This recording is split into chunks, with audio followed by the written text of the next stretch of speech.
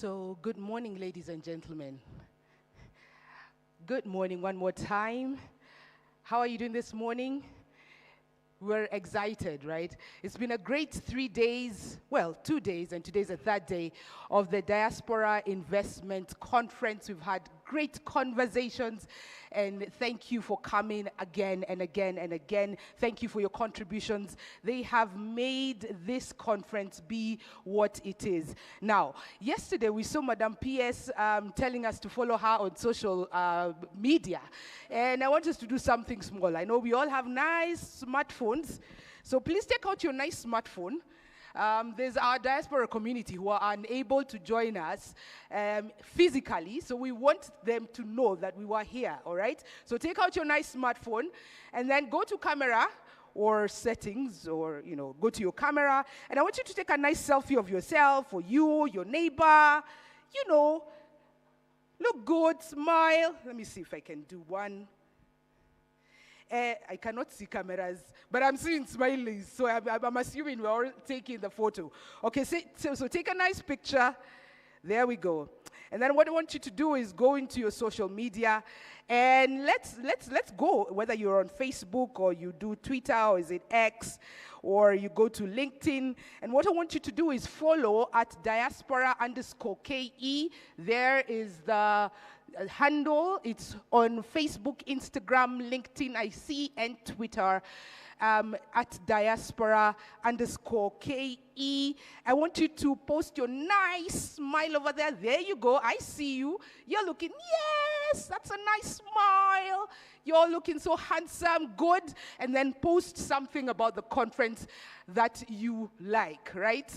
Tag your company, tag your community, and let everybody know that we were here. So the hashtag, I'm told, is hashtag DIC 2023 or hashtag Kenyan Diaspora or hashtag Diaspora Investment Conference. Be sure to tag Diaspora KE, and what Diaspora_KE is going to do is going to retweet. So please, the team in Diaspora, please ensure you retweet everybody's tweet so that it can get visibility, and let's have a good time there. So thank you very much. My name is Wagani Kimani. I'm going to be your MC for this session. We had a great discussion on day one, where we had the opening by His Excellency, the President of the Republic of Kenya, His Excellency Dr. William Ruto, who also took the stage as a panel member, just reassuring his commitment and the country's commitment to a better investment climate for all diasporans. And then now we moved to day two, which was yesterday. We had great conversations asking ourselves, is Kenya ready for your investment? And I think the output for that was a resounding yes. Today is our final day. We started up with a very good conversation. Welfare issues are very close home, and so we have a very strong panel and a great moderator, Balozi Helen Geshohe, who's the Secretary, Diaspora Welfare Partnerships at the State Department for Diaspora Affairs. So without much further ado, Madame Balozi, please take it away. Your delegates are ready for you, ready to ask you the hard questions, and your panel, I see, is very ready for you to take in those questions. A round of applause, please, for panel number 9. Thank you very much. Good morning. Hello, hello. Turn to your neighbor, tell them, what a day, what a session. Aha, this is the day you're going to bring all your issues about welfare. We're going to bombard you with what the government is doing for you, and you in return will also compliment us a little bit about what we have done well, and then you will tell us all those bad things we have not taken care of. Sindio, we agreed yesterday we are going to eat ugali to be strong for this particular session. And today we have a very powerful panel. Our first panelist right on my left is Mr. Ambassador Moi Lemoshira. He's the Director General for Foreign Service Political and Diplomatic Affairs, Bilateral. Very powerful gentleman. On my right, we have Madam Evelyn Chaluget, Director General, Immigration and Citizen Services. It's a day of Director Generals. Right next to her, there is Mr. Mugambi Njeru, the CEO, Huduma Kenya Secretariat. Kama umepoteza ID yako, ama unatafuta ID, ndio huyu mtu atakupatia leo hii. And then right next to Ambassador Lemoshira, we have Ms. Emma Gisheha. The name has been spelled wrong on the program that was circulated. Her name is Emma Gisheha. She's the Director, Welfare and Rights Unit, SDDA. Next to Emma, we have Peter Burugu. He's the Head of Counseling at the State Department of Diaspora Affairs. Beside Mr. Mugambi, we have Madam Chibole Andanje. She's the Manager, Policy and International Affairs from the Kenya Revenue Authority. Did you know KRA has incentives for the diaspora? Ha ha ha. Today is the day we are going to learn about all that. So without much further ado, I will request them as much as I've said their names. They do have voices and they speak very clearly. And I will start in the same order in which I introduced them. Ambassador Lemoshira, please introduce yourself and what it is that you do. Thank you, Madam Moderator, my good friend Helen Ishoi. My name is Moile Moshira, and before I say more, I say Jambo. Good morning, Barizenu. We welcome you home for our brothers and sisters abroad and enjoy your visit home. As Ambassador Helen has said, I am Director General for Political and Diplomatic Affairs. My main assignment in my office is the management of Kenya's foreign policy. And as we all know now, diaspora policy is one of the key pillars of our foreign policy. In matter of introducing myself, I bear some level of responsibility because I was in the team that wrote the foreign policy, the process began from 2007, leading to the publication to 2014. I also bear responsibility in the aspect that the review of this foreign policy falls under the delegated authority by the Principal Secretary, State Department for Foreign Affairs. I've served in 5 or so Kenya missions abroad. I've served in a spectrum of levels from the lowest cadre in the Foreign Service until my last senior appointment outside as Kenya's ambassador in Algeria. I've handled diaspora issues across a spectrum, from the good, the bad, and the ugly, without misquoting the movie. And I've had incredible experience in sharing very special moments with diaspora affairs, for good or for bad. I will limit my comments on 5 areas. This Diaspora Investment Conference must help us to transit from the negative historical perspectives of relationship between diaspora and their own government here in Kenya. In my 29 years of service in the ministry, we have seen that paradigm shift in our national leadership that has come to recognize the Kenyan as the focal point of public service delivery. And I want to believe that is why we are all of us here today, to find ways and means how your government can be more responsible to you and, more importantly, deliver the services you need. Secondly, we have to accept that the new leadership paradigm identifies the Kenyan citizen as the center of national duty. For that reason, I believe that our conversation today must guide us to approach the challenges of diaspora from a solution-oriented perspective. We have done a lot of good jobs as a government, but there is a greater room for us to improve.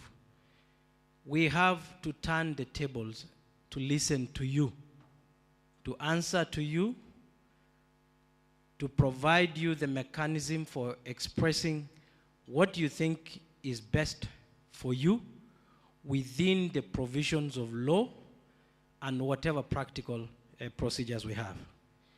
Now, on the new, renewed diaspora narrative, I mentioned 5 things. 1, the whole of government approach on diaspora affairs. It must pay dividends. We at the Ministry of Foreign and Diaspora Affairs have created a structure to engage with all state departments and related agencies in the whole of government approach. In this conference, that whole of government approach must provide the solutions to your needs. Number 2, at the Ministry of Foreign and Diaspora Affairs, we are very aware of the statutory provisions that obligates your government to serve you. And this one, I'll make a comment when I come to what I see we should see develop as a Diaspora Success Index. Number 3, the Ministry of Foreign and Diaspora Affairs must draw from benchmark best practices of laws, regulations, and procedures around the world in dealing with diaspora affairs.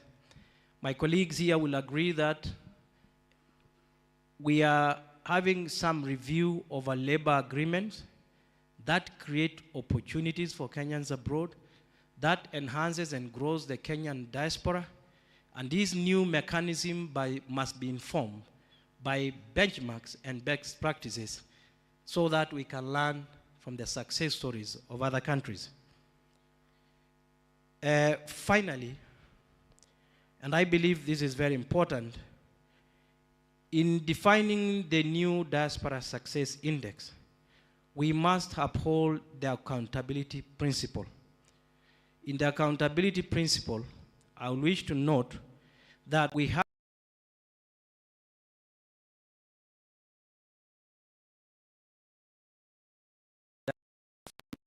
must be more accessible to the diaspora.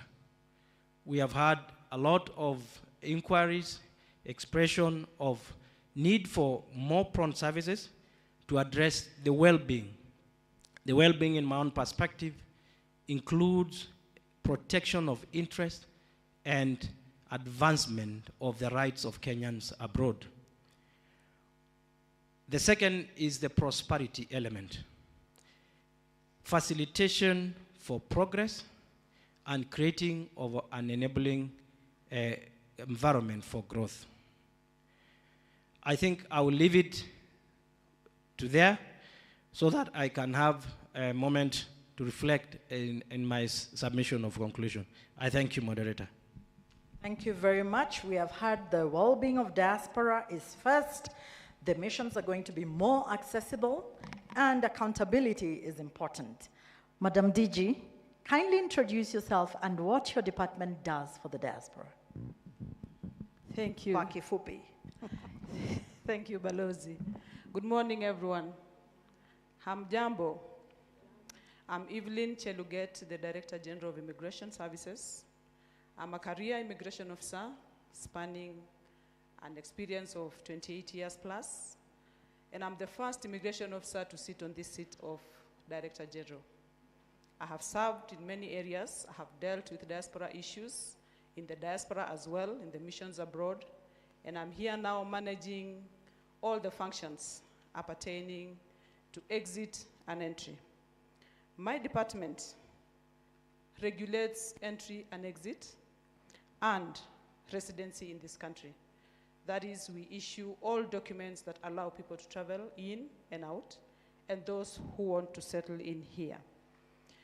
By way of introduction, I just want to mention that the Department of Immigration, Public Service, we are the first government agency to have onboarded all our services online. That means we have automated all our services whereby you can access everything concerning immigration online, wherever you are, from application to the processing to the payment up to the final document. Dealing with diaspora here today, I am here to demystify the relationship between yourselves and the Immigration Department, and to have a conversation with you and to let you know how you can access all our services. We give some of those very important services to ensure that the diaspora out there, their welfare is taken care of. If you want to come home, we know how you come home. The President has pronounced himself on the visa-free Kenya from the 1st of January 2024. This goes a long way in line with the diaspora, and this platform is going to help all the diaspora, especially those who are dual citizens. And today we are going to have that conversation, if time allows, how you can still tap into everything home when you are abroad. Now, for us to ensure the welfare of the diaspora in our department, we have put in place a whole section that deals with consular services. And a director of immigration services is in charge of that section. That's a very senior officer. And in that section, there is also a passport office that only deals with overseas cases. That tells you that diaspora, you have a place in our offices where you can reach out to a specific officer in a specific section that can deal with all your documentary issues. In our missions abroad as well, we have all our immigration attaches, and we are working together with the State Department of the Diaspora in Foreign Affairs to ensure that services are brought to our Kenyans abroad. I would like to stop there so that we can have more engagement as we move on. Thank you, Madam Balozi. Thank you very much. I recognize the presence of Mercy Kamanja from Scotland. She will introduce herself shortly. Mr. Njeru, please. Thank you, Madam Balozi, moderator. Hamjambo. Hamjambo. Simko nyumbani bana, tuchangamke kidogo. Ama welfare maneno iko mingi. My name is Mugambi Njeru, as the moderator has introduced. I'm the acting CEO, Huduma Kenya. Huduma Kenya is what we call the face of government locally, where we provide one-stop shop government services. It is the umbrella, simply the supermarket, where your families, your friends, everyone in the country can access government services from a single convenience. And this has been looked at as a transformation in public service delivery, not only by bringing government services closer and conveniently under one umbrella, under one-stop shop, but more importantly, from the issue of dignity in how we offer services to Wana Kenya. The focus, therefore, of Huduma Kenya is making sure that there is convenience, there is transparency, there is integrity in matters of how all customers are accessing government services. So we are serving your families here at home, and they have given us feedback that they continue to appreciate how government has been transforming public service delivery through the Huduma Kenya program. But more importantly, and as we look at diaspora affairs, the question then is, why not another one-stop shop, Madam Balozi, moderator, in the embassies, in the consulars, and so that there is this convenience that is being felt locally the same way internationally, because your Kenyans and you should be served in the same quality of services as you are out in the world. So the conversation that we'll be having here, Madam Moderator, is the future of government, and as His Excellency the President has articulated himself around the issues of digitalization, because the transformation of access to government services for the future, and especially targeting the diaspora, will only be achieved by government digitalizing its services and ensuring that, especially I know the concern that has been there on turnaround time, how long it is taking for Kenyans abroad to get services is addressed. And I'm hoping this is a conversation that we'll be able to touch on during this particular conversation. Asante sana. Thank you very much. Proceeding on to Ms. Emma Gisheha. Welcome, Mr. Gatimu. Thank you, Balozi, and good morning, everyone. Good morning.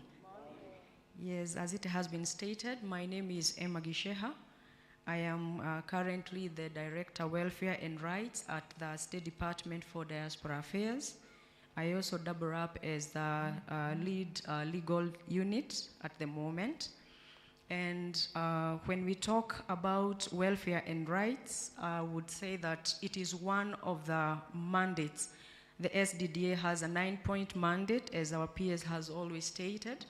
And one of the mandates is to champion the protection of the rights and promotion of welfare and interests of the people in diaspora. This is, I want to allude to what Balozi Moi has said, that it is an obligation of the government to ensure that you are protected and your welfare is taken care of.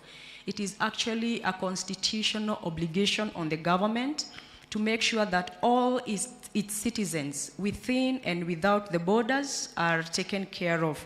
And therefore, it is not a favor that we are doing you, but it is a right, and you are entitled to it. When we talk of rights, protection of your rights, what are we talking about? We are talking about ensuring that in your host country where you are your human rights protected? Are you guaranteed of those rights? When we talk of your employment rights, your immigration rights, are they protected? Are you safe in the country where you are in? When we talk of these rights, we have some of our people who, by bad luck, fall, they find themselves in conflict with the law of their host government. And the question we are asking is, during the trial, be it administrative or judicial, are your rights to fair proceedings guaranteed? That is our responsibility as the government, to ensure that you're given a right and fair hearing. When we come to the promotion of your welfare and rights, what are we talking about? This is what we have been doing as SDDA with regard to your welfare. We have been carrying out evacuation, like the one we did in South Sudan, and the recent one that we did in Israel during the Hamas-Israel war that is still ongoing. We were able to evacuate our people on time. We don't take that for granted, because most of the times it's when we are, we find ourselves being requested by other countries to help them evacuate their people. So for us to be able to evacuate our people, it is a great achievement for us. Besides that, we also carry out medical evacuation for maybe our diaspora who have fallen critically ill and they need maybe to be brought home, maybe to continue recuperating here, and so we facilitate that. When we come to repatriation of distressed Kenyans, that is also our responsibility that we have been carrying out. And other times we find ourselves facilitating the repatriation of human remains for relatives or for diasporians who have lost their lives abroad. Over and above that, we also carry out counseling and psychosocial services. I will not delve into that because Mr. Burugu is here to give us an overview of that. The other service that we are able to provide, or we are working to be able to provide, is to ensure that Kenyans out there have access to legal representation whenever there is need. That is work in progress. And in the same breath, we are also working to provide information on host country laws where you are. It could be pre or post immigration. And we are working towards that to ensure that our Kenyans, our people, do not fall or do not go, do not find themselves in conflict with the laws. For our Kenyans who are incarcerated in prisons abroad, it is our duty, and it has been our duty, to visit them and offer them consular services. This we do always in collaboration with our embassies. We cannot do this in isolation. And so with our embassies there, we are able to reach them out. We provide them with guidance. Sometimes we have to give them legal advice and also ensure that their dignity, even in incarceration, is being taken care of. I would wish to state that we are also working towards providing a program where we will be able to reintegrate our people who want to come back and maybe start their businesses or, start manufacturing. So in conjunction or in collaboration with other state agencies, we want to come up with a reintegration program where you will not come to start from nowhere, but we will receive you back and we will be able to guide you on what is available. I am sure we were able to listen to the panelist from Can Invest, and he actually provided a lot of information on what is in store for us as diasporians. I also wish to state that it is our responsibility as a department to provide you with information on national interest issues and also to create awareness on the availability of government services. And we are working towards packaging that and availing it to you even without you asking for it.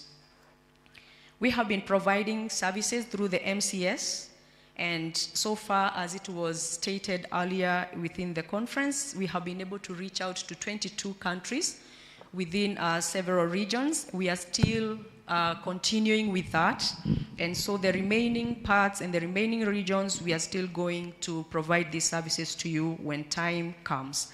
And so I think for now, I will end it there. We will continue to engage. But before I end it, let me mention that we have a digital integrated information management system that is called DIMS. This was developed by the State Department for Diaspora Affairs, where we have onboarded several services where we want to interact with you through this system. If you log into it, you are able to register as a diasporian. You're able to find counseling services. You can reach us. We are able to, to communicate to us in case there is a need, in case there is a service you need, in case there is a crisis you are in. You can be able to reach out to us through the DIMS. And so for now, I wish to end it there. We will continue to engage. Thank you very much. Thank you very much, Madam Emma, for giving us a very comprehensive overview of what it is that you do. And now turning to Madam Ndanje from the KRA. What do you do, and how does that impact the welfare of the diaspora? Thank you very much, Ambassador Helen, and good morning to you all. KRA always gets the lowest response. Let's try that again. Good morning to you all. Thank you very much. My name is Ndanje Chibole. I serve in the Policy and International Affairs within Customs and Border Control Department at Kenya Revenue Authority.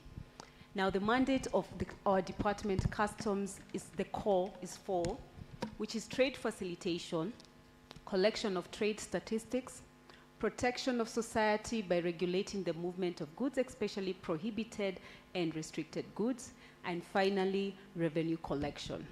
Now, how does that relate to you as citizens in the diaspora? It relates because we interact when you're coming back into the country. The movement of yourself in and out of the country will be through customs. It relates because when you're doing business in the country, the movement of the trade goods in and out of this country will be through customs. So our regulations, our policies, our laws will inform how we treat both you and the goods that you are trading in. So that is where our mandate lines in and serves you. And I hope that today's conversation will look at ways where we can serve you better and also hear of ways where we have served you well. Thank you, Madam Helen.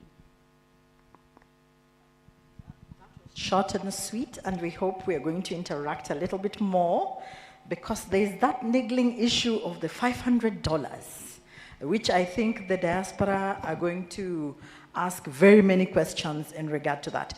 Just a polite reminder that we are on Facebook, we are on Instagram, we are on Twitter, we are on LinkedIn, and our name is @diaspora_KE. Yesterday, the PS revealed my dark secret that I don't know how these things work. So today I've pulled up my socks, and I think I have said it right. So please follow us there. We are giving a lot of updates there.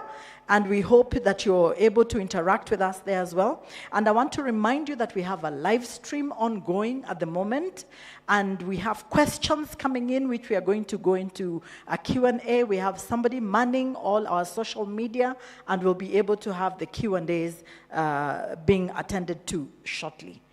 Allow me to go to our panelist, Ms. Mercy Kamanja.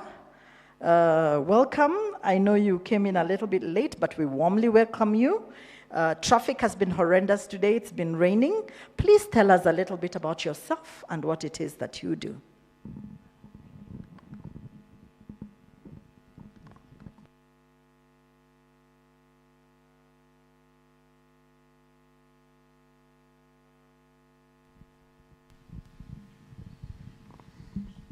Hi, yeah, sorry about that. So hi, good morning, and thank you very much for this opportunity to be here among very good people who are doing a great service. I myself never knew it existed. Some of the things I've just heard here that you do, I'm very surprised that it has been ongoing, and yet I have lived out of the country for over 20 years. Yeah, so I live in Scotland. I've lived there for over 20 years plus, and that's my second home. Kenya being my first.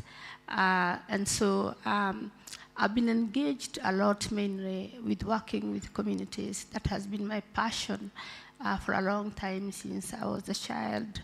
So when I settled down in the UK, the first job I got was to work with UK Immigration Services.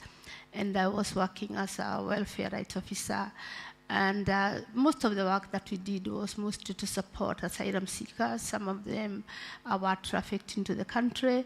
Majority of them were maybe they came through the Sahara Desert to Libya on the boat, to Italy, and then to UK. And so my role was to support them with the integration services to enter the country and to settle down. If they needed any support, if it is they have barriers in English, or they want legal services, or they want to put an application for asylum, or even looking into their accommodation. So that was my work, to ensure that they are fully settled. And then shortly after, I moved on to work with Her Majesty Passport Office. And again, it was also to serve the communities with issues to do with the passport and immigration inquiries. And then in the process of the journey, I joined politics, and I realized that maybe that is where my calling is. So I've been engaged fully with the Scottish politics for a long time now, almost 15 years. And between 2017 and 2021, I worked mainly as a women and equality officer. And my work mainly was to look at the welfare of the diaspora, to make sure that we are able to have a platform to amplify our voices, and also to look into how we can integrate and become part of the Scottish political fiber, and to see how we could also be involved and integrated into the decision-making processes, especially in the UK, in the decisions that affect us mainly because of issues to do with barriers to do with racism and a lot of discrimination, whether it is covert or overt in the community, whether they are structural or institutional. So that has been my work mainly, to do political advocacy and to make sure that the communities are represented. If anybody has issues, maybe they are being deported, I would organize for them to see members of parliament and to make sure that we support those communities with their integrating in the UK. And then I moved on to Kenya politics, and currently I'm the UDA representative in Scotland. And mainly, even if it is political, my work there is to ensure that we as people of Kenya, we can be able to have a voice. And my involvement with the UDA, I became part of the people who developed the Diaspora Manifesto, Diaspora Ministry Manifesto. and I'm a team lead in the welfare because the president had given us 3 strands, that is political and governance, trade and investment, and then social culture and welfare. So I'm the team leader of that to ensure that, you know, we can put in ideas that we can give you, we can work with you to support the SDDA to be able to support the diaspora even more. And so I was part of the people who made the recommendations for diaspora strategic plan for 2023 to 2027. And so we gave ideas. And also when this department was formed, I've been involved mainly also in coordinating consulate services across the country in the UK, but mainly in Scotland. And so my work really has been mainly to support people, to just work for people and to, you know, make sure that people's light and justice are amplified and then people are empowered. And so that is my passion, and that's me in a nutshell. I believe we should talk more. Thank you. Thank you. Thank you very much. That's the voice of the diaspora. And she began by saying she didn't know all these services were being offered, yet she has contributed so strongly towards building the State Department of Diaspora. So we feel that this particular session is important, disseminating information on what it is that we do. And that leads me to Mr. Gatimu, Director, Labor Migration Management. Please tell us what you do and how it impacts on the welfare of the diaspora. Thank you, Helen, and maybe sorry for coming late. Good morning, all. My name is Jacob Gatimo, Acting Director, Labor Migration Management Directorate. I think this is the youngest directorate. It's 103 months old, but being domiciled in the Ministry of Labor, the directorate will have a responsibility of coordinating all what one needs during the migration cycle. I believe you know, before you become a diaspora, you must migrate. So our responsibility is the initial stages. When you go and settle out there, you become the responsibility of something else. But even when you are there, particularly if you are on a contract basis, we do what we call, we engage the government of the host country for you to be protected. You enjoy the rights like those of the nationals. And I think as we coordinate, we are on the apex of coordinating all the functions that one needs to be fed before he migrates. I believe as we continue, we'll share more. Thank you, Helen. Thank you very much. We shall definitely share more. And now I ask Mr. Burugu to please tell us what you do and how it impacts the diaspora. Okay. Thank you, Ambassador Helen Geshuhe. I take this opportunity to welcome the diasporian to our forum. And I believe we'll engage more so that we can chart a way forward on how we can deal with your welfare issues. My docket is domiciled in the Welfare and Lights Department, and therefore we do much in liaison with Director Emma Geshuhe and Madam Ambassador Geshuhe, and Ambassador. Then we do a lot of things together with the department in counseling. When we do evacuations, we normally engage ourselves in assisting those people who are coming back in providing what we refer to as psychosocial support. We also provide what we refer to as psychological first aid, because some of them come in distress, and therefore we need to give them what we refer to as hope. We normally encourage them to feel safe when they come back, and we normally give them confidence that the government will support them. The other thing that we normally do is when some issues run in the docket of welfare and light, some of the issues are handed over to my docket, especially linking the family members of the distressed foreign community and I'm able to get in touch with the family members. I normally brief them on the incidences, and then we chat the way forward on how well we can assist our distressed Kenyans. At this point, I would like to maybe encourage those people who are in the diaspora. Let us have constant contact with our family members and our relatives back, because they are very key when we get distress. Because we have been handling some cases whereby some of the members of the community are unable to receive their loved ones because they say that they have disconnected them.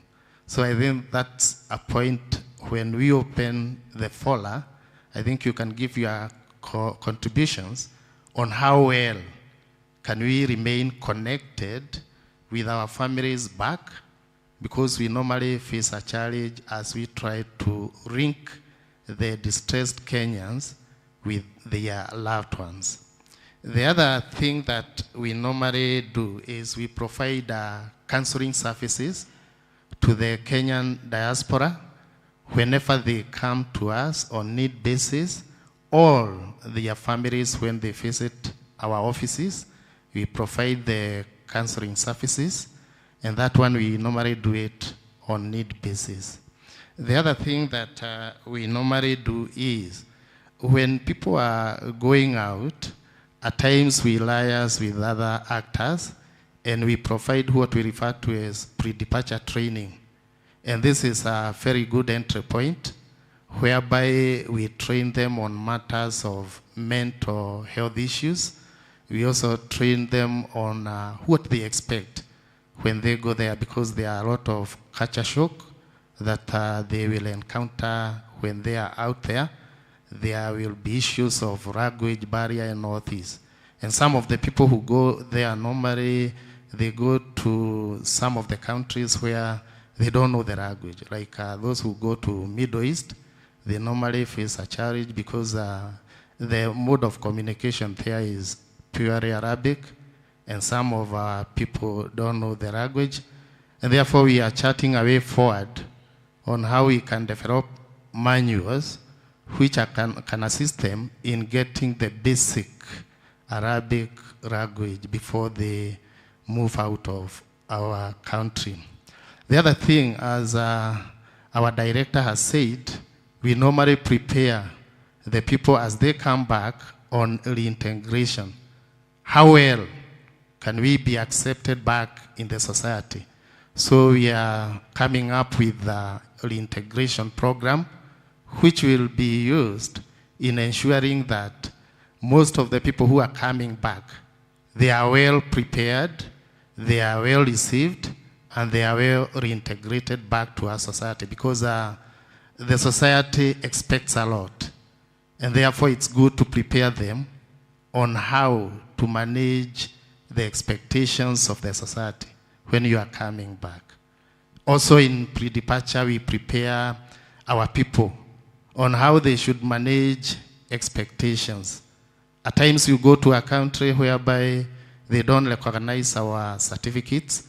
Therefore it's good to go with an open mind, whereby you don't have a fixed mindset.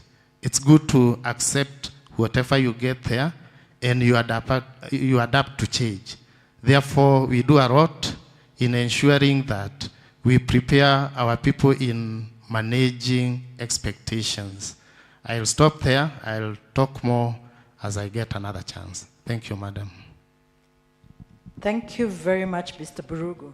And now I'll go back to our first panelist, Ambassador Lemoshira. You spoke a lot about the policy matters that underpin the diaspora engagement, particularly with the missions. Could you please tell us what documentation services do the missions offer to the diaspora? Thank you, Madam Moderator. Before I answer your questions, I need to emphasize that every Kenyan abroad should feel the safest and most comfortable when they're at the Kenyan embassy. because that is their home. The embassies there, outside there, are established to serve the interests of the nation and those of its citizens. So every Kenyan abroad should feel safest and comfortable at their missions abroad. There are 3 levels of documentation provided by our missions abroad. The first one is the undertaking of registration of every Kenyan on arrival to a foreign country. It is a provision within our passports that at the earliest opportunity, you should register with the embassy, because upon registration, you obligate the mission to respond to your interest. If the mission does not know who you are, where your whereabouts, it may be difficult for the mission to exercise its obligations towards you. So the second level is facilitation. All of us know what the Ministry of Foreign and Diaspora Affairs is doing now through the State Department of Diaspora on mobile services to provide you all the way from the registration of birth, renewal of passports, which we do together with our colleagues in migration, processing of IDs, authentication of documents that you require to help you to settle in that country, provision of documents, personal or otherwise, that will help you to advocate for your rights in terms of if you are involved in an unfavorable situation. And the third level is to harness your potential to contribute to the country. Every of our missions abroad is supposed to seek every opportunity to brief the diaspora on the situation in the country, to inform you on the development policies, and to encourage you to explore prospects for you to invest, to develop trade links with your country, and more so to ensure that you remain seized with what my colleague has just talked about, your relations with your family. I want to end with emphasis on authentication of documents. These are not documents, new documents given by the missions, but the mission is the custodian of authority of government agencies that issues legal personal documents. A good example is a degree certificate. In most, if not all countries outside there, for you to be able to enroll, for your academic documents to count for a job, they need some form of validation that they are issued by a genuine, recognized, and legal entity of the government of the Republic of Kenya. So, in summary, missions facilitate documents from your entry point in terms of registration, and in sometimes, in unfortunate case, until your exit, when they have to process documents to bring the remains of a Kenyan back home. Thank you, Madam Moderator. Just to build on what you had said earlier, that the missions look after the welfare of diaspora first, we have received a lot of complaints about the inaccessibilities of ambassadors. There are some ambassadors who lock out their diaspora. There are some missions the diaspora cannot enter. There are some missions the diaspora, when they come, they are told they only can send an email, they cannot see anyone. What are you doing to improve services now that you say that the missions should be more accessible? Thank you, Madam Director. I am glad you're asking me these questions with, I've said, quite a reasonable experience in our missions abroad. If a head of mission, an officer of the Kenyan embassy abroad, locks out a diasporian, that is not government policy. That is inappropriate, unacceptable. What should be done, and I believe we have taken a lot of steps, is to improve the connection between the diaspora and Kenya missions through e-platform. It is true that embassies should have and work with a program that requires diaspora to book, to ask for an appointment for a booking, but their provisions of services must be enabled through the missions e-platforms. Now, I know that there are some incidences where diasporians insist on meeting an ambassador. When we talk about an ambassador here, we don't mean the singular person of head of mission. In our missions abroad, there are officers assigned particular issues who have particular functions. It is those officers who are supposed to provide you with services. But heads of mission are very well informed, and they are there to it that in the event that such service is not provided, or for whatever particular reason that diaspora needs to engage the head of mission directly, that provision should be there. We, as the State Department for Foreign Affairs, seeks this opportunity of engaging with you today to say that we want to know from you what is your experiences in Kenya missions abroad, but more importantly, how do you feel you should be given greater attention as our employees and the people we respond to, being your representatives in the countries that you reside. Thank you, Madam Moderator. Thank you very, very much. I hope some of the questions you came with are already being answered. Madam DG Immigration, what happens at the back end of immigration? There are complaints upon complaints of passports. Hello. We saw your cabinet secretary walking into the offices and giving strict instructions about how the passports should come out. And still there are complaints from the diaspora about passports. What is happening at the back end? Thank you. Thank you, Madam Balozi. Let me take a few minutes to describe the Kenyan passport. Our Kenyan passport is a very, very highly rated document worldwide. And this reflects on the security of our Kenyan passport. When you rate a passport very highly, the country too is rated very highly globally. And that rating comes from a background of a very specialized produced document. The Kenyan passport is a really specialized document from the production to the end of it. Production of our passports is done within the Immigration Department. That is the final document. But the passport itself is manufactured elsewhere. Now, production of documents within immigration is regulated by law, both local and international law. We are guided by the immigration law, we are guided by the Constitution, we are also guided by the ICAO standards. And by law, a passport is a right to every Kenyan.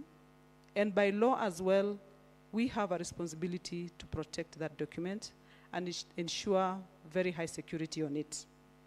COVID-19 had a global impact on production of documents, especially passports, worldwide. After COVID-19, most companies that produced passports had their own challenges. Actually, most of them closed down. Material of producing a passport comes from different countries and it's rated differently. So most companies that produce the raw material actually closed down. So a few companies were left behind to take care of every other country that is making requirements for passports. For that reason, all countries, Kenya included, we have not had sufficient supply of the booklets. Kenya is not exempted from that. We have our own challenges of the supply of the booklets.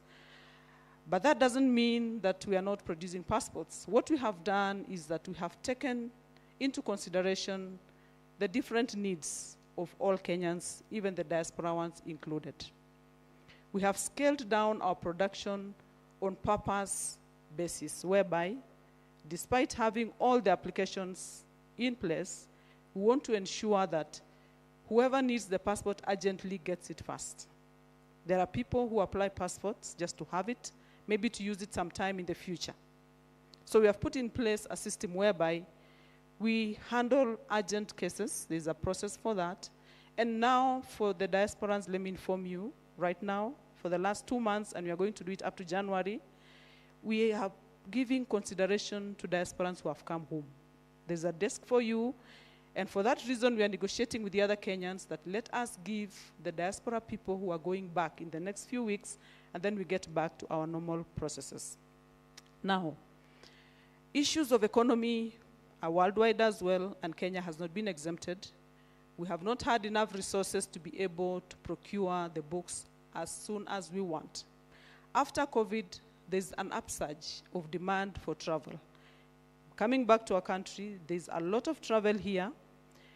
Kenyans are going out there to look for jobs. There's labor migration. People are going out there for education, and the world has opened up, so there's a very high demand for passports, and our systems have not yet adjusted to that high demand.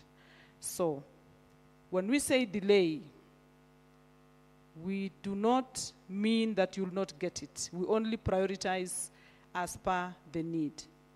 Back end, as guided by the ICAO standards, all printing of passports are centralized, guided by the law. But remember, I told you we are automated. All our services are digitized. So wherever you are, you'll still make application, you'll still make the payment, and the passports will be delivered to your embassies. I hope my question has been answered. Thank you. But building on what you have just said about the security features, lately we have seen a degradation of the Kenyan passport, where the diaspora have had a very hard time getting visas to go to the places that they need to go to. Could you tell us something about that? What has caused that degradation, where those who are seeking visas are then forced to give a lot more than they used to give just to get the necessary visas? Thank you, Madam. And that will help me answer another question that I know is coming about increase in the fees of our services. The e-passport, the East African e-passport that we have now came into place around 2015. And we have not yet upgraded that passport so far. As we are talking now, we have plans of upgrading our Kenya passport. This will help us to curb the crimes. And every time you produce a passport, the criminals too are on the run, looking for how to counter-check that passport, to produce counterfeits. And on the other side, that tells you the Kenyan passport is really valued passport. When you find criminals are out to duplicate our passport is really, really valued. So the reason is that crime catches up. World crime, transnational crime, it catches up with systems, it catches up with status of documents. But be at peace. The government is working towards a newer, more protected passport with more specialized and modern features. That will be a thing of the past in the few months to come. Thank you very, very much. And now moving swiftly to Madam Andanje. $500 and other stories. Could you please tell us a little bit of what is going on there? There's a lot of hue and cry from the diaspora. We saw a video where people's suitcases were being opened and chambuliwad, and they had gifts. Are we not allowed to bring gifts for our family and friends? Thank you very much, Ambassador Helen. And part of the reason I kept the introduction short is because I knew you would hit me with this question, so I need more time. But allow me to go back to the law. Now, customs mandate is governed by the East Africa Community Management Act. And in that act, on the 5th schedule, there is the narration or the explanation of how to treat passengers, be it first arrival, diplomatic, or returning residents. And it is in that section of the act, in that schedule of the act, that we find the much known USD 500. So when you come back as a passenger, or when you're coming into the country as a passenger, there are concessions that you are allowed and exemptions that you enjoy. Part of that exemption means anything that is your personal belonging, personal effects and household effects, we allow you to bring them back home free of charge. exempt of duty. Anything that is in your company that is yours, and it's a personal effect, and you can demonstrate this is something that I use, you're allowed to come in with it. On matters, spirits, 1 liter, you're allowed free.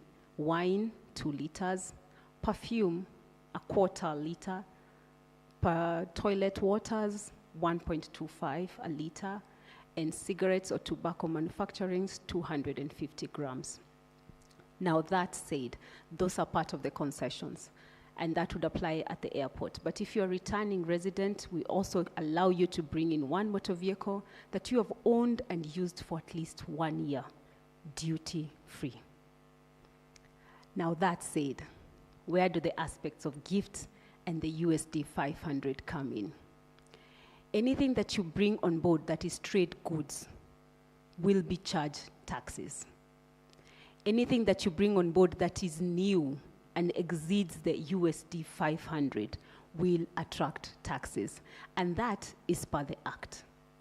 So what does that mean? If I come in and have a family and I decide to bring on board, I decide to buy, even at the duty free, 3-4 perfumes or 5-6 perfumes. I decide to bring in a phone, maybe I have children, I go pick an iPhone and Samsung, 3 or 4 of them.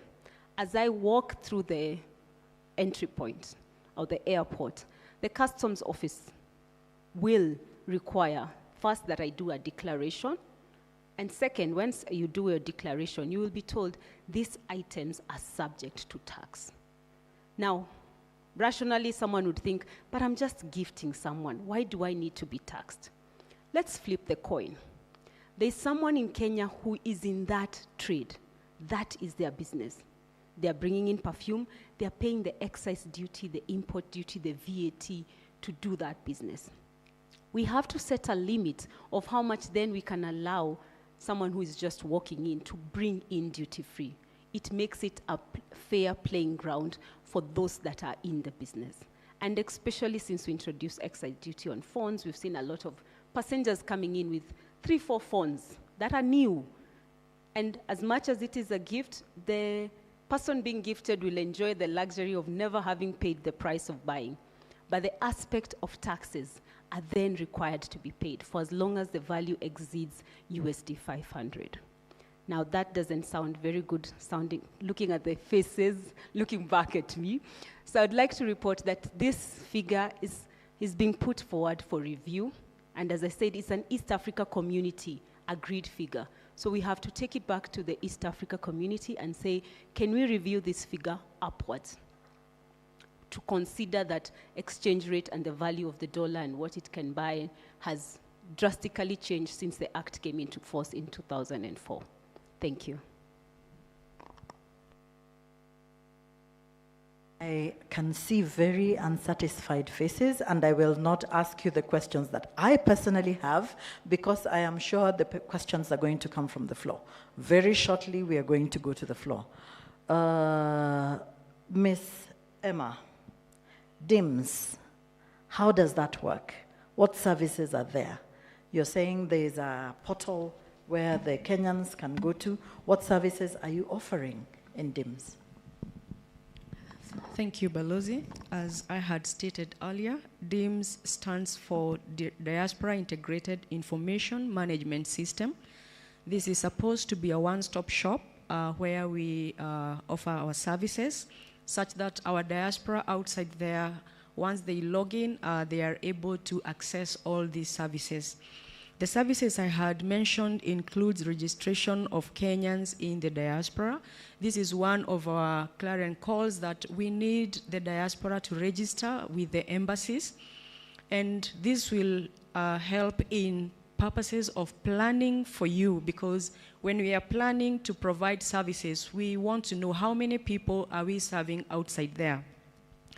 We know there has been a case of, a trust deficit that has, bedeviled us, if to say it that way, because there is a lot of suspicion as to why are you insisting on us to register, and maybe this will also be handled by our panelists from KRA to demystify the issue of double taxation.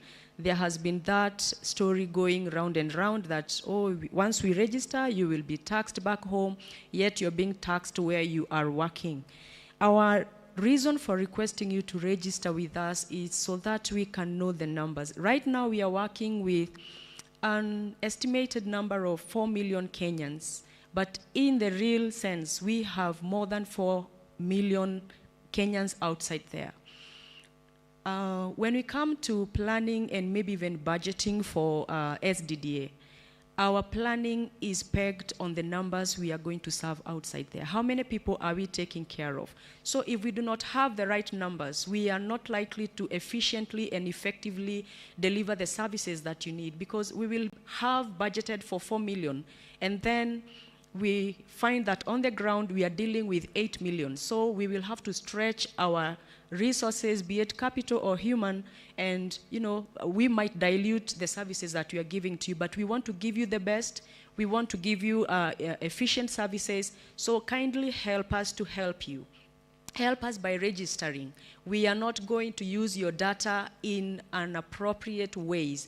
Your data is protected under the Data Protection Act. So this is our call to you, that you can log into DIMS and register yourself so that we know where you are. In times of crisis, like when we are carrying out evacuation, that is the time we are hit by reality, because back here at home, the embassy has provided us with 500 who need to be evacuated. When we get on the ground, we find we are supposed to evacuate 3,000 people. And we stretch our services. But had we known that we are dealing with 3,000 people back from home, we could have planned appropriately. This is what we are talking about. When we are bringing the MCS, we always send out a link requesting people to register themselves. Why are we asking you to register with us? So that we can know how many people are we going to serve, how many people need IDs, how many people need passport services, and all other services that we bring on board. This will help us to know the service providers we are going to bring on board, because we do not have all the consular officers on the ground providing, like for the IDs. We do not have the NRB in the missions, and so we have to carry somebody from here.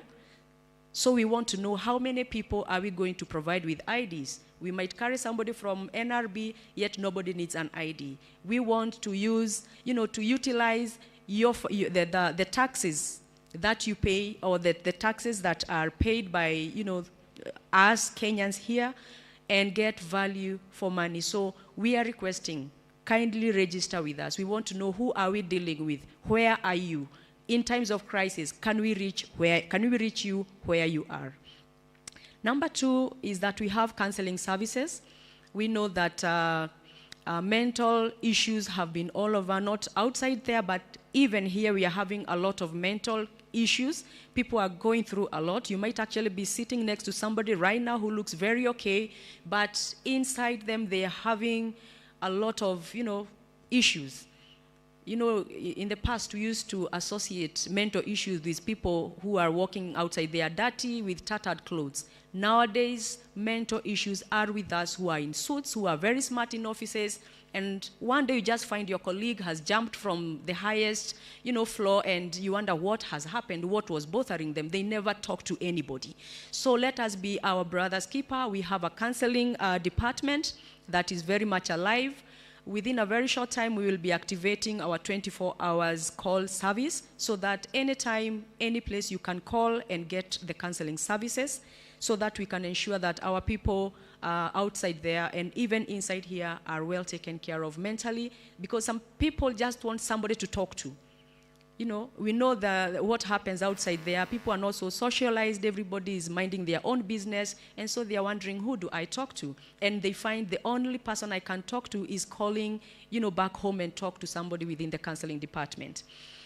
We also have crisis mapping services there. We want to know which are the most vulnerable places where our people are, so that we can always be prepared in case of anything happening there. We also register Diaspora. We have services where our diaspora outside there can swiftly be able to report death cases that happen, and we will be able to act on it by connecting you maybe to the embassy for you to get facilitation with the right documentation in order to repatriate back the human remains of our loved ones. I had mentioned earlier that sometimes you find our people get themselves on the wrong side of the law of the host countries. It happens even back home here. So sometimes it just happens, and you find that sometimes our people are arrested at the airports. Like recently, we have had cases of drug trafficking on the rise, especially within the Southeast Asia. And it is not a good reputation that we are maybe building outside there. Our Kenyans always getting arrested in a certain airport. And this one, we are trying to come up with measures on how we can sensitize our people. Because they will always give us a story that, oh, I was told that I'm taking perfumes, I'm taking, makeup to, I don't know where to deliver, but they do not know what they are delivering. So we want to sensitize our people. Do not carry, do not be given any luggage by anybody if you're not the one who has packaged it and you do not know what it contains. So in case we have such a case, we have opened up that service that they can report to us. The host countries outside there, they have an obligation to notify our consular officers whenever a person is arrested, but sometimes it doesn't happen. And if it doesn't happen, then you can always reach us out through that portal and tell us you have been arrested so that we can know the kind of services we are going to provide to you. We also have distressed Kenyans outside there who need our assistance. Sometimes they, most of the times they communicate to us through the embassies and also through our email addresses. But also on the portal, you can, on the spot, be able to record a case of a distressed person, be it you are the friend or be it the person who is distressed. We have opened that for our Kenyans outside there. And we are also able to follow the trend of the remittances back home, but we have said that before we think of remittances, we are thinking about your welfare first. Are you okay? Are you well? Are you well taken care of? Thank you. Mental health, very important. Thank you. Mr. Mugambi, we have children who are born abroad. These are children whose parents got married or married somebody from another country, and we know the law 2010 allowed us to have dual citizenship. There has been a problem with children born to these parents getting IDs once they are of age. What is the problem? Thank you, Balozi, for that question. And I would like to pick from where my colleague mentioned that some of the services that are sought by the diaspora is challenged by the fact that a lot of the government departments do not have representatives in the consulars who can facilitate the acquisition of legal documentation.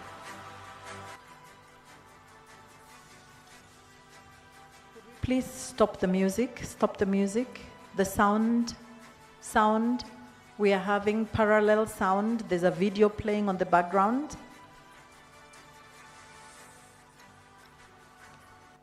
Thank you. Thank you, Madam Balozi.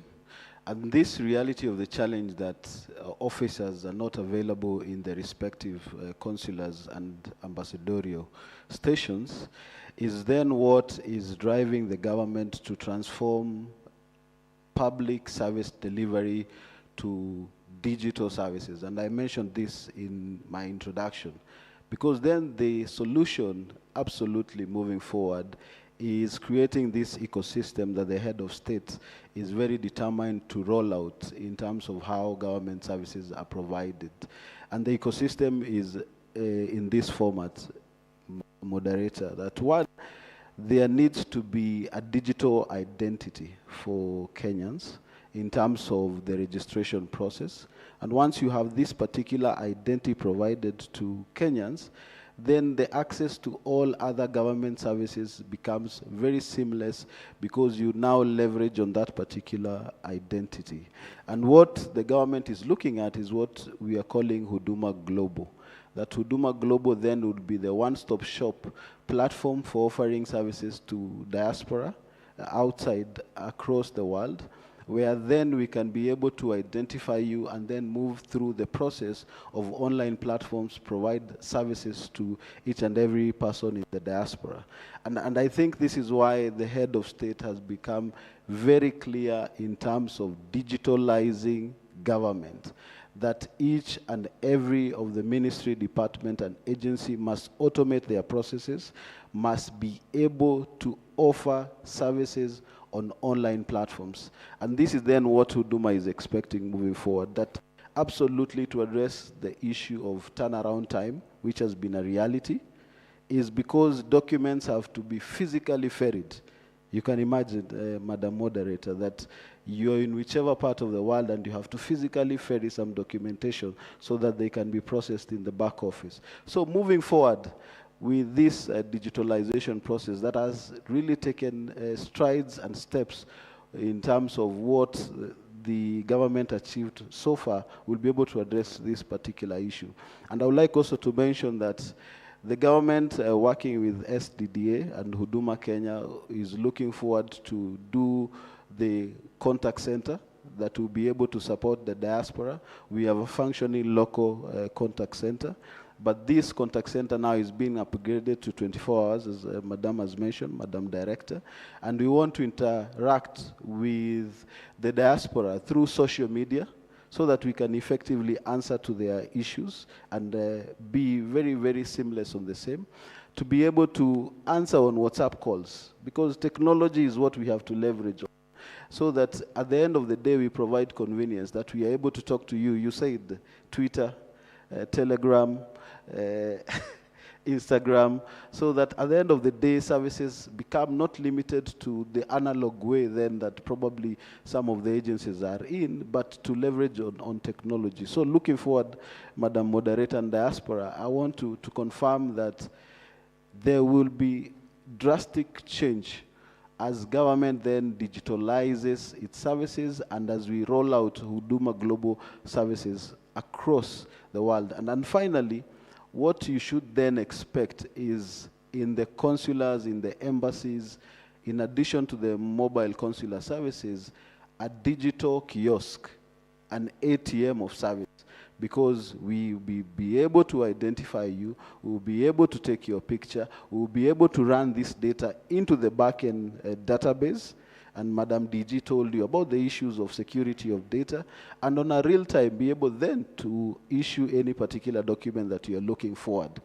And when the head of state says that your ID will be online, this is the matter that we need to appreciate in terms of resolving the challenges of acquisition of legal documentation, and that is the direction that the government wants to take. Thank you.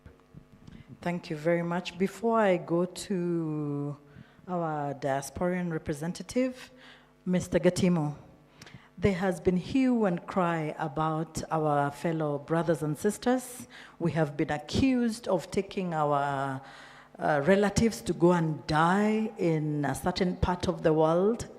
Can you please tell us what you're doing to ensure that the safety of the Kenyans is ensured? But in the meantime, my colleagues manning the social media, as we had said, Diaspora, at Diaspora_KE on Facebook, Instagram, Twitter, and LinkedIn, kindly give us the questions that have been asked. Shortly, Mr. Gatimo. Thank you, Helen. What you're doing currently, we are engaging like-minded countries to have memorandum of understanding or bilateral labor agreements to ensure our citizens, when they migrate to work, they are actually protected. And like all my colleagues have said, we are also learning very fast. We want to have a system, and I believe, I don't want to say it here because we are connecting NEA, DIMS, and the directorate such that if you are a diaspora, it's one, how did you go out? And even I think immigration is coming on board whereby they make sure when you exit, because you know the registration is an issue, they can already apply or forward. I think this is work in progress of digitalizing, integrating the whole system. So basically, we are doing what we are calling bilateral labor agreements, but lawyers in the house will tell me they are not bilateral because the process is very tedious. So mostly we are having memorandum of understanding to ensure that those people who migrate to work, they are protected and they have the rights, like the rights of the citizenry, because you know every country there is that sovereignty. And when the nationality comes into place, there are some privileges or there are some rights that you cannot enjoy unless they're provided for in a kind of an MOU or an agreement. Thank you. Thank you very much. Our dear sister, Mercy Kamanja, it's time for you to now give us your comments shortly.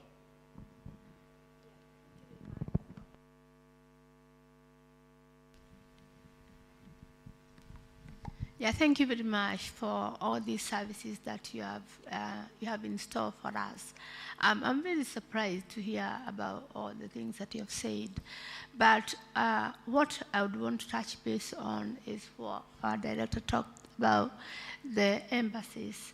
I would want to point that many people have complained a lot about the services that we received at the consulate offices. And sometimes, like for example, when we were doing the mobile consulate services here, we were given a list of towns that we were told that we need to deliver the consulate services. But then when we looked at the list that came from the Kenya High Commission, we discovered that there are not so many people from the diaspora of Kenyan originality who live there. But because we are the people who live in the country and we understand the terrain better, we were able to say that now we can map out and decide that this is an area that we have got more Kenyans than the other area. So what I would want to comment on that is that now when it comes to the employment of the people at the consulate offices, I think we can have ile mshanganyiko maalum, ile we have a little bit of the diaspora to work at the consulate offices, and we have a little bit of people from the Ministry of Foreign Affairs to come and work, and that we strengthen our synergy and we bring in that knowledge, and we share that transferable skills, and then we can be able to serve the communities better. And then when it comes to the issue of renewing like passports, many have complained about when, like now, for example, I'm gonna give a reference of the Kenya High Commission in London. If you look at question number 8 of the application form when you're renewing your passport, they normally ask people for documentation, or how long did you come to the country, where is your citizenship, and some people don't have that. And so it becomes very difficult when many people get rejected, when they go to the consulate offices to look for support and they are asked for this document. Other people come through the door, other people come through the window to the UK or to where, or by boat. And majority of the diaspora feel that it is not the duty of the Kenya High Commission to go and pry and try to find out how you are here or how you came or what is your status. We feel that it is the duty of the Kenya High Commission to just serve the people, because we are Kenyans and we have gone there to seek for their support, and that is all what they need to know. And so we would want that department, especially the consulate services, to be improved so that they can remove some of these bureaucratic questions that are not necessary and make the system become so seamless. Because there are so many diaspora people who don't even want to go near the immigration offices because they feel that they cannot trust, they feel that their privacy is being interrogated. And so you find that now you talked about the diaspora registering with the Kenya High Commission or embassies. You find many people don't even want to register for those reasons because of lack of fear. But apart from that, I'm so glad that this department has set up a lot of services that we did not know that they exist. And I'm wishing that maybe we can have this kind of forum, Ambassador Helen, regularly, even if it is not just this physical, even if maybe once in a while, maybe once a month or after every 3 months, we can have this kind of a discussion on Zoom where we engage the diaspora and you tell us more about what the department is doing and we find out how we can become much more involved. I think that can be very good because the majority don't even have an idea that you offer this service. I'm in the system where I'm supposed to be a person giving advice or go here, but I have never heard of war.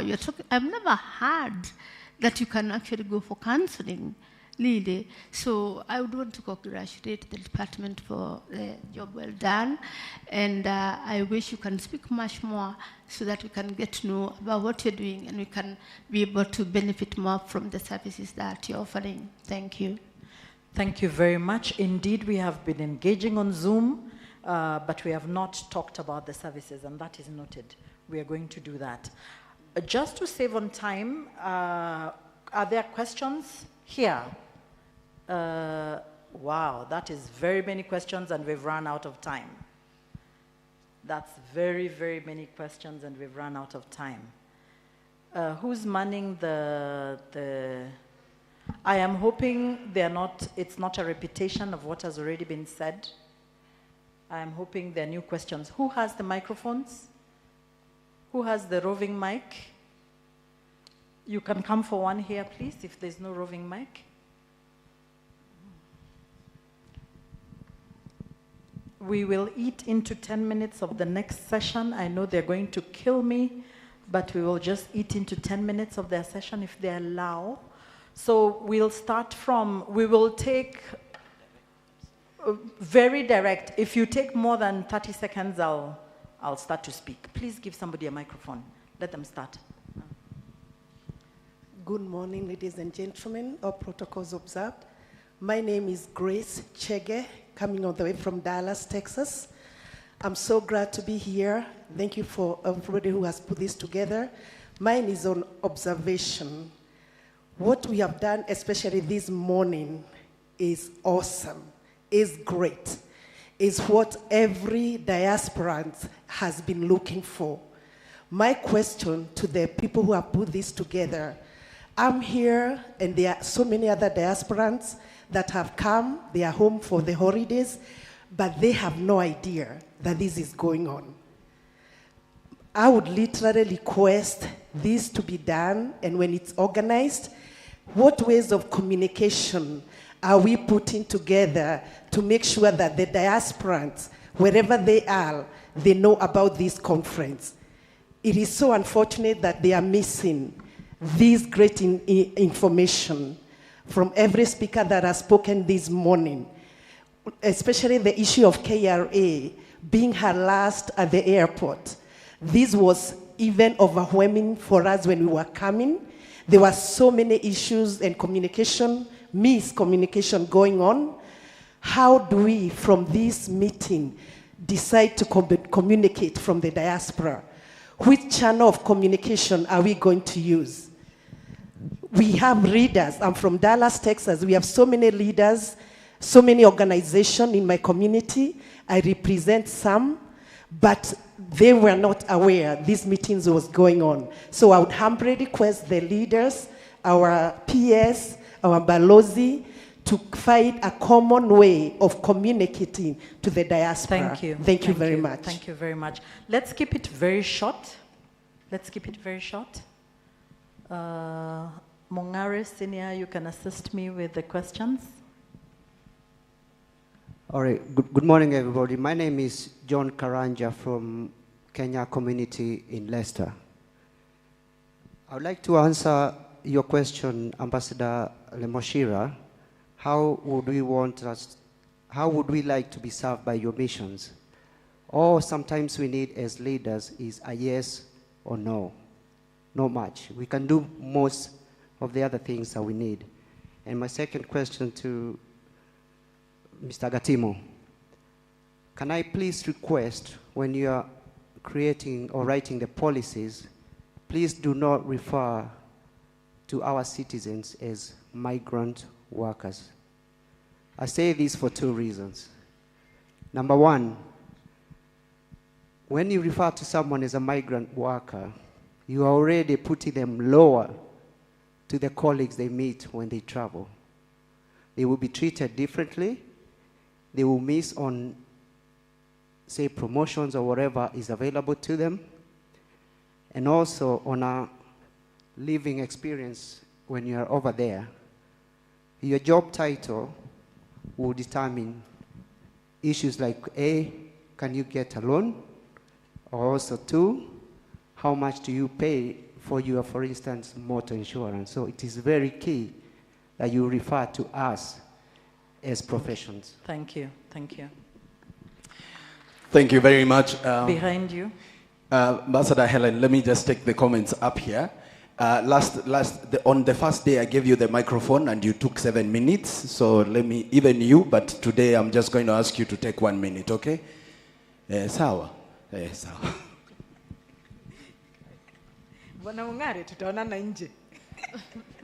Hi, my name is Helen. I'll keep it really short. I think everybody here knows somebody who has applied for an American visa and they were denied. And their 28,000 goes out the door. So my request to people who have access to the American embassy, please ask them to divide this fee.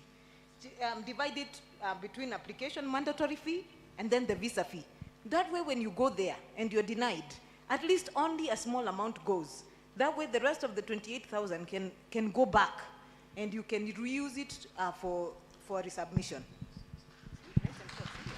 Today you've been very kind. Mpigieni makofi tafadhali. Yeah, ladies and gentlemen, as Ambassador Helen says, we keep it very brief. Give your comments very briefly. Make a direct question.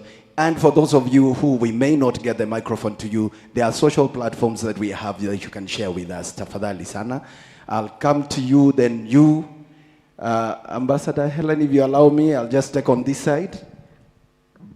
Is that okay? To be fair, let us just go round. Okay. All right. Such that we have all the questions. All right. And if we don't answer all of them now because of time, we are going to post them on our social media. Okay. In that case, I think this is maybe the better way of doing it. Yes. We just take all the questions because we are out of time. All we right. might not be able to actually answer them, but we are going to post the answers on social media. Half an hour from now, our answers will be on Twitter, Facebook, Instagram, and all that. So please follow us, Diaspora @Diaspora_KE on all of our social media platforms. We are going to answer you there, and we can interact there even more. Okay. So let us take all the questions. Thanks, Balozi. In that case, we will go that direction. Thank you, Mr. Mungare. My name is Washo Dirango, and I am here with Africa Diaspora Economic Community.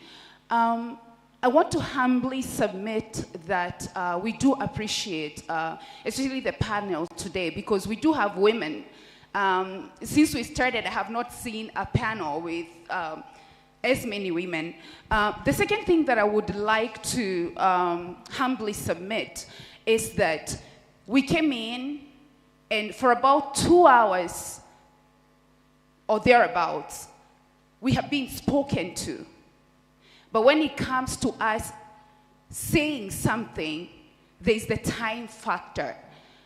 We feel like children who come to their parents, but then when it is their turn to say why they were crying, they get slapped again and they lay down. So could we kindly, I am humbly requesting that we have an honest conversation. We can skip lunch, right? We can skip lunch. Maybe just to answer very briefly because of time. You recall that this was an investment conference, but because of the importance of disseminating the information that we have, we thought it would be important to have. We just didn't realize that 1.5 hours is not enough. Initially, it was 1 hour, and we didn't realize 1.5 hours is not enough. Let us continue the engagement, the dialogue on our social media pages, if you'll allow, please, such that then we can take the others, because we don't have time. And our colleagues are available over lunchtime. Even after they're done now, we can have a session outside if they're burning questions. We can have a session outside, but already We are sorry. This was specifically an investment conference, but because of the importance, you cannot invest when you are unwell. We decided to have a session to speak about what it is that we do towards wellness and to give you an opportunity also to speak.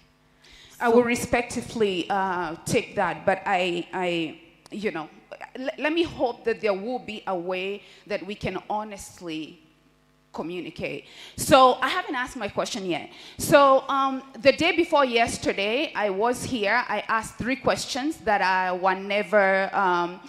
never got any satisfactory answer from, but it's because I was told this session will be here.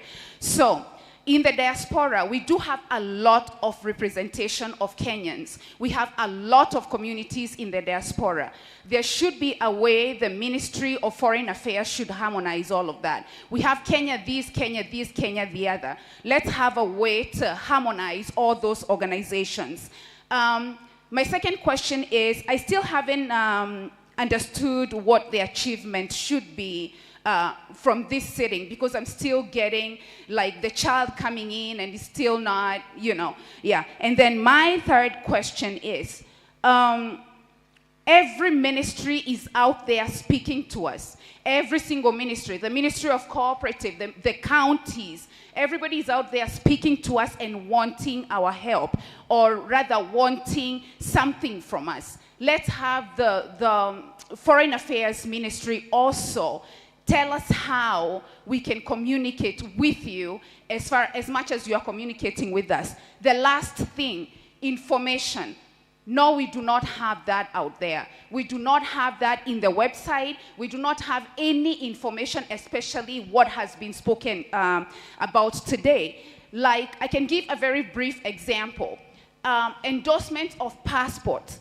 Every one of us has been carrying 2 passports around. I'm not one of them. But let's communicate, especially because there are so many countries that allow endorsements of passports in dual citizenry areas.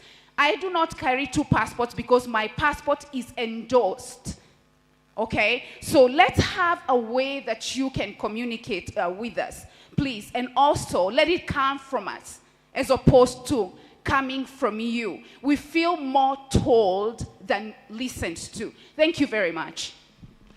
A reminder of our social media pages where you can actively engage with us at diaspora_KE. We respond to everything that comes on our social media. Thank you, Ambassador. Good morning, everyone. Good morning, my sisters and my brothers. My name is Susan Modoni, founder and marketing director of Modokijo Paints and Cement.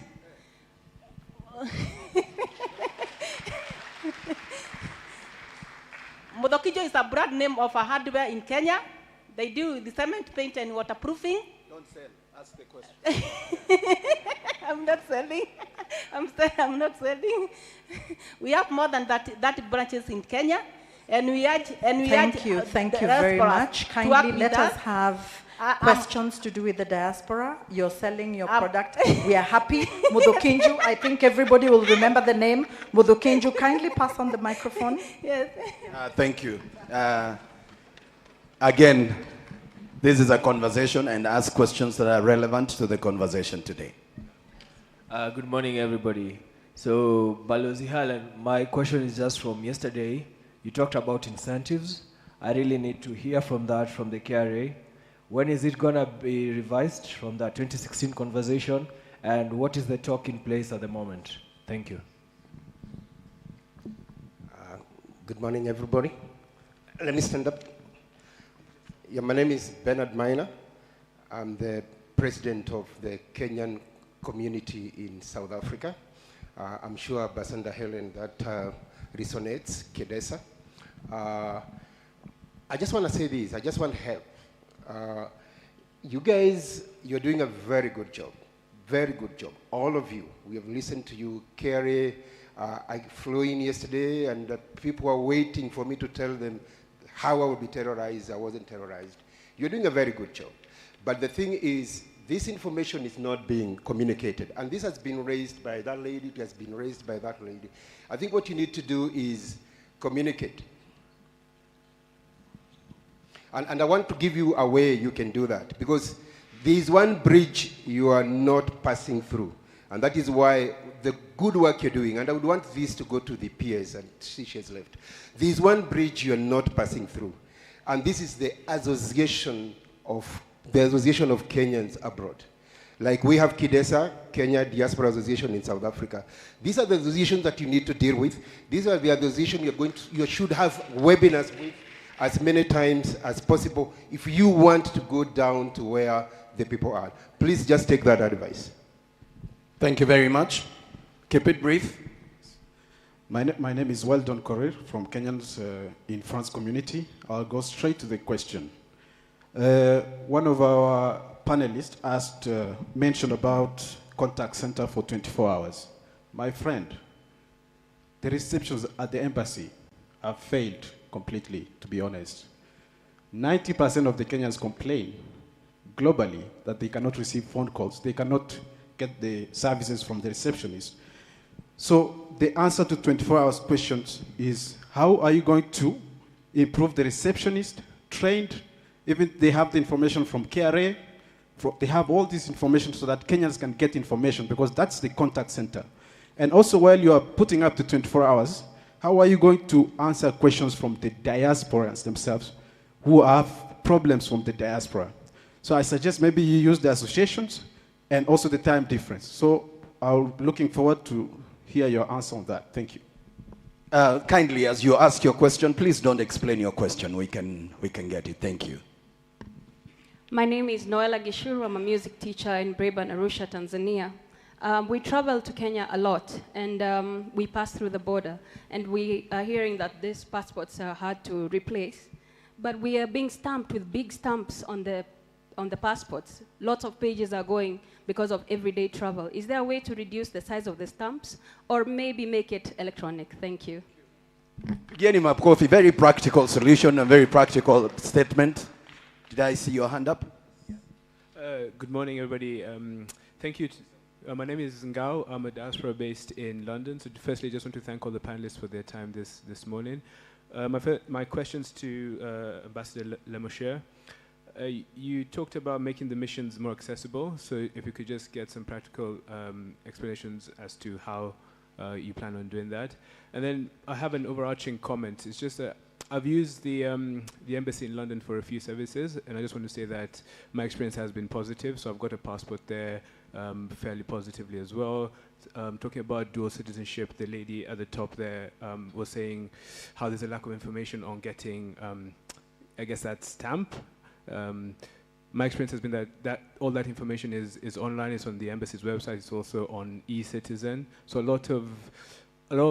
there has to be a lot of initiative from all of us in terms of looking for the information, mainly that, and also in terms of this conference being inaccessible. I mean, it's been advertised for the last 3 months, so if nobody saw it, I think it's more on them as opposed to the ministry. Thank you.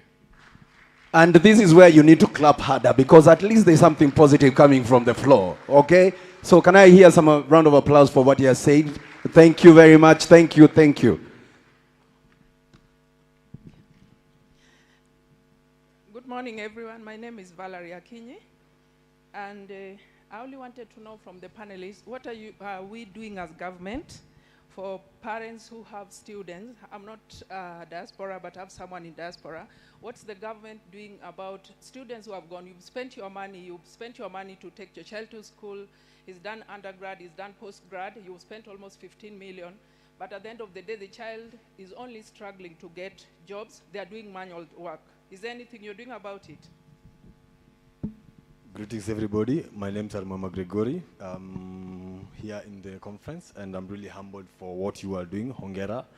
My key main question is, how can we be able, and this goes to the full podium, how can we be able to become social and economically empowered as citizens to be able to impact globally? Because you see, like in September, Pakistan remitted $2.2 billion US.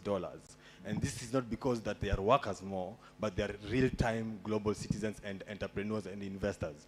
So how are we going to come on board and try to bridge that gap. And another pose to you in the KRA, please kindly, how can we be able to access the import and export database so that we can know, we as the investors, how can we match in and lower the margin of export, of import, and maximize the value addition and export for us to be able to really empower our currency. Thank you and thank you. Good morning to all of us, all protocols observed. My name is Dr. Rose Muragori with a PhD in guidance and counseling, and I want to appeal to the counseling services offered to the diaspora people. Could we kindly localize them? I work in the humanitarian sector, and sometimes our counseling services are urgent. The other thing I would like to point out, I have not heard a lot about education. Canada, Australia, and other countries are earning billions in terms of revenues that we go there to pay in education. Why aren't we selling our universities, our colleges to the outside world? Thank you very much. Thank you. My name is Kennedy Baroka. I just want to emphasize on this question of passport. For example, I have a minor who was born to a Kenyan father in Canada. But it's now a year since he got that passport. So, DG, what are you doing to actually fast-track this process? For those who are listening to the DG, she spoke about prioritization, and there's something being done, but thank you for your question. My name is Caroline from Pennsylvania, USA. We have many mothers that have lost their children through custody, and because the legal fee is very high. Is there a way our government can support us with legal support and also a law to protect our children? Thank you.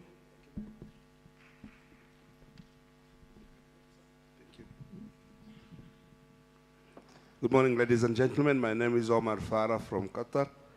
I bring to you a cry for a moment, and it might come as a surprise to you. 2 years ago, we lost 32 Kenyans in Qatar. 20 of them were as a result of depression.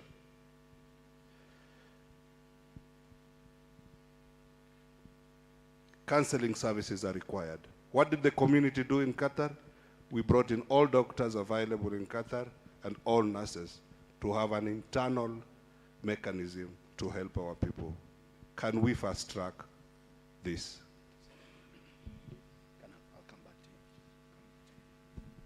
Good morning, ladies and gentlemen. My name is Weldon Siele. I'm the vice chair of the Kenyans in Japan Association. I have two quick questions. The first question is about the bilateral labor agreements. In Japan, I think we've raised a couple of times the issue of pension, and so I'd like to hear from the person concerned, how far they have gone in terms of making sure there is an agreement between Kenya and Japan for those Kenyans who are willing to come back home after a while.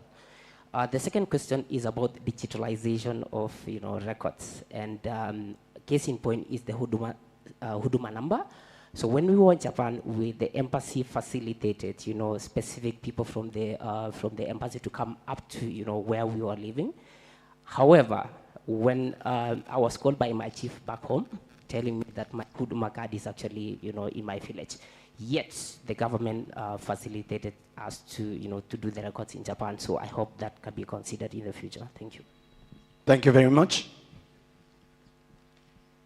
We hope that is the last one, because, yep, we've really eaten into the time of the governors, and it was important as well. Yes, good afternoon. It's good morning still, I think. My name is Ruth Owino, President of the Association of Kenyans in Belgium and Luxembourg. I must say I'm grateful to be here, and I'm thankful for all the information that has been received in this room. I have just one comment and two questions. One is on the adoption of children to diasporans. There is a moratorium in place, and it's very difficult for diasporans to adopt children either from family members or from the children's homes here in Kenya, where they're living abroad. we are asking and requesting if this can be considered and the bureaucracy can be made a little bit shorter so that they can get the certificates to adapt. Secondly, the comment I wanted to make is on the associations the associations in Europe and probably in America, I'm not sure. The work is actually voluntary, and it takes into your time of the work that you're employed for and the extra work that we're assisting the government with. Can this kindly be considered in cost sharing with the diasporans? Thank you. Our esteemed delegates, we are taking the last 3 questions. We may not have all the responses I think today. we are losing our panelists from the Council of Governors. We are losing our panelists. Can we have those questions online, please? We are losing our panelists. All right, I will be the last question. And my name is Samuel Ireri from United States with the Diaspora Governing Council. My question is really direct to Ms. Chibole with KRA, and this in regards to returning citizens. We are given a provision that you can return a vehicle, one vehicle that you can return that you have owned for 12 months. Some of us who live in countries whereby we drive on the other side of the road, we are not able to bring those vehicles. Is there a possibility of removing that such that I can buy a vehicle from a country that is right-hand drive and bring it even if I haven't used it for 12 months? Thank you very much. With a lot of respect and to all those who wanted to ask questions because of time, please allow us to get it back to the panel. Thank you. Just the last word, Madam, please, 1 minute. Actually, 30 seconds. Last word. Yeah, okay, thank you very much for this time, and I hope that the ministry is going to continue working with the diaspora and they will continue to engage us more. I think moving on, we really need to think about how we can set up an organization that can bring the communities together and probably set up a think tank group that can be able to work with the diaspora, and we hyphen between the diaspora and the community so that we can all be synchronized and we work together as a team. So thank you very much for this opportunity, and we look forward to continue working and serving Kenyans abroad. And feel free to contact the ministry. We have got a very, very friendly PS. She is very, very accessible, and she responds to people. So kindly feel free to reach out even to Ambassador Helen. She is very good, and so take opportunity of this time. Thank you. Next, please. Thank you very much. Mine is just to request you to invest in mental health, because there is nothing we can do if we don't have a sound mind. Therefore, I also request you to keep connected with your families. Thank you. Thank you. Mine is to say that Rome wasn't built in a day. We have started the engagement. Let us keep engaging. We have listened to you. We will keep on listening to you, and I look forward to a day that we will sit down and take stock and say that the creation of the State Department for Diaspora Affairs was the best thing that ever happened to us. Thank you very much. Thank you. Thank you, Madam Bondoretta. 3 words. We have heard you. We will improve, because that is a demand that Kenyans expect of us. And equally important, we will sustain this engagement so that we can resolve the challenges you have brought up. I want to endorse the comment that we should have given you more time to interact rather than speaking to you. And I think, moderator, you will allow us to apologize for that. Thank you. We apologize profusely. Mine is just to let you know that we are available, we are reachable, and we are here for you. Please reach out to us, especially those of you who have come for holiday. We are going to work over Christmas just for you. You're welcome. Thank you. Merry Christmas to everyone. Government is in the journey of digitalizing services, so you're going to be feeling service excellence as we move forward. Thank you. Good to hear positive feedback on your arrival at JKIA. We have information further. We have a booth outside for KRA on the issue of changing a motor vehicle. Yes, it's possible. Kindly visit our booth. On the tax incentive, visit our booth. We have staff there stationed to answer all your questions. Thank you. Thank you. Mine will be for the diasporian. This is a kind request. As we are trying to make more and more interregages to find work for our Kenyans, kindly, if this opportunity come your way, like that, I think somebody said about nurses in Pennsylvania, give us this information, we'll work the rest. Thank you very much. Thank you, thank you. Makofi kwa panelists, tafadhali. Thank you for your presence. We have heard you. Kindly follow us at diaspora_KE. In half an hour, most of the questions will be there. Allow me to hand over to Mr. Mungare to call the next panel. Thank you, panelists. Thank you very much. If the cameraman can focus where I'm standing, thank you very much. Let us give a round of applause to our panelists. Cameraman, if you can focus where I'm standing, thank you very much. The next conversation, as we've said, the best thing that happened to us is the creation of the State Department of Diaspora Affairs. There's another gain in the last 10 years that we've had in the county. So the next conversation, which will be led by our Honorable Martin Moshisho, who's the Deputy Governor, Kajiado County. Mpigeni makofi, Governor, karibu sana. That is the next conversation we're going to have. In the meantime, as we make the transition, let us see what has been in the counties for the last 10 years in terms of the gains as we go into the conversation of the opportunities at the county level. Technical, give me the clip.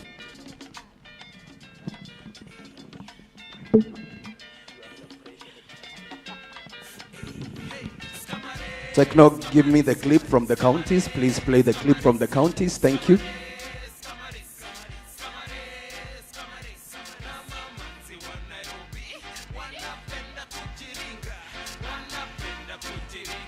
DJ Tongoma, nipatie clip tafadhali peke yake. Thank you. Ladies and gentlemen, as you focus on the screen, those have been gains in the county government. May I have the team assist me with bringing up the panels to having this conversation on the county government opportunities that we have. In the meantime, this is a transition. We'll be here for the next 30 minutes.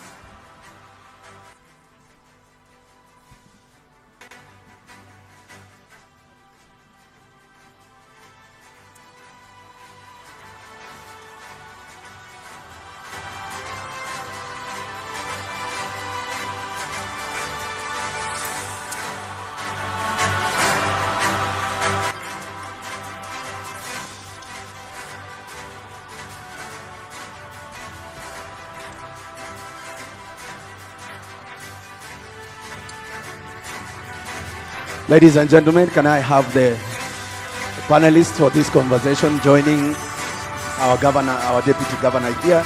We will introduce you when we are here.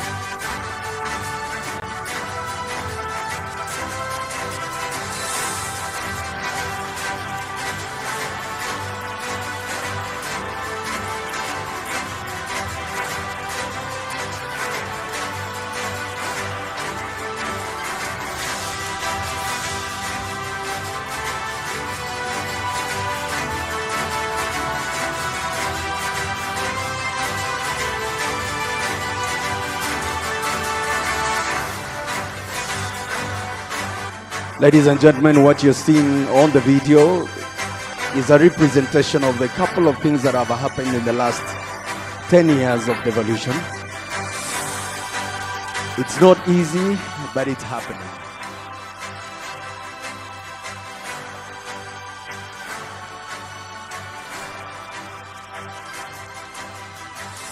May I request all those who are designated for this panel to join us here. We will do the introduction when you're here.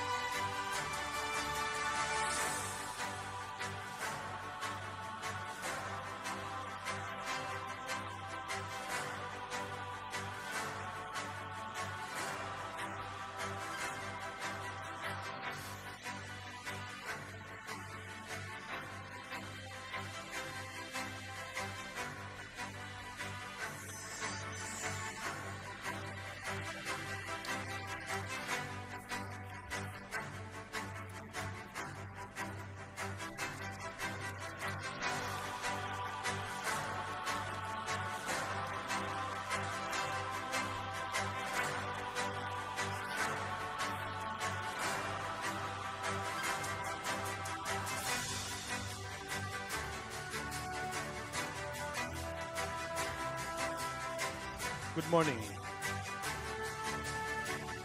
My name is John Christie, Acting CEO Kenya Tourism Board. In the interest of time, we will start now. And we do appreciate you sitting through the session. We also recognize those who have joined online. I would like to recognize the Honorable PS, Diaspora Affairs, the team from Ministry of Foreign Affairs and Diaspora, the delegates, presenters, and the panelists who are here today.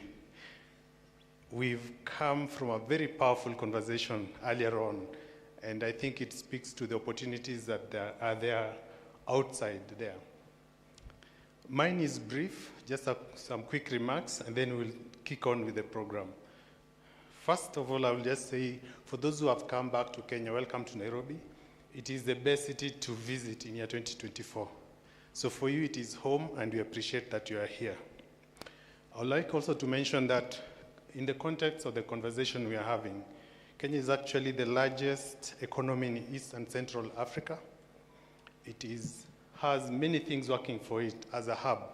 So in terms of being in a strategic location, it works really for investments. And in terms of ease of doing business, Kenya stands tall in Africa. Brief statistics that I just quite looked at beyond to put the discussion in context. There are about 3 million Kenyans living in diaspora.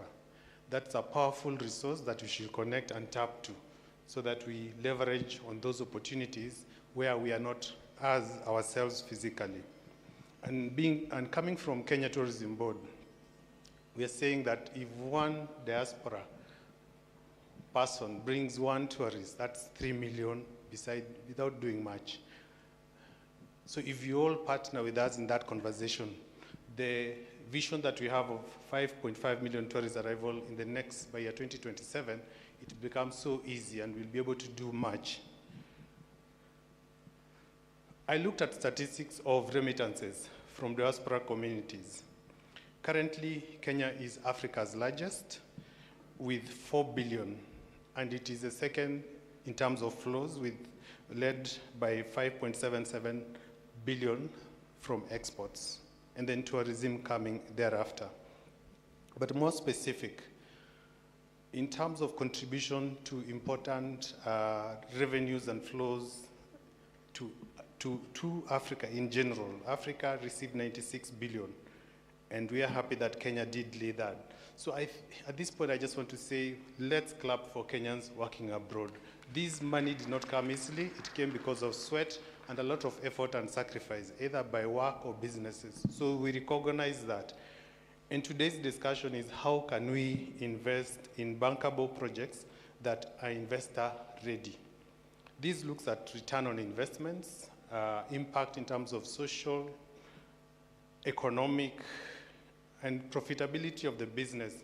And here we are tapping into the diaspora as a powerful connector of resources, themselves as individuals, family, communities that are organized, or even places of influence that they can be able to push for that investment to come to Kenya. This could be the places of work, churches, groups that they can reach to. So your network is really powerful, and it can change this country, and it's already changing this country.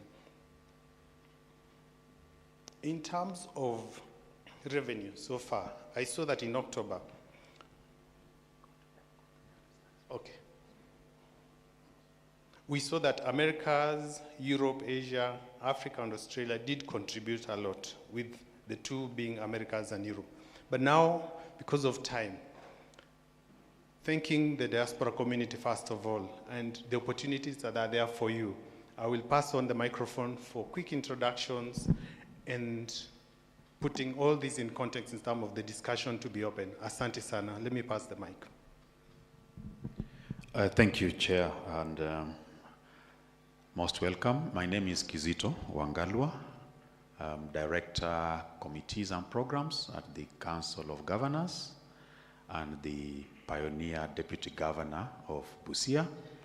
And we have assembled a team of experts on matters of devolved governments, practitioners, and they will be taking us through a lot of the convergence, therefore, between the subnational governments, the county governments, and the diaspora in terms of investment. And to begin with, we are led in this conversation by His Excellency Martin Moshisho, the Deputy Governor of Kajiado, and let him proceed with the introduction, and then I'll introduce the rest. Karibu, Your Excellency. Thank you.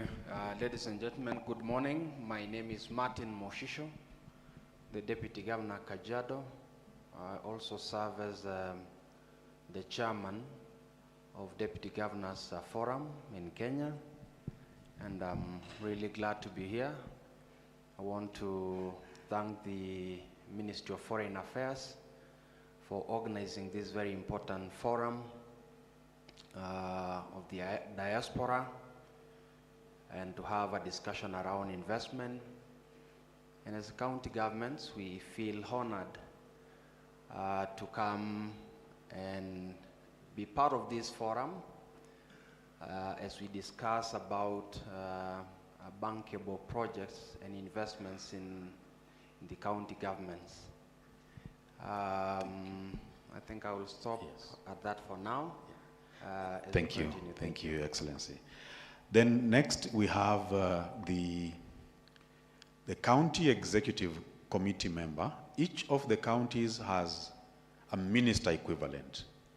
And we have the county executive committee member in charge of trade and investment and tourism in Murang'a County, who is also the chair of the caucus of the county executive committee members in charge of trade. Paul, please. Thank you very much, Director Kizito, for this opportunity. Good morning, everyone, people from diaspora and who are also here in Kenya. As you have heard, my name is Paul Mugo. I'm the CEC for Trade, Industry, Tourism and Cooperative from Murang'a County, and I'm also the chairman of the caucus in that department. And I'm very grateful that today we'll be discussing this topic on opportunities in the county and also the policy framework that we have in the counties. Thank you very much. Thank you. He's not the last because we have two other panelists that will be joining us shortly, but we have with us the Chief Executive Officer of the Kenya National Chamber of Commerce and Industry, my brother Patrick. Thank you so much, my mentor, Bwana Kizito Wangalwa, and the Director for Programs, Council of Governors. I know it's a busy day. I'll be very brief in my introduction. First of all, allow me to pass regards from Kenya National Chamber of Commerce and Industrial Leadership to the diaspora. I'm not meeting you for the first time. I was here in the first session on Wednesday on policies. I'm called Patrick Nyangweso, the Chief Executive Officer for Kenya National Chamber of Commerce and Industry. And I would be very glad to really discuss with you as regard to the bankable projects and our experience working with the county governments. Thank you so much, Bwana Kizito. Not allowing her to settle in, we have one of our panelists, Eunice. Eunice comes to us from a trust, Water Services Maintenance Trust, as a partnerships manager, but also with very insightful experience of working within a county government. Each of the county governments, again, has a PS equivalent. They are called chief officers. And Eunice also had a stint in the first tenure of county governments as a chief officer in two different dockets, one on vocational training and also on natural resource management. Karibu sana, Eunice, maybe just say hello. Thank you, Kizito, and sorry for what has happened. My name was not in the system, so it took long for them to locate and give me a badge. Apologies. My name is Eunice Owino, coming from Water Services Maintenance Trust Fund as a partnership manager. We work closely with the COG. because as a trust fund, we work on the ground with the counties. Currently, we work with Kitui County, Kwale County, and Kilifi County. And thank you. Sorry, we will get there. And so we will be expecting also the Deputy Governor for Busia, who is stepping in for Governor Paulo Tuoma, will be joining us lately. He had a flight delay, and he will be joining us in due course. We will start off with Your Excellency Martin. Over the last 2 days, there has been acknowledgement on the importance of the livestock value chain, and most specifically on leather. And a majority of the livestock you speak to are from the ASAL areas. The conversation here indicated that a lot of the hides and skin are thrown away to the dogs.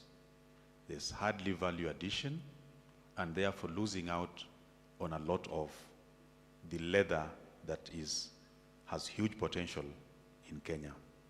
As a county government that is also host to a lot of these livestock, please give us your experience in terms of that value chain and some of the things that you are doing to grow the value chain and attract investment into the leather value chain. Karibu. Thank you very much.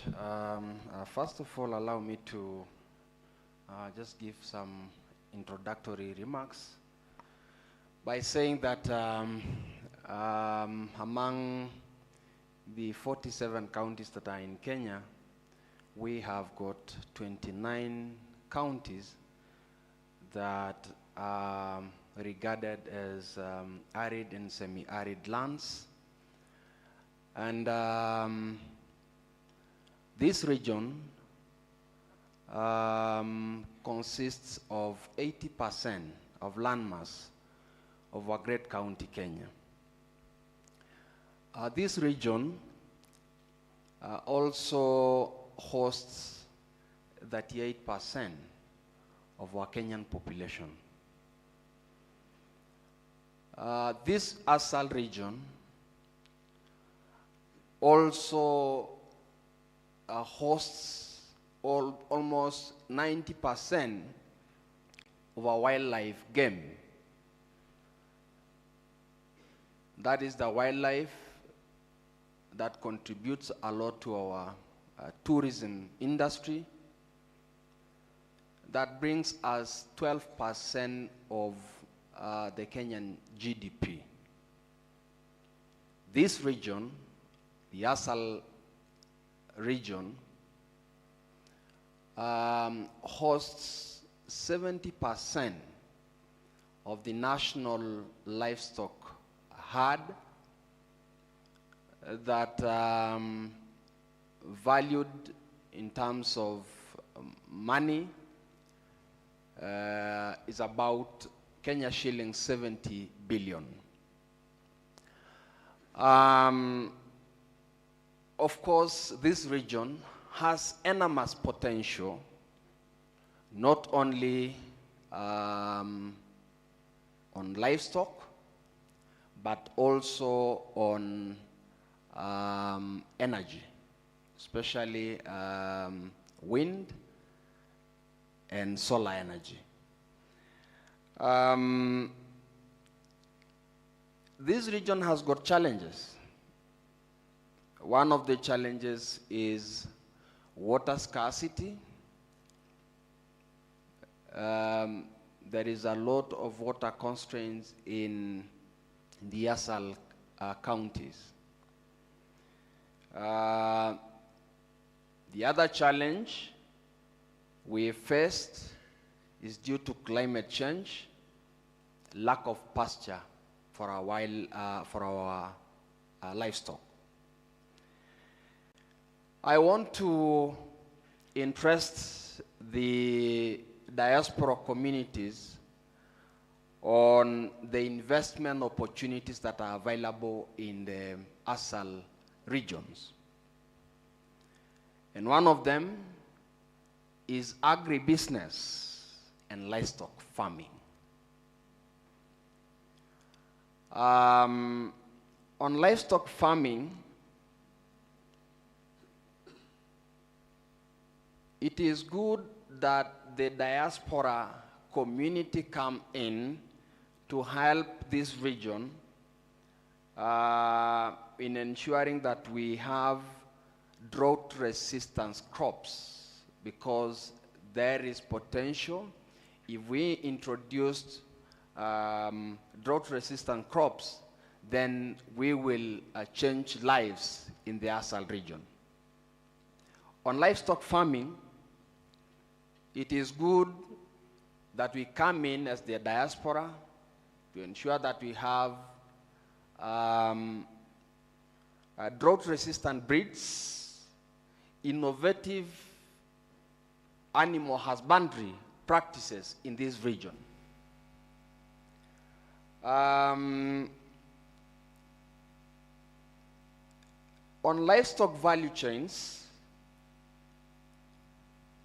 meat processing plants needs to be constructed across the 29 ASAL counties. Currently, we have Machakos, Narok, and Isiolo with these plants, but the rest of the counties are unreached. And I think if we explore on this area, it is an area with a lot of potential. The other area is on leather and dairy processing. This is where your question lied. Right now we have, again, Narok, and a few other counties with leather industries. But to bridge the gap that exists in Kenya on leather and dairy, we would like to interest again the diaspora community to ensure that we help this region in coming up with these plans. So I'll stop at that.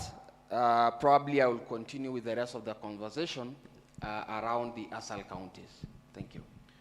Thank you, and we will also provide sufficient time for us to interact with the participants in this forum so that it is not from us to you. Banamugo, recently you were in a delegation jointly with the Deputy Governor Muranga and a few other people from Kenya to Europe, and purposely to market Muranga's tea and coffee. Now, did you engage with the diaspora, part of whom are here? And what opportunities do you see in that value chain and any other value chains that are significant for the export market that the diaspora can plug in from the central counties that are very heavy on crop production? Thank you very much, Director. It is true, just recently we visited the Schengen countries, and that was Belgium, Netherlands, and Germany. And the main focus, of course, it was through the coordination of AFA, Ministry of Investment, Trade and Industry, and also other stakeholders like KPCU, together with county governments. And we went as a delegation to those 3 countries, where we went and we were received by different embassies. And during those sessions, we were able to meet our Kenyans who are in diaspora, and also we were able to meet coffee roasters and those importers who normally import the produce from our country. it is important to note that when you look at coffee, those days in the 1980s, Kenya used to export about 130,000 metric tons. But of late, you realize now it's about 50,000 metric tons. And therefore, there has been a reduction in terms of the quantity that we are producing in Kenya. And that majorly is attributed by, the coffee prices. And also, when you look at tea, the prices have been on the decline. And therefore, as county government, what we are doing is to do what we call direct intervention, working together with national government and also semi-autonomous government agencies to make sure that we revive this industry. But I can say that there are a lot of hopes because when you look at what is happening in the value chain, still we have different areas that especially if you're in diaspora, you can actually get into. And I think one of the observations that we made is, Director, we realized that already we have some Kenyans who have gone out of the country. They are in those countries looking for market for coffee and for tea. They have actually set up some, companies that are dealing in that. We are able to interact with them, which is actually a great plus for our Kenyans, and I want to echo them for doing that. But again, when it comes to now the local market, when they come here in Kenya, still within the value chain, there are also different other opportunities, not only for coffee and tea, but we also have other exports that are doing very well, like for example, avocado. In Kenya, actually, we are the sixth in Kenya. We are the sixth largest exporter of avocados. And when you look at that, especially Murang'a County, we have quite a lot of them. I think we have the biggest amount of avocados, even in terms of quality in Murang'a County. And when you look at the county, what we are doing is to work with private investors. Some of them are involved in number one, packaging. We have one company, for example, in Murang'a called Plant Flesh, where they have set up a facility. In case you are a small exporter, all what you do is go get that facility, you hire, they are able to clean your avocados. Then after that, they pack for you. They also provide cold storage facilities, and yours is just to aggregate from the farmers. And then after that, if in case you have a market out there, you are able to market that. And you bear me witness that the value of avocado, for example, in Kenya, when you compare to the outside world, like when you go to China, one avocado is costing like 400 shillings. Germany the same. I had even a privilege of going to some of those supermarkets and I bought them. But one of the things that we also realized is like the taste of avocado from other countries like Peru, Mexico, compared to Kenyan. Kenyan has one of the best tastes. And therefore, we have those opportunities that you can come in, plug into, and actually make good money. Beside that, of course, we have macadamia and many other value chain that as county government we are promoting. And we are working with private, companies to encourage them to make sure that at least they are able to get value for their money and or get return on investment on anything that you invest in these counties. Thank you. Thank you, Paul. Indeed, we have those opportunities and we'll be therefore coming to you a little later for a lot of specifics on therefore what more can our brothers and sisters in the diaspora do. Now coming to you, Eunice, you worked in a county, now you're working for a trust outside the county, but working with county governments. How easy has it been for you, working from outside now, to engage with county governments? And now specifically, also coming from a Lake Region county, the blue economy sector has been flagged out in this conference as one of those areas that need a lot of input in terms of skills and to capitalize on the huge coastal and the lake region and the Turkana and the mid-Rift Valley waters. What are these opportunities that you see from your eyes now outside government, looking into government and the diaspora to provide that bridge? Yes, Eunice. Thank you, Director. Yes, I worked in the county, Mabay, as County Chief Officer of Energy and Natural Resources, and then County Chief Officer of Education and ICT, and I also come from Migori County. It has been an exciting journey, now working with the counties, and because I had the experience, it has been quite easy for me to interact with the senior county officers, the chief officers, the CECs in the sector of water, where now our interest is as a trust fund, especially measuring on rural water systems and the maintenance component of it. We don't do new infrastructure, but we capitalize on the gap that rural water systems failure rate is high. By the 5th, the 10th year, some of them are totally not working, and the counties we've started off with are very supportive on this course. Now, on the other component, as someone who interacted and worked in the county, the opportunities that are there, I think there are enormous opportunities in our counties.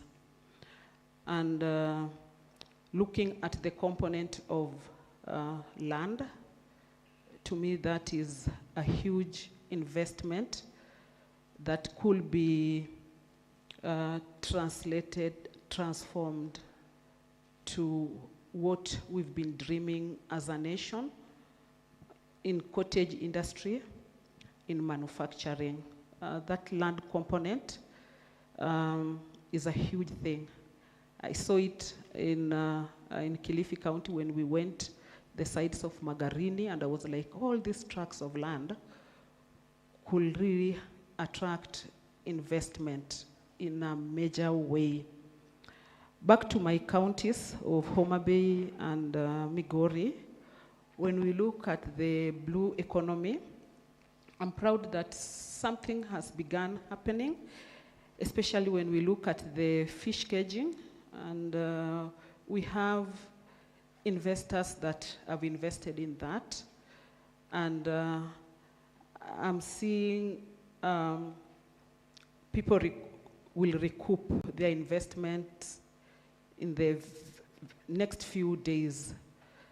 I've interacted with around 4 huge investors in fish caging, and I think that is already picking up, and the gaps. Statistics indicate that the tons of fish needed for this nation and for export, we are still doing around 28%. So if we have those who are interested in this sector and area, this is the time to grab it. And the beauty about it, research has been conducted. When you look at Victoria Farms, they have studies that have been carried on this. When you look at Aquarech, they have studies that have been done on this. So this can be tapped well, and we all know that the processing industry for fish is not in Homa Bay, is not in Kisumu, is not in Siaya, is not in Migori. So there's a gap. If we could have someone, a group of people thinking through this, it could be something. Of course, there have been conversation around the water transport, which is slowly picking up. In Homa Bay, we pride of the water buses, but how happy we will be if now they will cross over. Of course, I've seen conversations doing around our governor, Her Excellency Gladys Wanga, trying, and their conversation around it. So in that sector of the blue economy, I am seeing that gap. Thank you. Thank you, Eunice. And we, as Eunice did allude to, we are looking at the blue economy, the convergence between the blue economy, the tourism sector, sports tourism. Those are areas that are ripe for investment, because in our case, we have always looked at tourism separately from the fisheries and separate. So the entire coastal economy, the blue economy is growing very, very fast in our country. And at the Council of Governors, we have a dedicated team that just focuses on the blue economy. And each of the teams at the council is headed by one of the governors. Like the Blue Economy Committee is headed by the governor of Lamu, who spearheads conversation around the blue economy matters. Now to my brother, Patrick. You are the voice of the private sector in terms of trade matters. How do we include this, the diaspora? Because we are inviting them as investors, and therefore they'll fall now into the category of people that you have to speak for as the Chamber of Commerce and Industry. What do you see as the opportunities from the Chamber's eye, from the private sector eye, on how you can be able to bridge the divide between the diaspora and the county governments? Karibu. Thank you, Honorable Wangalwa. I would be very brief because, as I stated earlier, I'd engaged the diaspora here on the discussions of policy and regulatory framework that should really promote investments, not only nationally, but even at the counties. Now, to go direct to your question, today I will not labor much about what Chamber of Commerce and Industry is, because it has a global outlook. To our brothers and sisters from diaspora, I want to begin by saying the only child that came at the right time to Kenya is what is called the devolution. Devolution has created our counties as the epicenters for investment. And I want to confirm to you, having worked closely with them for now 11 years, as one of the private sector leads, we want to really assure you that investment you choose to take or undertake in any county across the country will not be a loss. Why do I say so? Counties have come up with a very good framework to attract investment. For a long time, they didn't have county investment policies. We are, as a private sector, we are proud to really say that counties have really advanced on that. On legislative framework, every governor is struggling to really create laws that would be able to attract and retain investors. And as private sector, our major focus working with the counties are on the following areas. One, supporting a conducive business landscape that would enable even diaspora to really invest in the counties. Creating investment profiles for every county to support, to ensure that they would be able to really attract and also promote trade and investment. The third one we are encouraging them on to do, because the government, national government has created a diaspora desk. Bwana Kisido, I would request, I know you are meeting all the governors today, that every governor or county governments need information. Let us digitalize our investment profiles. Let us digitalize our incentives. Let us digitalize our strategic approach on how we are going to sustain and also opportunities we are going to create for our diaspora. The second thing is that all counties need to map out the diaspora. If I ask, for example, Nyandarua or Homa Bay, where I come from, yesterday we had a pre-investment conference with the entire Homa Bay professionals. And I told the governor I would be delivering a speech here. The problem we still have, my brothers in the diaspora and sisters, is that we don't have a database for diaspora of the respective counties. I'll tell you for sure, in September this year, I took a bold step to really map out and engage the county governments in the UNGA. The UNGA is United Nations General Assembly in US. I hope you can remember that. My sister, you are in US. You remember the UNGA? And we could not get a sufficient number of governors or county governments who wanted to participate on that. These are the opportunities you are able to go and sell and engage the diaspora in those respective countries. We need also to really have periodic roadshows in all these other countries, Australia, Asian, UAE, UK, US, and other countries, China, so that, and we liaise with the respective embassies so that the diaspora would be able to understand. And the counties can do this through economic blocks. You know, in Kenya, Wangalwa, we have 7 economic blocks. So one economic block are organized like maybe in Q2, we want to be in UK. And you mobilize from your villages who are in UK, maybe from this county A, county B, county C, and you have that database. And you engage chamber will also, because we have a worldwide connection of over 177 countries, will be able to reach out respective. If embassies are giving you issues, as private sector, just a call away, they will respond. And we don't deal with consulars. We deal with the decision makers, the ambassadors. And if there are issues, we'll engage the MFA. So continue working with us. The second last thing I want to say, investing in value addition and product development. The diaspora here are able to create effective demand for our products across the globe. One of the challenges is it that our producers, our entrepreneurs, are they able to meet the desired product specifications in those countries? No. Why? Because we have not engaged the diaspora to really tell us, to promote our products in those respective countries by telling us the global market trends.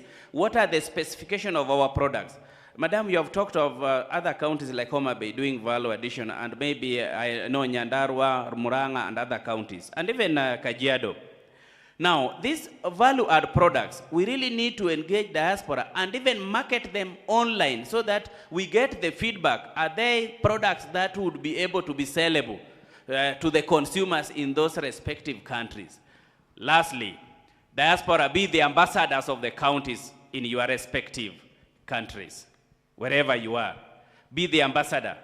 I know you hear a lot of negative publicity of certain counties. We are encouraging the private sector and every stakeholder to really market the counties. Give them right coverage. Give them right publicity, positive publicity, so that we really sell our counties' economic profiles across the globe. And I want to request you, my brothers and sisters, be the ambassadors to sell your respective counties. Consult with your respective county governments, entities. Get to understand what they do. Get to understand their incentives. Get to understand their legislative framework. Get to understand the investment opportunities across the globe. Get to understand the human resource establishment. Get to understand the projects they are doing jointly with the national government. And through that, you will have a soft landing to invest in your counties back at home. Thank you so much. Thank you, Patrick. You know, the truth is that more than ever before, each one of us is more attracted to what is going on within their county than ever before.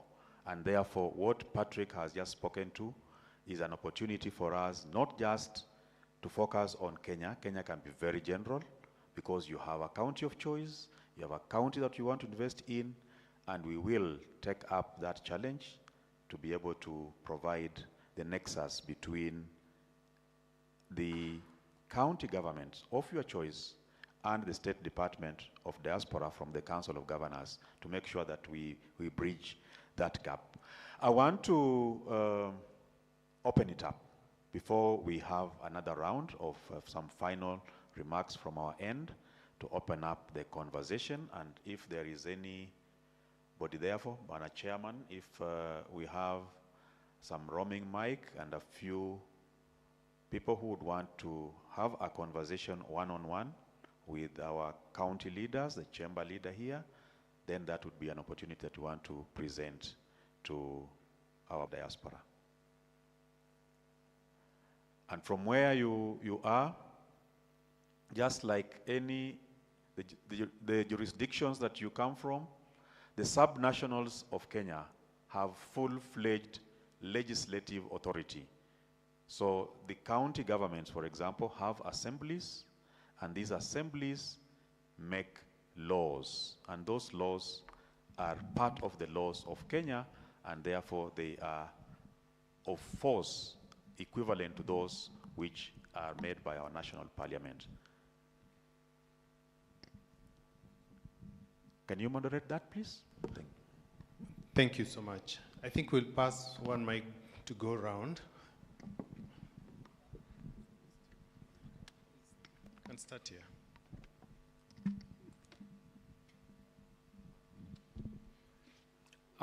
Thank you, and a very good morning to everyone here. We've listened to you very carefully as Diaspora, and we really do hope that some of the things you're telling us will get to a point where we are able to implement. I think most of the time, the weakness is in implementation. We say very good things, and then when it gets to implementing them, nothing moves. We stay in the diaspora, and there's a lot that we can share in terms of implementation. Implementation requires processes to work. I want to give an example of somebody traveling from the US or from Botswana like myself. If you come here and you want to see a governor, the process of seeing that governor will take you another 2 weeks. Somebody from the diaspora does not have that time. So can we try to make sure that processes are very smooth? If you want to engage with the diaspora, it is easy, they are welcome, and they have a way of, getting around to see you very quickly. Otherwise, it becomes very difficult for us to work around some of these things. Thank you.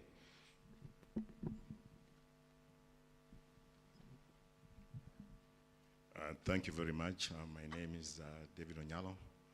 I live and work in Canada, but I also spend a lot of time in here in Kenya. I want to echo something that our brother from the chamber talked about, and that is for the counties also to try to do something that focuses on the diaspora. I'm talking as someone who's had some experience dealing with some of the governance since 2011.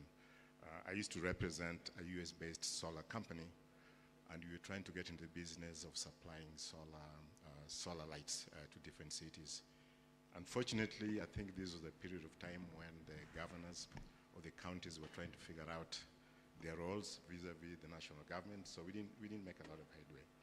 So what I want to say in terms of the way forward, because I heard very clearly yesterday that His Excellency the President wants solutions instead of just always talking about the problems. I think one of the things that the governors should think about is to, when they're dealing with foreign investors, particularly the ones that are brought here by the diaspora, is to figure out a way of tracking how many of those diaspora-led investors have ended up with some contracts. Because most of the times the investors that come here led by diasporas usually are startups. And it's very hard for a startup from US and Canada to compete with a Chinese-based company that is supported by the governments to get a contract. And you'll find the majority of the cases, I have friends from the UK, from the US, who've never landed any of those solar projects because they're outcompeted by the Chinese. So I think it's in the best interest of the county governments to recognize that if you support these startup companies and they do well with Kenyans as partners, some of those revenues are going to end up back here in Kenya and in those counties. So don't think in terms of short term, in terms of the kind of incentives upfront that you get from the Chinese companies and other companies, but think more long term. So this is a suggestion, and the only way to do that is to track. And I think that one of the things I'm going to encourage also the Department of Diaspora is to find a way of tracking, like who applied for these contracts, who got it, and on what basis, so that it's not just a matter of always saying that that you're not getting support from the county government, from the diaspora. You do get support, but in some cases, some of my colleagues have given up. Some of us have not given up. That's why we keep on coming here. So we want to work with you. We think the county governments has a big role to play in terms of tracking foreign investments, and do our part in the diaspora. But please also meet us halfway through, so that it's not just a matter of saying so much. Good, great. Yeah, thank you so in much. the interest of time, really appreciate those I thought I'm sentiments. I'm next. Yeah, once again, my name is Bernard Maina. As I said in the other session, we were being hurried. I'm the chairperson of the Kenyan Diaspora Association in South Africa. And I can see my colleague, Tom. He didn't introduce himself. Tom, just stand up. Tom is the president of Kenya community in Botswana. And I just want to echo what Tom has just said, that are you guys accessible?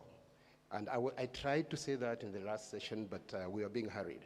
Are you guys accessible? And I just want to tell you this, that whatever you're calling diaspora, whatever remittances, whatever benefit you're getting from diaspora, I would give it at about 20, 30%. There's a very huge portion of us that you're not accessing, that you can access. And we need to figure out how this is going to be done. The second thing I want to say, that not every Kenyan who is in the diaspora is interested in investing here. They are not. Not everybody is interested. Personally, I will have to be convinced. And I was waiting for my governor, Keheka, to come, because I'm from Nakuru. I sit on almost 500 acres of land for the last 15 years that I'm not developing, because I need to be convinced that there's goodwill from the county, there's goodwill from the government. We struggle to reach them. Like in South Africa, people from Nakuru have formed even a WhatsApp group where they are discussing what can we do with the council, with the county. And we come with all these things, then we can't even reach that county. We can't reach that county. And you're losing a lot. Let me just talk about myself for 2 minutes, now that Madam, you're here. I've looked for you, we'll talk about that later. My name is Bernard, as I said. I work in South Africa, I'm their chairman, but on top of that, I'm an investor there. I'm not a migrant.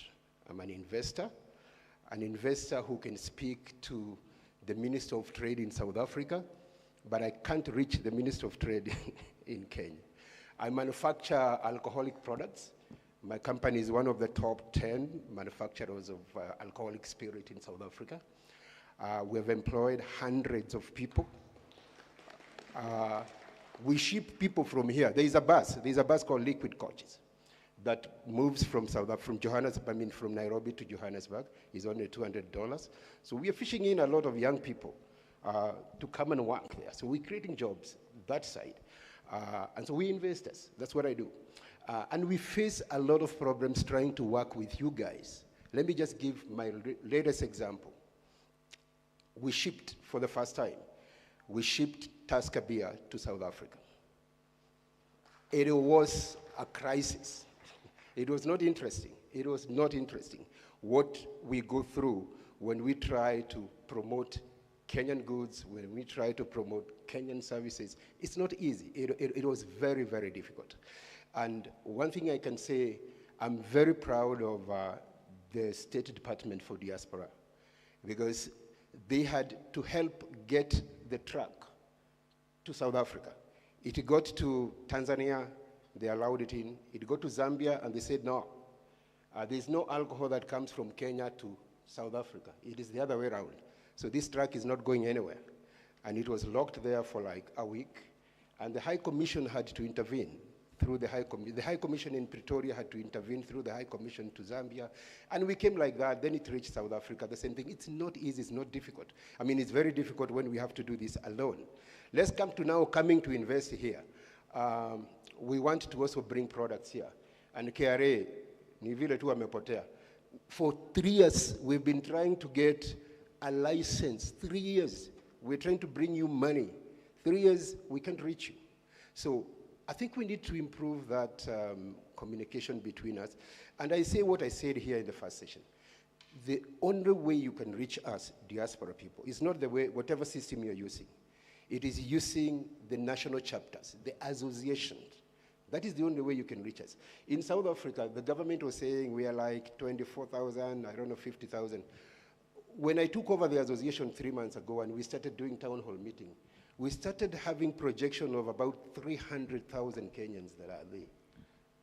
My brother, you understand? I really So my question, my point is, please work through the associations. We'll reach the people from your county, we'll reach the people in your county, and we have a lot of experience. Let me tell you before I finish, please, because I won't speak again. If you come to South Africa, one of the largest group of sugarcane farmers, they are Kenyan farmers. They are Kenyan farmers in South Africa. They are Kenyan farmers. So we have a lot of skills. We have a lot of opportunity that you can tap. But now, kama kuwapata itakuwa ni shida. We have to work on that Council of Governors. We have to work, how do we reach you? Work through these associations. Come to this association, tutakuletea watu wa county yako, and then we can start working from there. Thank you very much.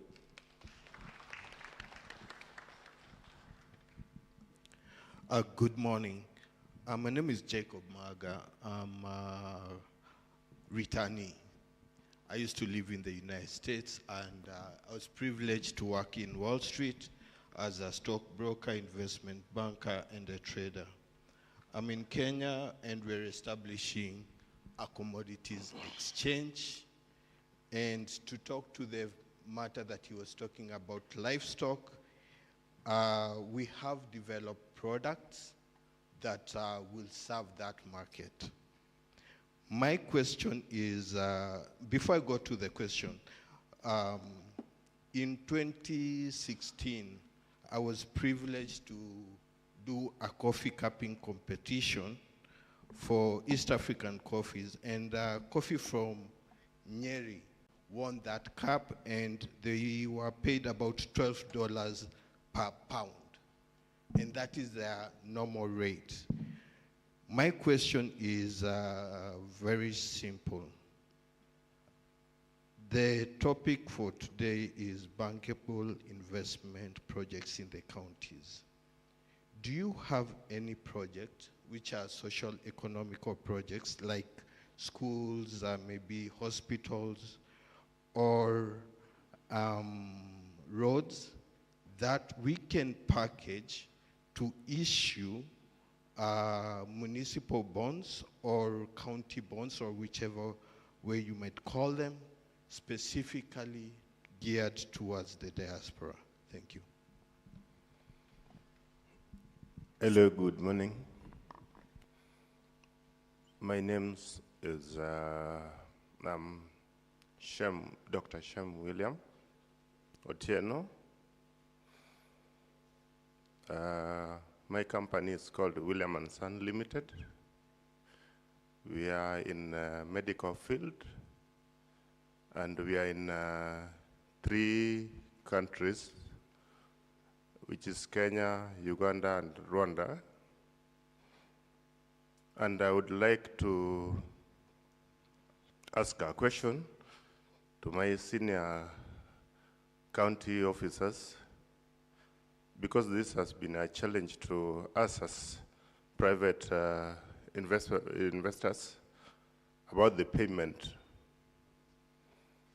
I don't know why the other side of countries like Rwanda and Uganda do well in payment than Kenya, because you can supply things in county and sometimes you lose your payments, and sometimes it takes like a whole year for you to get your money, and you want to grow your company, maybe to to employ more staffs. I would just like to request if there be a way on how you guys can help, can improve, so that us as business and investors can get an easy way of doing business in the county. Thank you. Thank you very much for the questions from the audience, the delegates. Now we'll go to the excellencies to answer those questions, and then we will take a round of questions from online, and then we'll go back to the live microphone. Thank you.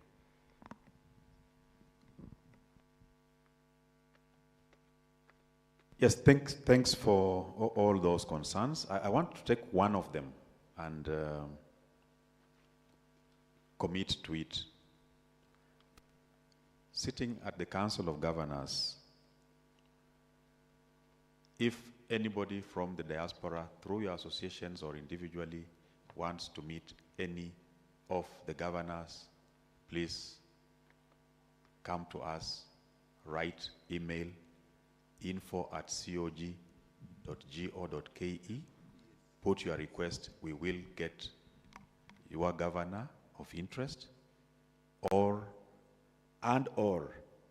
the sector lead, the CEC responsible for a conversation with yourselves that we can commit to from the Council of Governors. info@cog.go.ke. We respond within 12 hours of any message that comes to us. So I'll ask the panelists to take a few of the concerns that have been raised. Quite a number were comments that are taken up positively. So, Your Excellency, if you have any comment. First of all, I want to accept the fact that as the devolved units, we need to strengthen the diaspora relations in counties. That is a challenge we take up.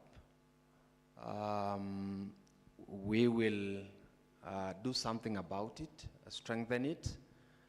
And on accessing governors, I think there are quite a number of avenues that we can access governors. Our moderator, Dr. Kizito, has alluded to one through the Council of Governors.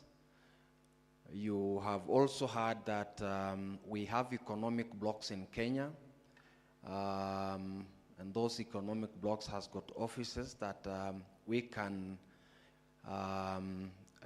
get to find governors. And number two, there is a new effort by counties to form what we call investment authorities. Right now we have about 5 counties, and Kajiado is is one of them. We have formed what we call investment authority, just to create a very good environment for investment in counties.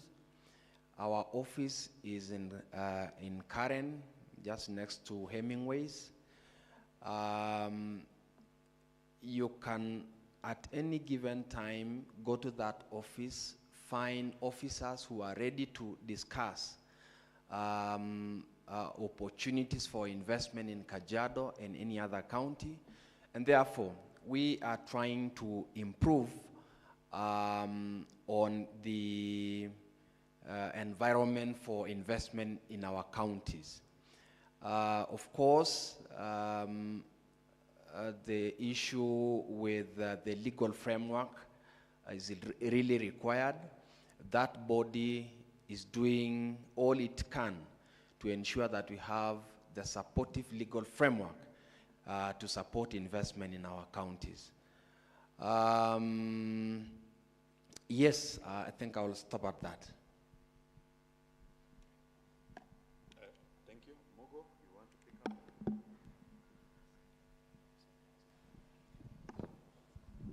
up? Okay, thank you very much for the response that we have gotten, and I think through the caucus, especially our Department of Trade, we have taken up that idea of making sure that we have a diaspora desk and also the database for the people living in diaspora. And I think that's a very, very important point that came in the plenary. Then I would also like to say that it's important also to realize that things are changing. And the current government structure that we have is actually the bottom-up structure. When it comes to accessing governors, deputy governors, and even as the CECs, it's becoming now easier and easier. And I think let us not go by the history, what has been happening.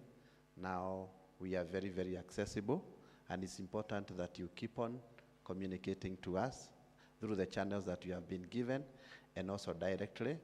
And at times when you are not able to reach the governor, look at the issue that you have. Is it to do with, for example, energy? Go through that department also before you get to the governor, because also it's important to know that also governors, when it comes to their desk, they normally have sometimes a lot of work.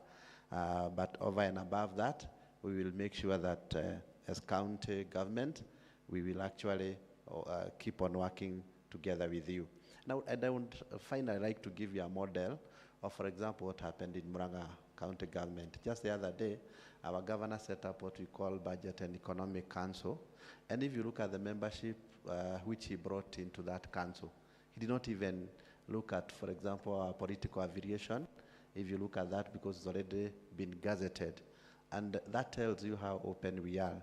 And therefore, Muranga is one of the promising counties that anytime you come.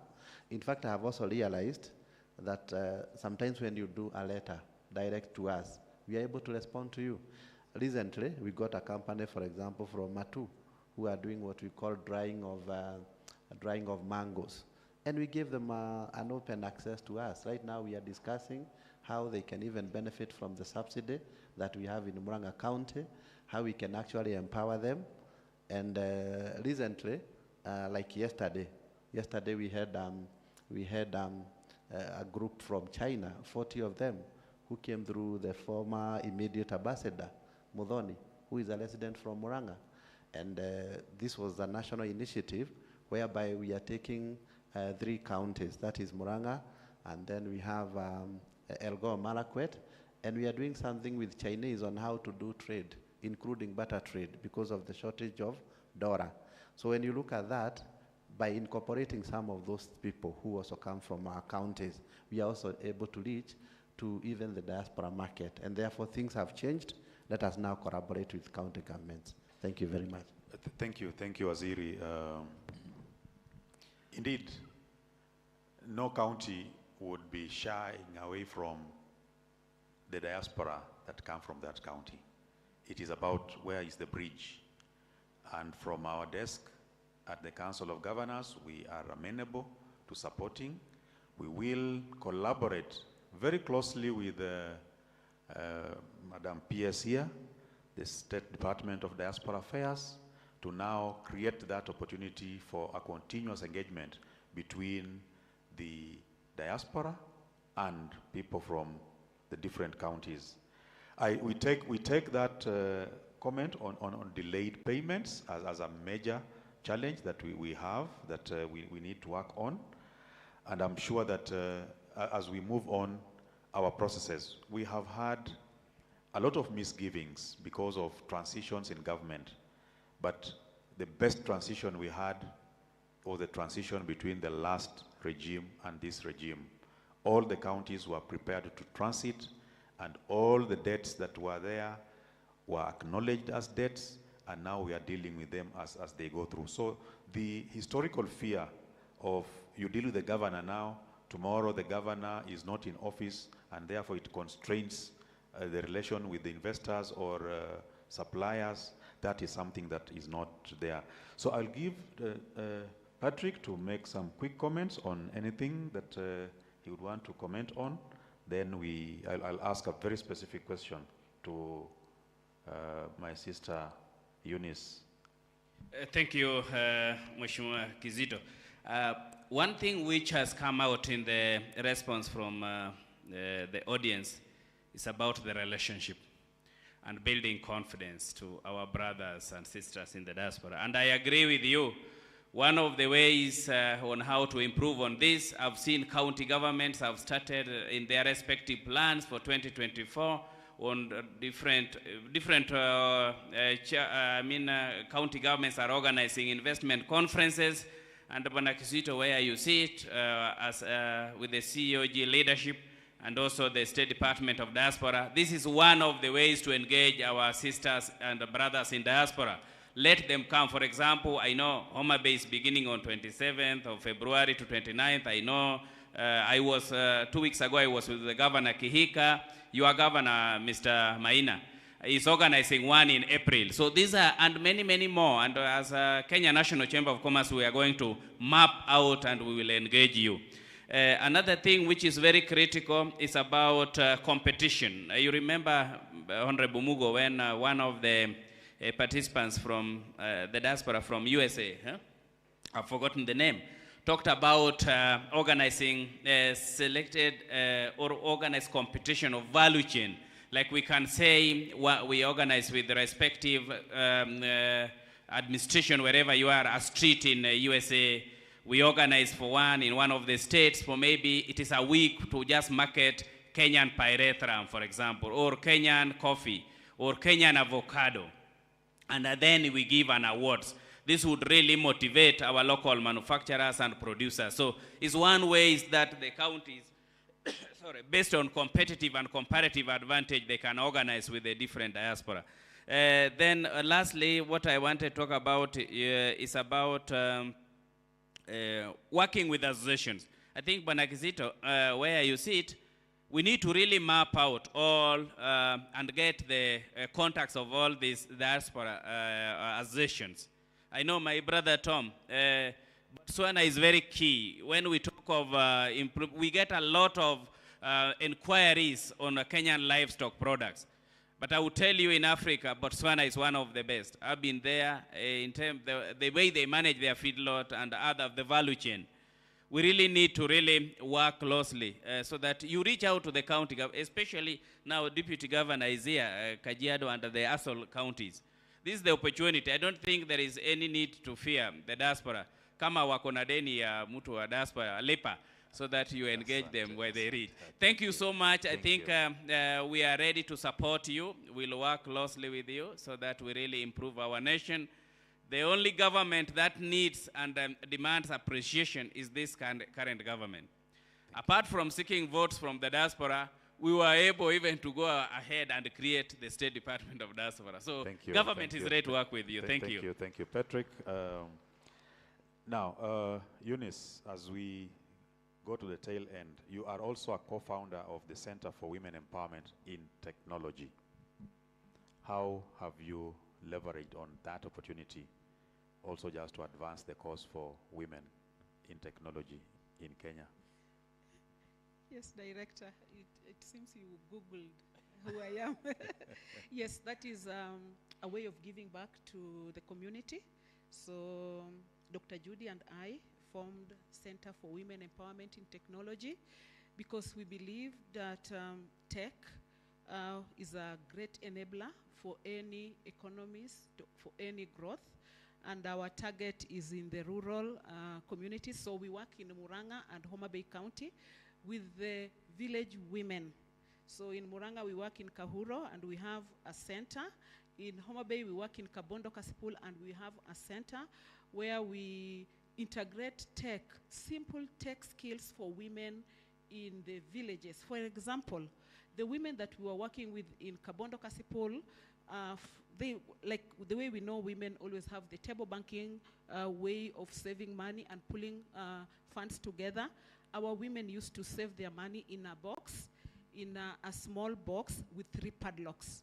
And we taught them how to do mobile banking, simple mobile banking. And we taught them to just understand how someone can come and break in and get away with the box. And today, when women raise their weekly funds, they transfer it directly to the bank. So that has been a milestone for the women that we work with in the village, in the villages. And one component that we are also doing currently with the women in Kabondo Kasipul is smart homes, where we are doing very simple ways of keeping our environment safe, that we ensure our women light with solar, like someone talked about solar, because many, of course, we use koroboi and the kerosene lantern for lighting, and the solar, they buy it in bits, they pay in bits, and that is a component that has been going on. And the smart home also ensures that they have trees around their homes, and we gave them trees. They have a kitchen home, they have a storage tank. That is what we are calling the smart home, and the cook stoves. Improved cook stoves that use 2 pieces of firewood instead of 3 stones that we know, and because most of us come from these villages. And slowly we are seeing communities changing and adapting to the new ways of keeping our environment clean. So in a way, we can continue to also give back. This is just one way of giving back to society. Thank you, thank you. We are coming to the tail end. I want to confirm again one thing. The bankable projects that have been spoken to. During the devolution conference, a video of which was played in the transition, we did launch from all the 47 county governments the top priority bankable projects, and it's available on the COG website, cog.go.ke. We have a learning platform in COG, which is called Maarifa Center. If again you access Maarifa Center, you'll be able to have access to that retinue of all the priority bankable projects that the 47 county governments have been able to document. That is not like the whole retinue, but once you pick out something that you would want to do with the counties, we are again amenable to further discussion and link you up with the respective counties. So for 1 minute each, just the byword from you, Your Excellency. Thank you very much. I know His Excellency the President has mentioned that there is high collaboration between the national government and the county governments to set up industrial parks and aggregation centers in every county. This is to encourage value addition on different value chains, especially a value chain that every county has a strength in. I know this is an opportunity for investment.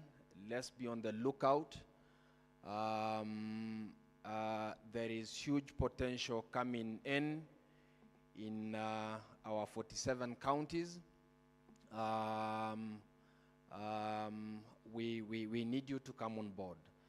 But finally, I think as county governments, we need to have, by the help of the State Department of Diaspora, a way that counties can also be able to engage the diaspora community. So we need to have a discussion, have a very good framework on how counties can also be able to really collaborate and engage with the diaspora community. Thank you. Thank you, Your Excellency.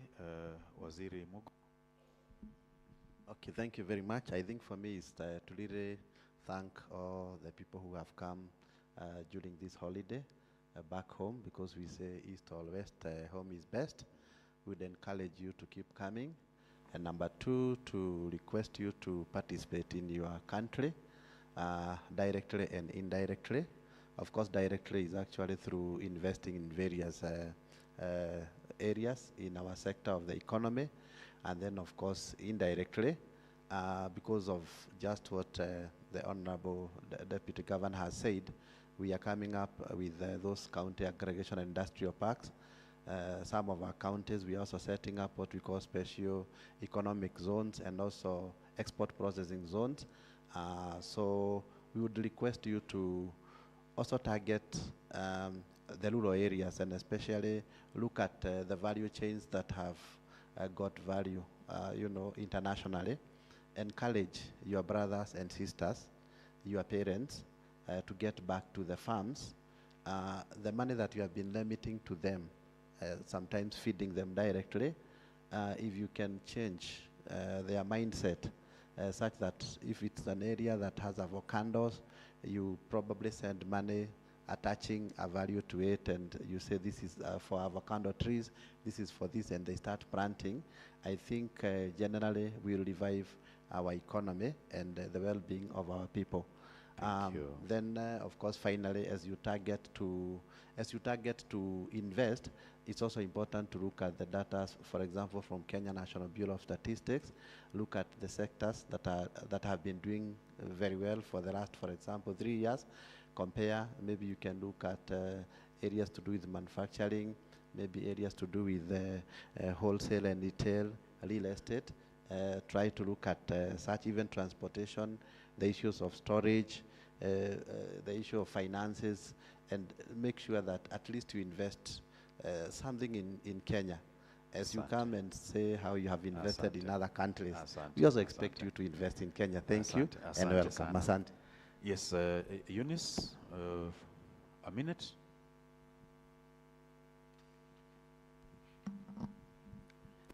I'm grateful for this forum and how our diaspora have opened their minds on the hurdles they get when they want to reach us in the counties, our counties, and I'm happy that COG has given a rebuttal on that. Mine is just to commend the work of the COG. I remember when our trust fund had completed our pilot project, we were moving to the next counties, and as a partnership person, the first stop that we made was at the COG, and it was very easy to get the contacts of the Kwale County. It was very easy for us to get the contacts of the Kilifi counties, the CCs of water for the both counties. So I think things have changed so well and progressing well. Thank you. Okay. Thank you. Ladies and gentlemen, I want to just sincerely ask you to ask yourself, if climate can change, why can't we change? So, second thing, as KNCCI, we have developed a very good framework 2024 to reach and all the economic destinations globally, and we'll be coming to your countries of residence from January. We have a very good calendar of events. We want to engage COG and also national government on this, so through business forums, and please count on our support. We'll be marketing Kenyan products. We are also opening different offices across the globe. In Hunan province, for example, we have now attached an officer to just have Kenyan pavilion every week. We are opening another one in Guangdong province, Sharjah, and UK before the year ends 2024, and we count on our support. Lastly, work with the Council of Governors. Let's promote our counties. Home is best. Thank you. Thank you, Patrick. As I sum up this conversation, our commitment is there to work with you in the diaspora, certainly through the State Department of Diaspora Affairs. You know, in the initial term, one governor, and I remember it was Governor Karanga, did actually appoint an ambassador in one of the countries. But that is not the direction to go. We will work with the State Department to be able to reach out to you in your different formations, but reach out to us also. I would really want to see somebody setting up a desert drive in Chalbi Desert from the diaspora, so that we don't go to Dubai to experience a desert drive. We can have that experience right here in Kenya. And lastly, we just want to commit that we are available to you to be able to harness the full potential of our county governments. And I thank you, and over to you, Mr. Chairman. Thank you so much. Let's clap for our panelists. We appreciate the rich insight and the information you have given. Counties are the epicenters of development, and let's channel our diaspora financing to contribute to that. So Sorry, before the panelists leave their seats, our esteemed panelists, you can please take your seats right there, because the PS has been intrigued by your conversation and she thinks it will be nice for her to add her voice onto the conversation, and please allow her to do so. Thank you, ma'am. Thank you. Thank you very much. The moderator of the panel, thank you so much for putting this together and for helping us with these discussions. I wanted to just take a minute to say, and this comes from the conversations that have come up and some of the issues that have been raised by diasporians responding, is to say that, and to echo your comments, that really we are open in every way to support not just the diaspora, but to support the counties. We know that investments happen mashinani, and that is what we are pushing for, which is a big part of why we asked that the counties actually run this session, and we wanted people not to think of investing just in Kenya, but investing in a particular place, investing in Laikipia, investing in Tana River, investing in Meru, investing in Kathunzweni, in Machakos, I believe, and so on. So we want the investment and the impact to be real to a particular place. Thank you for sharing that the county investment profiles and the bankable projects are on cog.go.ke. One of the things that come up often is that we don't have, or diaspora says, we don't have the information on how to take this conversation forward. That is one place where we can immediately take that conversation forward. You can go on that site and find in every county what are some of those ready investment projects that you can plug into. We've also shared, I believe it has been shared or will be shared shortly, that particular document on the conference website, which is kenya-diasporaconference.co.ke. You'll be able to find. In other words, we're trying to make the information as easily available for you as possible. I am agreeing with you, Excellency, that we must work together and through the COG and our State Department to really create that link. One of the responsibilities and the mandates of the State Department is to mainstream the diaspora into the process of national development. Development is also happening in the counties in an extremely important way, and for us to mainstream diaspora then into the counties is a conversation that you're having about who are the contact persons for the State Department within the counties, and how can we create together a system that allows us then to run together as one government, so that we don't have that disconnect between national government, county governments, diaspora, and so on, with a bureaucracy that is not heavy, but that allows us to move and move quickly. I wanted to say really quickly that we are here to support you, whether as counties or as the regional economic blocks, in meeting and speaking with the diaspora in specific places. We are happy to help organize those meetings. We're happy to help organize them in the various countries where the diaspora are, so that then we make it work. I think somebody spoke about working through our ministry, so we'll work well with you to ensure that these can happen. Let me also say that within the State Department, we have a directorate of diaspora in savings, investments, and remittances. And Munzala, who is the director for this directorate or this section, it is his job and his team's job to actually ensure that the conversations that are going on here don't end at conversation level.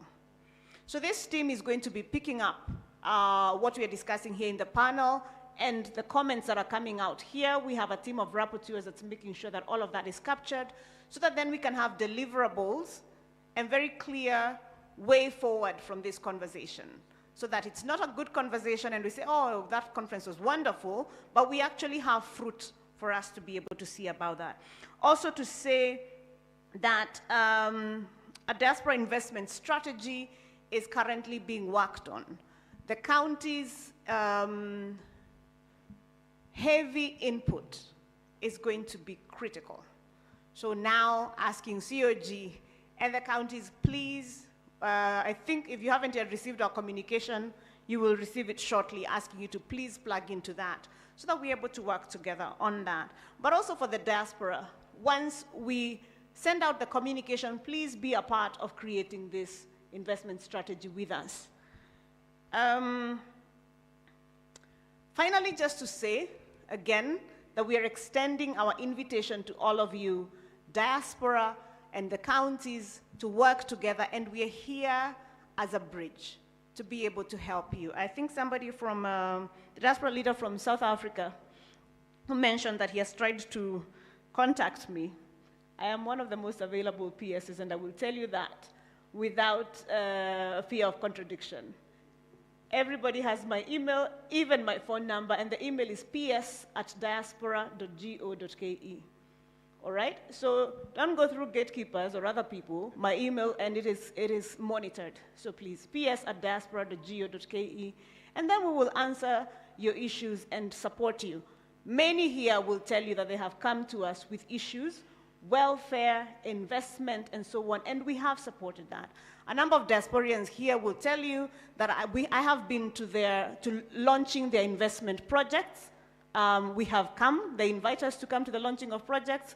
This is our job, and we are very happy to do it. So please, do not walk around assuming that we don't want to help. We want to help. It is our sworn duty and responsibility to do that, and we take that responsibility extremely seriously. So we welcome you to work with us. Don't feel like you have to fight us. We have invited you. See, we have invited you here because two cannot work together unless they agree.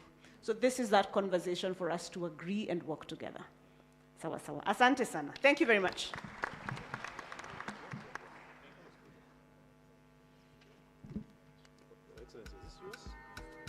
Asanteni sana. And ladies and gentlemen, you have the PS's email, and the PS's number is, are you ready to write it down? Are you ready to write the number down? 0722. The rest of the numbers I'll give you after lunch.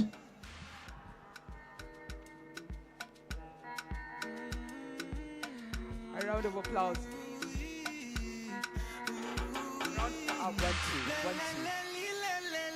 A round of applause, please, for our panelists today and the commitment that we've received from Madame PS. Hey, let's give them a nice, hearty diaspora and appreciation.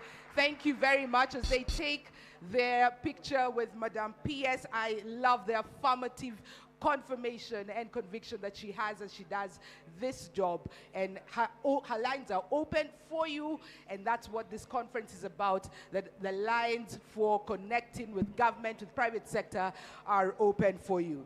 So I have three main announcements for your consideration, dear delegates. Number one, just to let you know that these proceedings are live on YouTube and Facebook, so please take the link, share it with your diaspora communities, and let them enjoy and follow through these conversations. We were advised that we are diaspora_KE on YouTube. State Department of Diaspora is on YouTube, and that's where the proceedings are following through.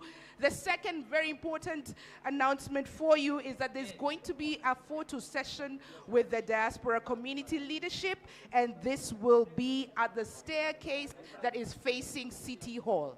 So Madame PS has requested humbly and kindly to please take a picture with the diaspora community leadership at lunchtime. So once this panel is over, then we go down. I see you from Botswana. So please ensure that you go down, take your memorable picture with Madame PS. Finally, another very important announcement for your consideration is we are expecting the Deputy President, Honorable Rigathi Gachagua, to join us this afternoon at 2 o'clock. So he'll be here at 2:15. So the kind request is that we're seated by 2 o'clock. Is that a commitment we can keep? Yeah? All right, so thank you very much. So at 2 o'clock, we'll be expecting that we're all seated and settled. Thank you, Madam PS. We're all seated and settled by 2 o'clock because our DP is coming in at 2:15. Without much further ado, I want to give this moment to my moderator, Mr. Walter Mungari, to take us through pitching of fintechs and startup investment opportunities. Walter, the floor is yours. Thanks, ma'am. Where are those great guys who are joining us as here for the conversation on fintech? By the way, do you want to join me down here? It will be nice for us just to sit and have the conversation down here. Ladies and gentlemen, it's very difficult to have the last panel before lunch. It means we are the people standing between you and your lunch. So in our clock, it tells us it's 12:33.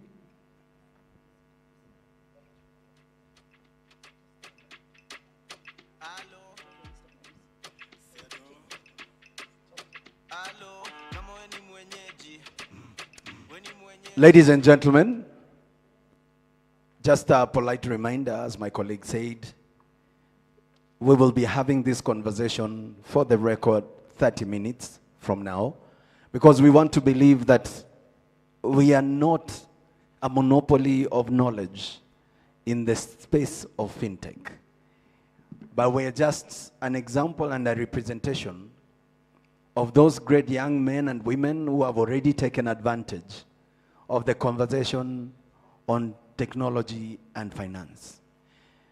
Now, we will like our great panelists to make a brief introductory of themselves, what they do as a first round, and their company profile as a first round. Then the next conversation is, as we said, we are not a monopoly of ideas when it comes to fintech. And what is this thing that we call fintech and sounds so complex? We will be diving into that as our second response. So for now, starting from my left, a powerful introduction of who you are and the company that you represent. Okay, good afternoon, everyone. My name is Joram Winamo. I'm the CEO of Sandbox, which is an entrepreneur support organization. And I believe probably the largest organization that helps entrepreneurs to build and grow their businesses. Our passion is helping Kenyan businesses to think global and to think about how they can build their business, not just for the Kenyan market, but for the Pan-African market and for the rest of the world. We need to stop thinking Africa is the only place we can play. We can actually play globally, and I'll actually talk about that as we go along. All right. This panel is this way. This panel is male heavy. So when we come to the conversation, we will be throwing our conversation back to the wonderful ladies who are in the floor. So the ladies are represented in the floor. So here is just the conversation starter. Ambassador Karibu Sana, you're in great company. Yeah. My name is Joshua Odongo. I'm the CEO and founder of Tujenge. So I've been an industrial designer and a product developer for the last 14 years now. And yeah, we started Tujenge, which is a mobile wallet that is dedicated to make your transaction charges work for you. And I'm excited to be here, looking forward to a very insightful and educative panel. Thank you very much. And before we get the introduction of the next panelist, it's important to note that fintech actually uses the two most powerful and richest sectors, that is finance and technology, in making money. So I'm seated in the company of very wealthy and rich people. And please remember this picture. That's why it's star-studded, yeah. Hello, my name is Arnold Kabare. I'm the CEO and co-founder of a company called... Do you fear microphones? Hello, my name is Arnold Kabare, the CEO and co-founder of a company called RIM NextGen, which is a clean tech startup, which is on a mission to empower middle and low-income families in Africa, and of course Kenya, with access to clean, safe cooking gas, while accelerating its adoption as the primary cooking fuel in their households. All right, okay. Yes, my brother. My name is Eric Thimba, CEO and co-founder of MOOC Africa. MOOC Africa is an East African tech company that is building Africa-focused e-commerce platforms. We have 2 platforms under our current portfolio, which is one, which is MOOC.com, which is a ticketing platform that's based in Kenya, Uganda, and Rwanda, and soon to be in Tanzania. We also have a payments platform called MOOCPay, which is primarily geared towards creative entrepreneurs and giving them a solution to be able to collect payments using through multiple currencies. Wageni, it's like we didn't get the brief. If you can see these guys, even the dress code tells you that they're swimming in money. Even 2 of them have a uniform, but it's okay. What's yours? That's how money looks like. Yeah. Thank you. We have money. That's not a joke. True. My name is Malak Silas. I live in Germany. I've been here for 2 months, trying to establish something. I work in a company called Ecotech, a software engineering company, and me and my colleagues are in charge of the e-learning department. I am here to do something called art tech. It's an art fintech, because as we have realized, arts are very neglected, and compared to the market world, art is a $1 billion company. It's a $1 billion market. We can compare it also with the leather, and art market is about $513 billion. And if Kenya, we can tap into this market, we can go far. So I'm there to just put art and fintech together and establish something. How much did you say it's worth in dollars? The art market has grown to up to $513 billion, US dollars. Yeah. In the meantime, our audiences can do the calculation in terms of the Kenyan shillings. But ma'am, what's your story? Thank you very much, Walter. And my name is Josephine Ojambo. I am an ambassador, former ambassador of the government of Kenya. And right now, I am a research associate at the University of Nairobi. I also am a stakeholder management expert for the Kenya National Innovation Agency. And the startup ecosystem is part of the innovation ecosystem of our country. Now, today we're going to speak from my perspective on the framework for innovation in Kenya. I'll focus on anything from your ideas to incubating them, to accelerating them, to venture capital, to sustainable markets. I know that somewhere along the line, you'll find a space to anchor yourselves as a diaspora, and the innovation ecosystem is equal to 2% of the GDP of Kenya. Okay. Thank you. Thanks very much, Balozi. Last but not least. Good afternoon. Good afternoon, everyone. My name is Emmanuel Nasila, founder of Non Limited. We're in a tech field, events, cosmetics, and also capital. In tech, we do tech development of products. Cosmetics, we make products, cosmetic lines. And for capital, we do most of investment management, and that's why we're here today to talk about investment per se. Thank you. Now that you have the microphone right there, why don't you demystify what is this that we're calling so in a grand way fintech, which to us is a simple combination of finance and technology? How are you using finance and technology to improve your service delivery and business? And what enticed you to go into this business so that those who are listening to us can see the opportunity that is there? So first of all, to define what fintech is all about, because fintech is a name that has been used, but most people don't really understand what it means. Fintech is using new technology to provide financial services that were being provided with old technology. So in terms of non-limited and non-tech per se, we are creating products such as applications that provide financial services that eases each and every day-to-day activity. We are also trying to build up tech products that are B2B related, where companies or financial institutions can use to ease their day-to-day activities in business.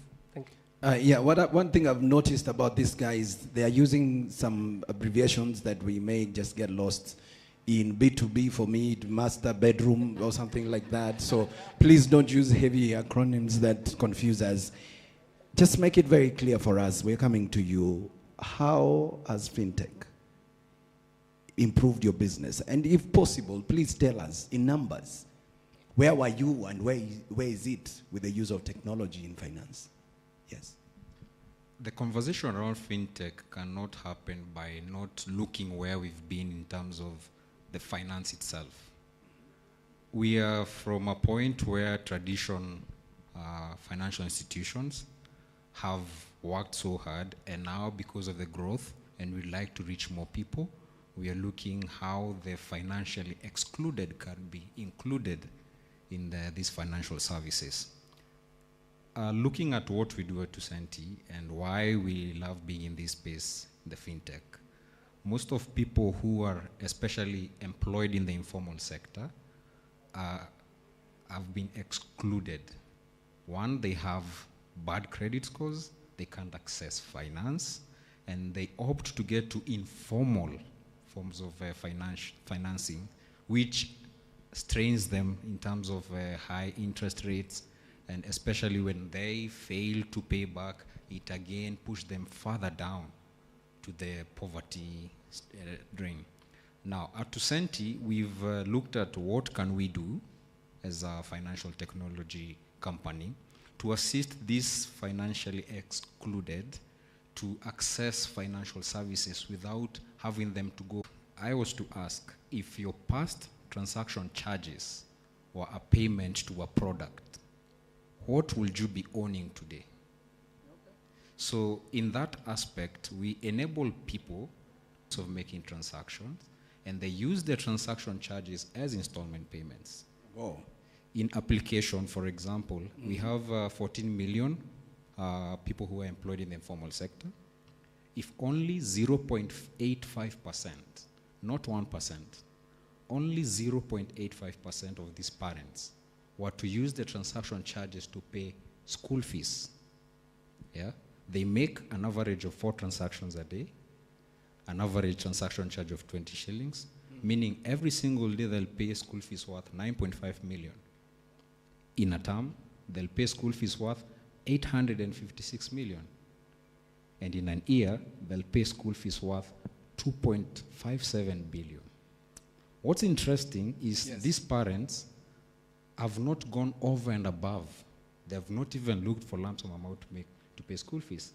But they've just spent what they ought to have spent in exchange for convenience. Just hold it right there as we ponder on those big figures you're talking about. And by the way, as you're watching here, even you're watching online, please speak to us. Let us know. If you don't understand anything we are saying here, just raise up your hand. This is a very interactive session. Muzika hivi alafu mukaka blank and then mukasema tuku interact. What is the story from Germany? From Germany, I'm here in Kenya, and I wanted to explore how digital nomads can work. Because, for example, right now in Germany, it's very cold. And so I was here working from here, and they were very impressed with the Kenyan system, with the Kenyan technology also, internet. I was able to do meetings online, and I'm like an ambassador for Kenya here now. So everything was working well. So for me, I'm focusing on the artists, because artists are neglected in Kenya. And artists are very, very lucrative business. And most of the artists have given up. And my idea for this fintech is... Let's clarify, what kind of artists? Artists wa kuchora ama artists wa kuimba, wa kutumbukiza watu? Kutumbukiza. Artists wote, lakini saizi na focus na wa kuchora, na sculptures. Because what I want to do is disrupt the normal convention with the art galleries. So we want to create a platform whereby people can buy shares. You can buy an artworks and own it, and then we can auction it. When we auction it, you have your, like dividends and things like that. Because you can get an artwork for 2,000 euros and you can sell it for €1 million or something. Okay. Gas and cooking, before people go for lunch, we are standing in between lunch and our audience here. Of course. How can you share an example that has helped you financially grow with the use of technology and in satisfying the needs of your customers? When you look at the Kenyan cooking gas market... Kula mic. Sawa. When you look at the Kenyan cooking gas market, there's minimal digitization and a lack of transparency. And so you find that 1 million daily consumers are exposed to unsafe and uncertified cooking gas. And at the same time, you find that over 20 million consumers face poor gas consumption and expense management. And of course, on the side of the stakeholders, you find that over $1 billion is lost in fraudulent business activities. And so in terms of our product offering, we have developed a smart gas meter that enables consumers to monitor and manage their gas consumption and expense with ease. And at the same time, through the accompanying platform, they are able to budget and plan for their upcoming refills. And that is where we infuse now the fintech element, whereby they are able to save up for the upcoming refills. By the way, we have the contacts of these great people here, and if you feel that you want to have a further conversation with them, they are available. Bro, share your thoughts on the aspect of how you've improved customer service in terms of transactions with your company. I think one of the great things is, when we talk about fintech, is also just how mobile money has facilitated for so much of this. And, you know, it's really great that, you know, none of our businesses, I think for the most part, would be able to exist without that first layer of mobile money penetration that's happening. And so, you know, I'm Kenyan, but I live in Uganda, and it's been fascinating for me to see how, because of how far ahead we are with our fintech here in Kenya, you find that in a lot of these other African markets, that they are, quote unquote, almost like 10, 15 years behind in regards to the kind of progress that we've made. So you find that, I always tell people that, you know, for me, being in Uganda and launching our business in Uganda, it was like I was coming from the future. And I found that, my goodness, there's so much that we're able to impact within all these different other African markets because we come from Kenya. And because we've made so many advancements in fintech, there's a lot of like first mover advantage that we're able to have in other African markets. So yeah, I think those are just my thoughts. Yeah. Now, Balozi, we will be coming back to you just to speak from a perspective of innovation and the ecosystem of innovation, and how probably the government is harnessing that space from an academic perspective, at the same time from a practical perspective. But we'll be coming back to you. But let's hear your story. So what all these people are not telling you is that Kenya is the global leader when it comes to fintech. That's where we clap first. That's where we clap. Yeah, thanks. Now, shida yetu is that we are very humble, that other people come and take that tag and run with it. Apple Pay was launched last year, and US celebrated that money had finally come to the mobile phone. We had been doing it since, what, 2009? Yep. We had, 2006 is when they started testing, yeah? So we were 15 years ahead of Apple Pay, but they were celebrating it like it's the world's greatest innovation. Yeah, for our brothers from the US, just to understand. So 400 billion is sent to Kenya. Where does that most of that money go through? It goes through Wave, it goes through. So you can send to your shosho in Turkana. No, there are no shoshos there. I can't remember what it's called. What do they call shoshos there? You can send to her mobile phone from the US, and she'll receive the money and go and pick it from the nearest agent. So what we are not saying is that we are the global leaders in innovating and pioneering around fintech.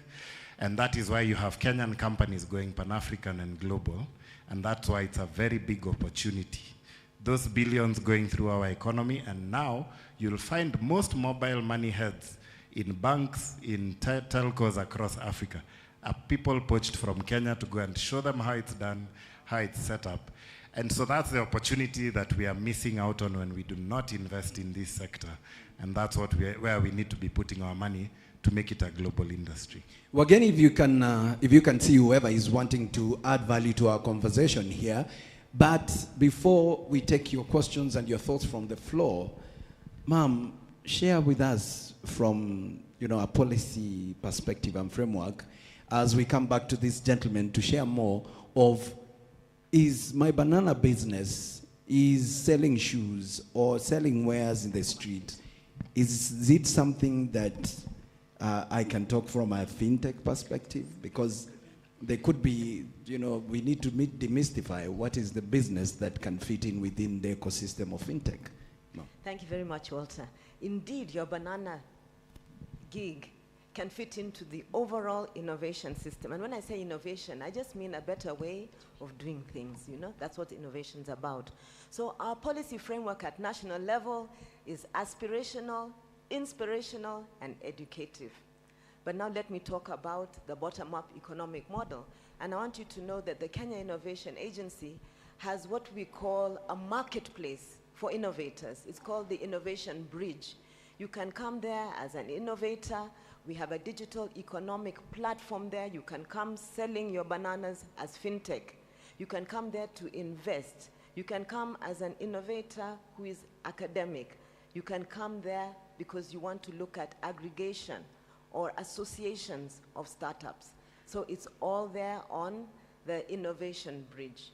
I want to go forward. If you don't believe me, in this audience, there should be at least 2 people who received the Presidential Innovation Award. If they're here, hands up. There you see, and there'll even be more. There you see, okay. And there are more. Those were given by our president, not less than 3 weeks ago, for innovators from the county. A round of applause, please, for them. I can go even further. Not too long ago, as Kenya National Innovation Agency, we brought together innovators from across the country and also from 55 Commonwealth countries, and they shared innovation. They learned from each other. And now, high commissioners are inviting them to their missions or embassies and making it possible for them to enter other economies.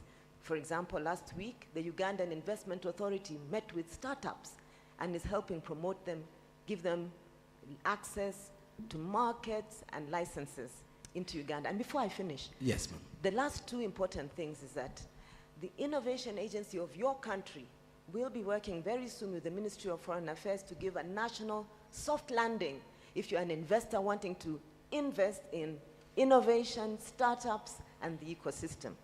On the other hand, the same Innovation Agency is thinking about having innovation trade fairs so that we come to your country and bring the innovation of Kenya to you where you are. Thank you. How can we use your business and use of technology and finance to improve on services and, of course, the profit making?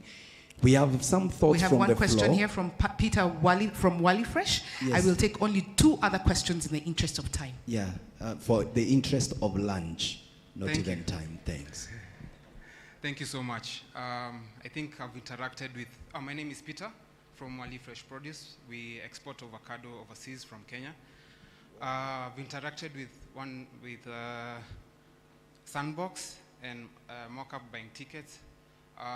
Ideally, I'm looking at how we can integrate agriculture with tech. Maybe we coin the word agri-tech, agri-fintech, something of the sort. How can we do that? Because we are looking at now opening up a pack house and also processing of avocados. Thank you. Thank you very much. Mpigeni makofi tafadhali. As we also continue to, Wageni, do you have another thought from the floor? No, I don't have any other question from the floor. That means that either they are listening to us. Okay, I have one. I have 2 there, the last 2. I'll Okay, walk across. You want to run across, but Yes, I while will. you're doing that, guys, we are painting such a fantastic picture. Are there challenges that come with all these advancement in financial transactions that probably are online and things like that? And for those who have startups and small businesses and they want to start, what are those things that they may want to look? We'll be taking that on a straight line to this end, but for now, let's hear. It's my friend. Thank you. I'll be brief this time. I do love fintech, and why I love it is because I'm always on the receiving end. I like when it's all finished and I can use it. But I would like to just throw this out there. Maybe it's something that you all can think about. It's a problem that has been persistent since we started this conference. Information. How can you, all those brains down there, come up with a way in which we in the diaspora can have government information somehow, even if we have to pay for it, just come with some form of database where we can access information from the diaspora somehow. I don't know, I'm just throwing it out there. I mean, information reaching diaspora has been a persistent, consistent problem, and I feel like we have not really solved it. We've just been mentioning it and carrying it forward. So I would just like to propose that. The second proposal would be research. I'm a public health researcher. And one problem that we normally have is when research comes to us on the other side in the United States, you are presented with data and you go like, how?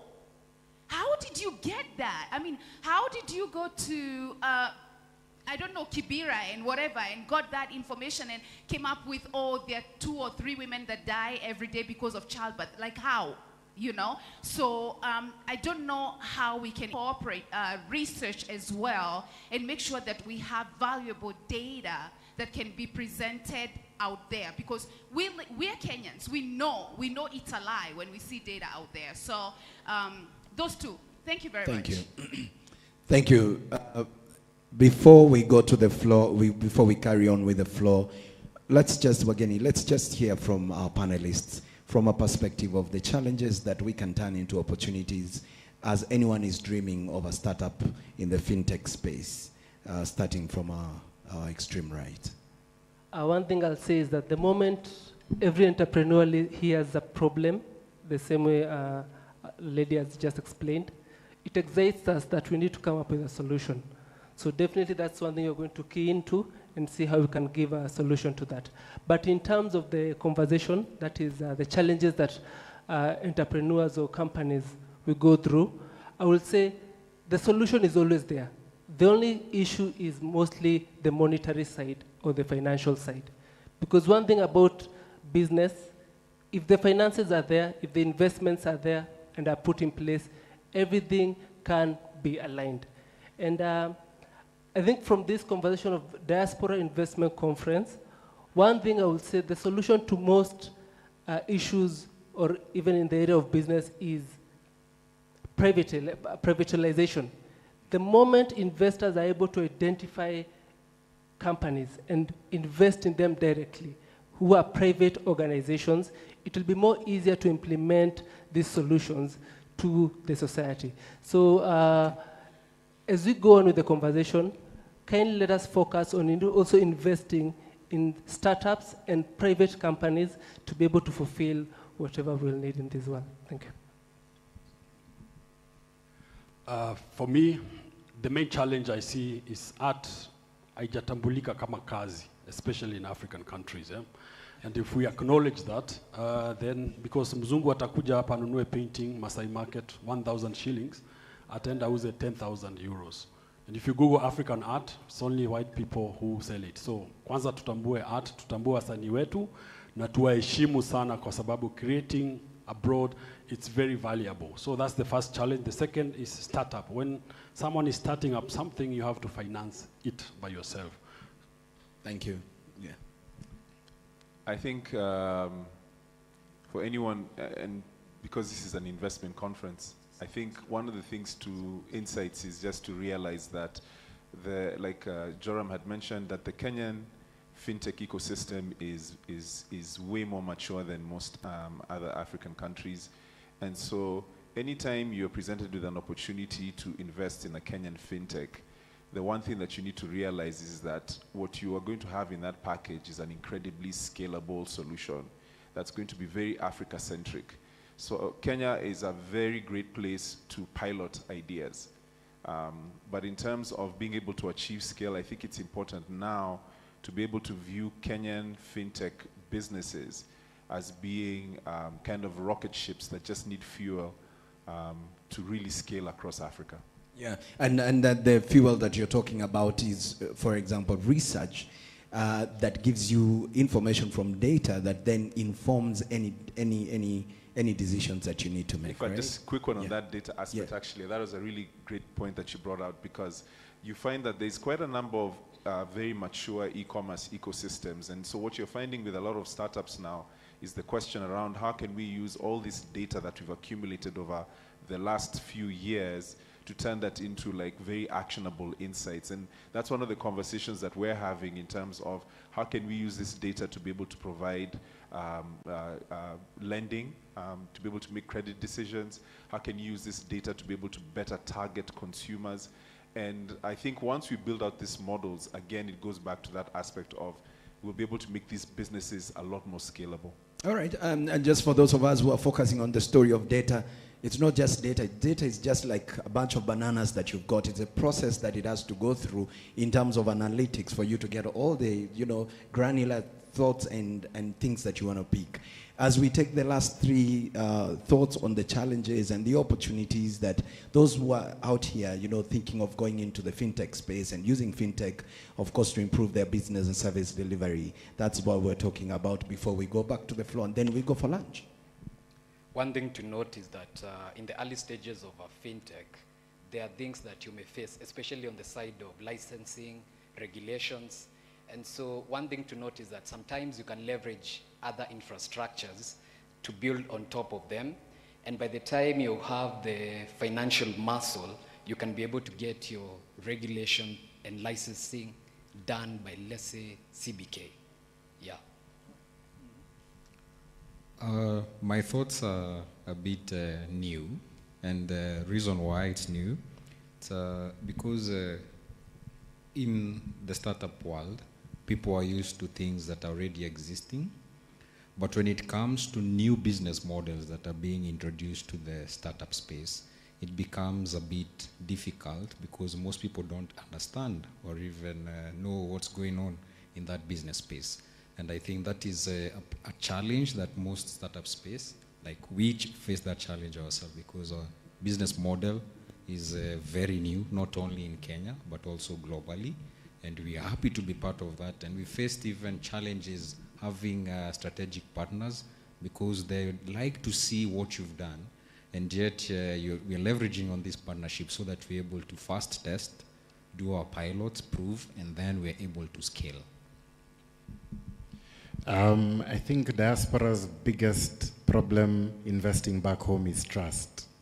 They've been swindled by everyone, including family, friends, relatives, when they've sent money. So how can they trust the system when they are looking for investments? Who can they trust in the system? And so, like ourselves, we have a platform where we've put together trusted consultants, legal experts, accounting experts, people with a track record that we've vetted. If you want to do something back home, if you want to do due diligence on a business, if you want to invest somewhere, don't just go blindly and take something that looks flashy online. Work with a trusted platform. We've been here for a while, and so that is a problem that we are solving that can help people identify and invest in very good projects back home. Balozi, with all these great ideas as we come to a close, and gentlemen, at the end of this conference, if you look at what the banner is saying, it's an investment conference. It means all these great people and delegates who are seated here are investors who are looking for opportunities where they can put their money. So as we conclude this, may I please ask you to have a minute to pitch your company and your product to these great investors who are here as we conclude, but from a policy and a legislation framework, from a government perspective, what have we done and what can we continue to do to mitigate some of these risks that our investors are talking about? Then we come back to, Wageni, I am coming back to you after Balozi. Thank you very much, Walter. Very difficult question. It's policy and legislation. So let me start with the legislation. 2 legislations going through Parliament soon. Support our parliamentarians on them. 1, the Startup Bill that we want to see become a Startup Act. It will be a framework for all of you who have startups. The second, the IPO Bill of 2024. Well, it should be an act in 2024. So that your patents, your intellectual property is protected, and so that government and other agencies can support you in protecting it. 2 legislations. When it comes to policy, I want to again speak about the Kenya National Innovation Agency and tell you that that agency has a repository of all the fintechs and other techs. And let me tell you what they are there.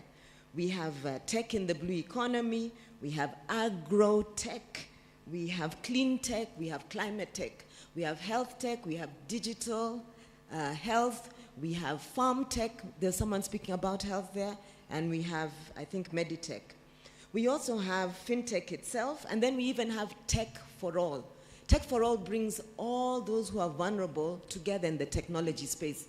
Come on, you can find it, and you can verify its validity. And before Walter takes me off, to answer this lady on data, you know, at the level she's speaking, our universities are setting up technology transfer offices so that those of you in the diaspora who are good specialists in health and other areas can take sabbatical, come and work in that university, help us to improve our information and data on special areas. Balozi, thank you very much. And gentlemen, we are standing between us and lunch and the official closing ceremony, which will be coming up. Wageni, what do you have from the floor? And also keep it very brief and precise and to the point. I'll have to stand up. You're the same guy who was sitting on this end, eh? No, I notice, yeah. Having been in the cyberspace, one of the most important items that I need to look at is PPI. How do you plan, as you go ahead in making sure that you have fintech startups, to protect the data of the customers that you have, one? Two, where is the source of the money that is coming? Are you looking at money laundering as a phenomena in this process? Thank you. Thank you very much. Thank you. Wageni, there's one hand over here, and I would request that we do these conversations during lunchtime. Yeah. We will just make sure that we pair this gentleman with our delegates who may want to ask questions during lunchtime. That's so sure. Can I just get this? This is a very hot comment, not a question. From that guy? From this gentleman. He came and whispered when I was up there. Okay. And it's a quick comment, not a question. Okay. Yeah, first, Walter, thank you very much. You make conferencing very interesting. Thank you. Guys, siniwaambie tu na Kiswahili. South Africa wako mahali Kenya ilikuwa in fintech 25 years ago. Na kuna do. Kujeni. Nitawasort mambo ya registration, sijui nini hiyo mambo yote. Please, let's connect.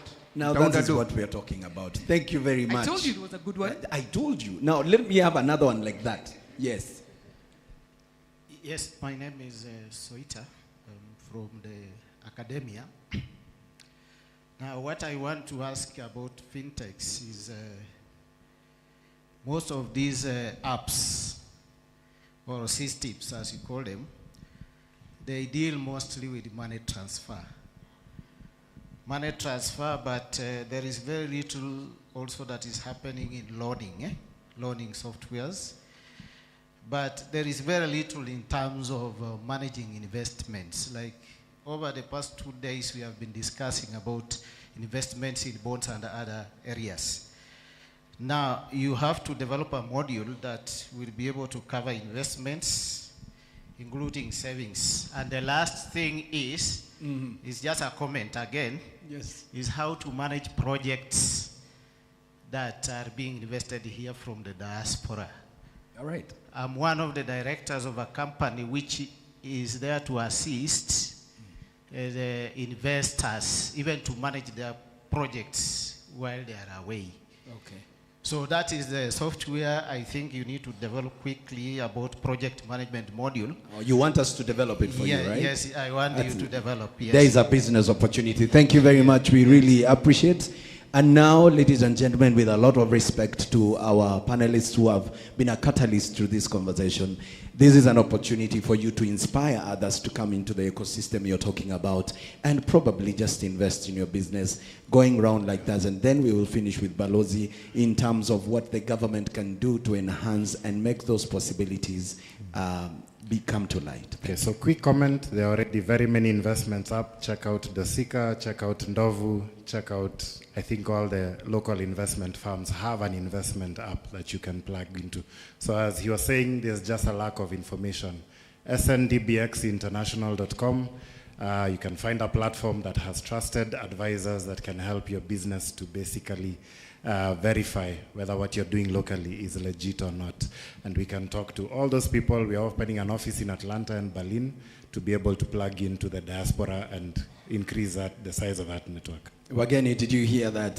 For those of us who are investing through our sisters, our cousins, our brothers, yeah, they are brothers and we love them, but systems are important. Yeah, what's your thought? Looking at the theme of this conference, Tujenge Kenya, building borders and building future. Yeah.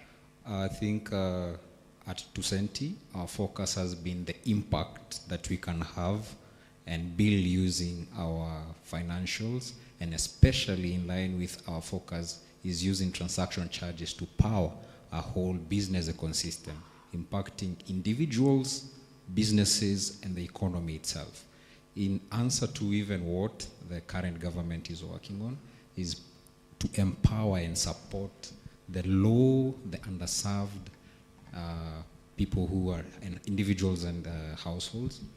Our model is able to simply answer that because it's not over and above, it's not debt financing, but it is just what we use and it is added more value and put to good use. Thank you very much. Thank you. Access to clean cooking remain an underserved area in Kenya, Africa, and other emerging markets. And if you look at it, that presents a $67.7 billion opportunity, which if addressed, will have a safety, social, economic, and of course, an environmental impact. So I implore you to join us on this journey to digitize the cooking gas market in different regions across Africa and in emerging markets around the world. And your company was? RIM Next Gen. Okay, they can find you online. Yes. Oh, thank you. If you're keen on being able to make a play in Africa and to make a play in a scalable, decade-long technology company that is basically building solutions to a lot of Africa-focused problems. If you're interested in being able to do that, my email is thimba@mooc.africa. We are currently operational in Kenya, Uganda, Rwanda. We're opening up Tanzania. I'm hoping to be able to ticket for AFCON. We ticket primarily through a number of mobile money partners. In Kenya, we work with M-Pesa.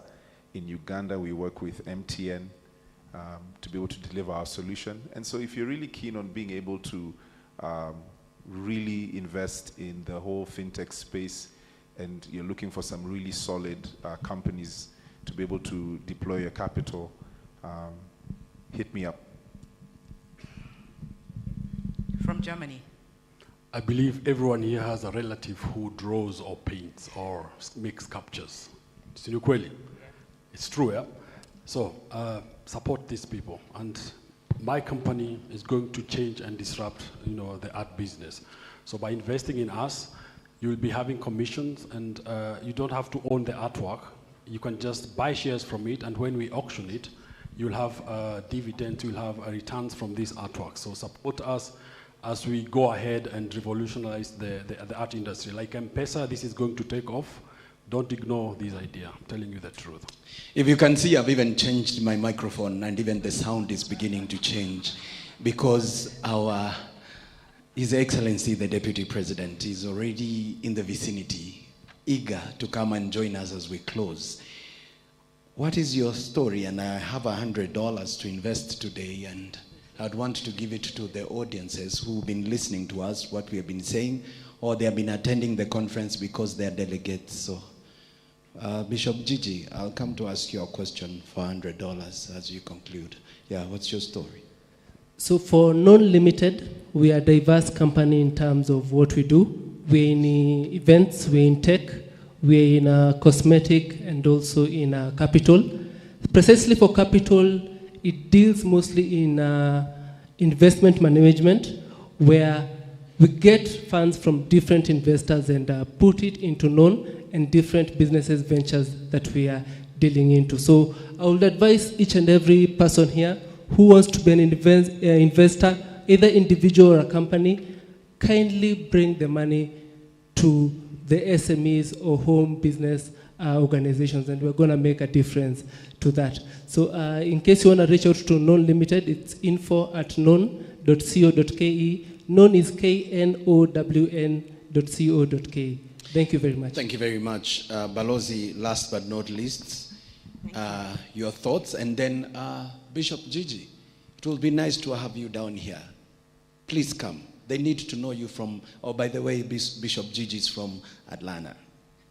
Yeah, it's Atlanta, right?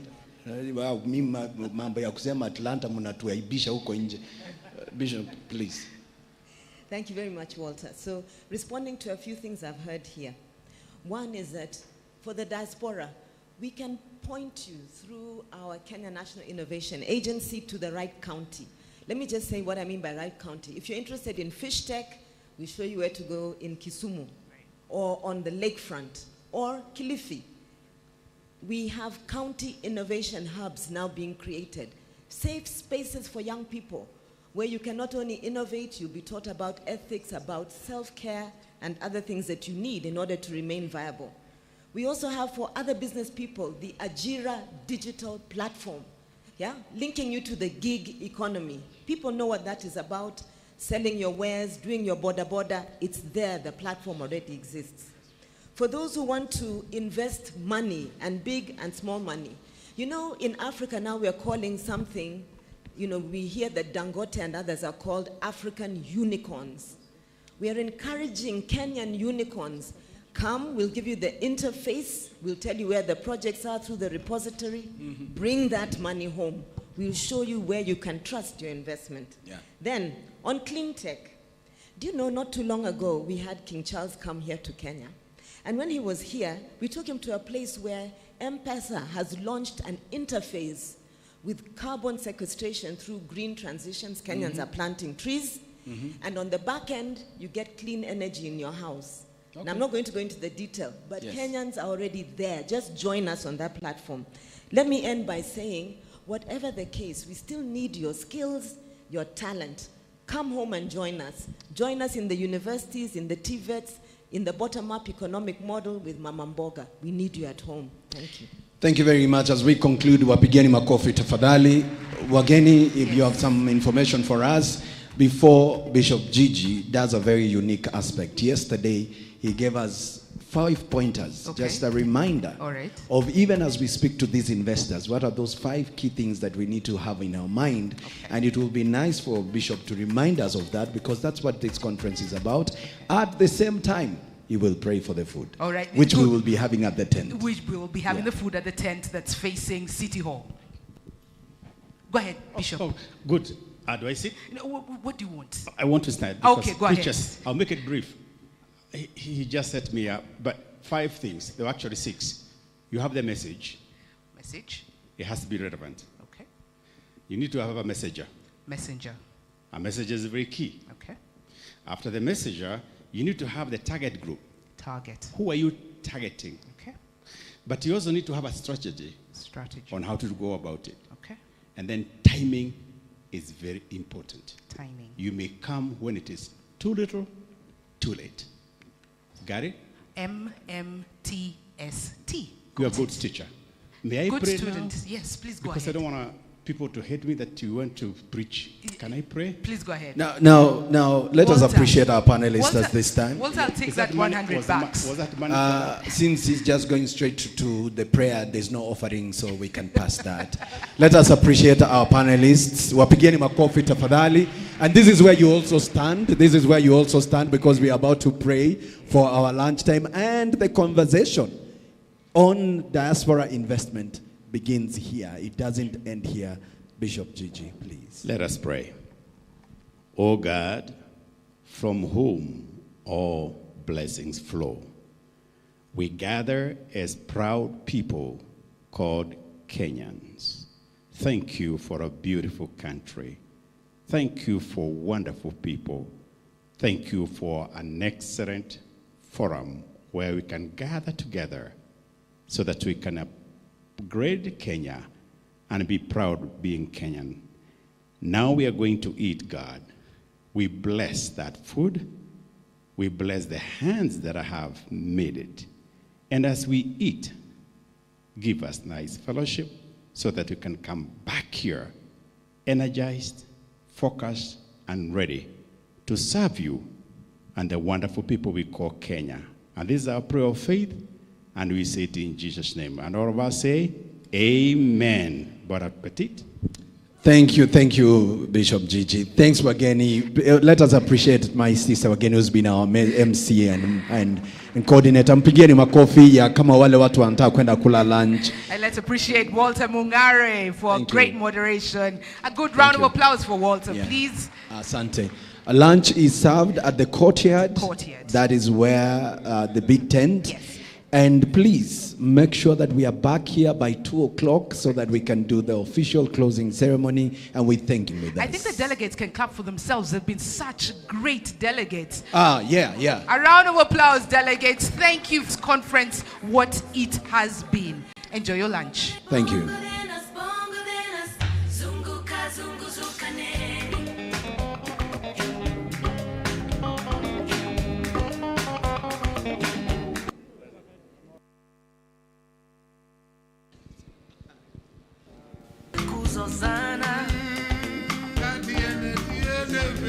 Watu wa upendo hauna dui, hauna kifani kaka.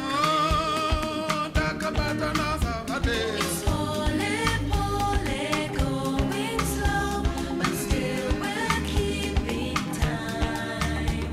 We're facing forward, looking up, forgetting what's behind. Twende Africa, hey, 2020, kuja nami.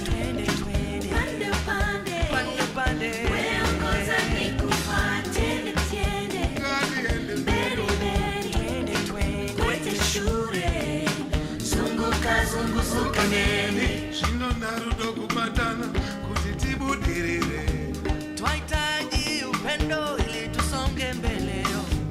Kutambura kwetu shida hatina rudo. Ukosefu wa upendo uleta dhiki ya.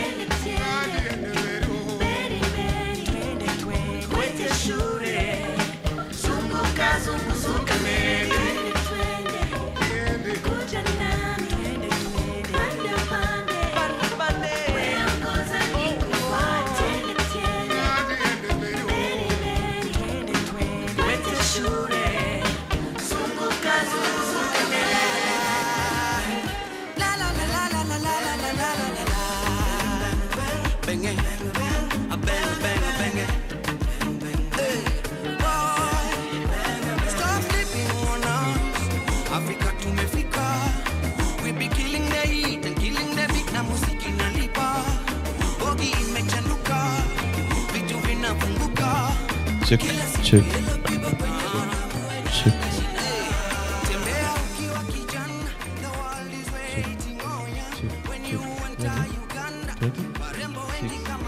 Six, huh? Check. Check.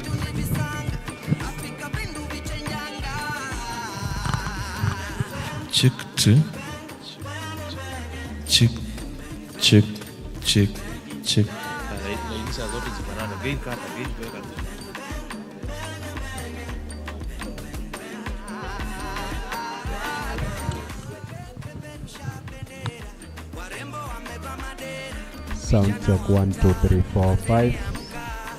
Mic testing 1 2. Hello, sound check 1 2. Hello, sound check 1 2. Check 1. Hello, 1 2. Hello, 1 2 3 4. Taboost kidogo. Hello, 1 2 3. Sound check 1 2, hapo sawa? Hello. Sawa sawa.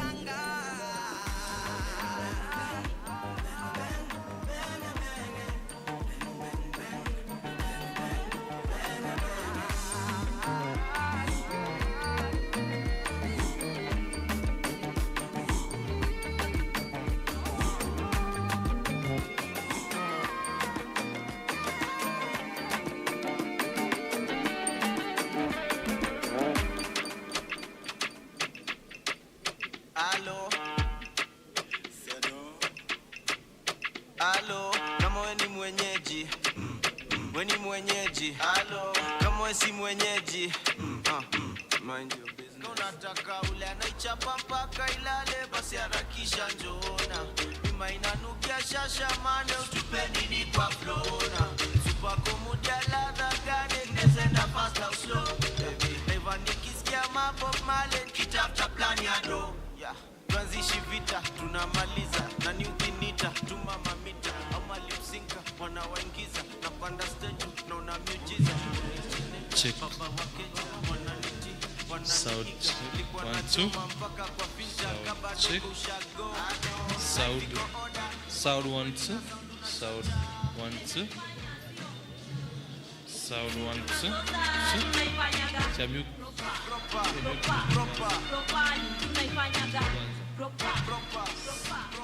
Sound 1 2. 1 2. Sound 2. Checking sound 1 2. Sound 1 2. 2 2 2. I think I speak right.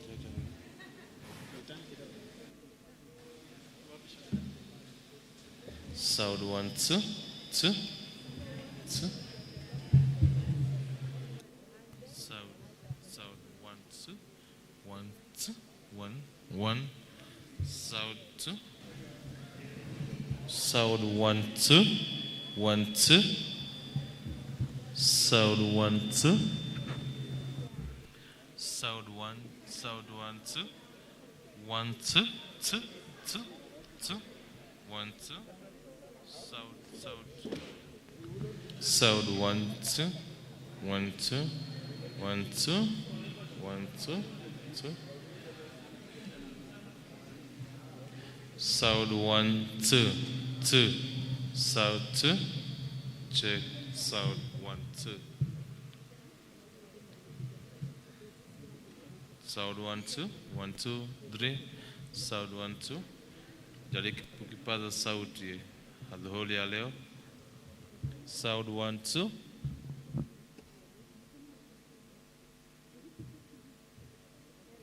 Sound 1 2. 1 2 2 1 2.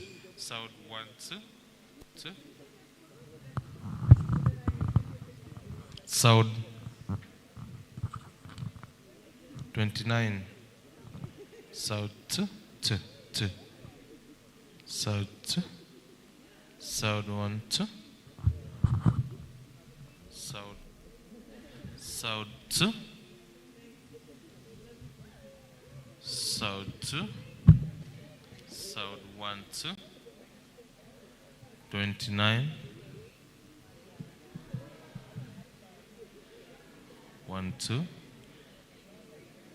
Testing sound 1 2 3. Jaribu kipaza sauti ya dhuhuri ya leo. Unapomtegea naibu wa rais atakapokuwa anafunga mkutano wa siku ya leo. Sound 2. Guza highs kidogo, kata highs kidogo. Food wa mitabo. Sound 2. Sound 2. Sound 1 2. 24. 24. 24. 29 iko mute. 24. Sound 1 2 2 2 2 1 2. Sound 2.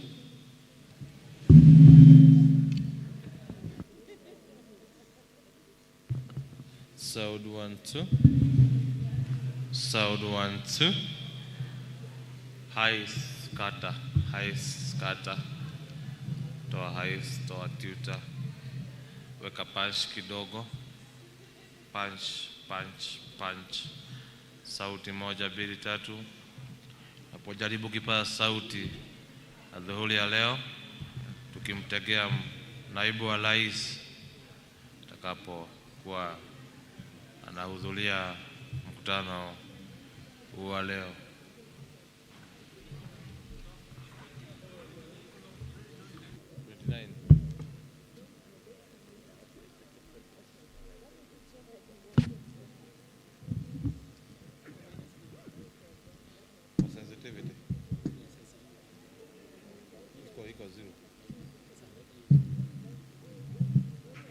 Sound 2. Sound 1, 2. Sound 1, 2. 2, 2. Sound 2. Sound 2. Sound 1, 2. 2. 2. 2. 1, 2. Sound. Sound. Sound. Sound 1, 2, 3. Sauti moja, mbili, tatu. Sauti moja, mbili, tatu.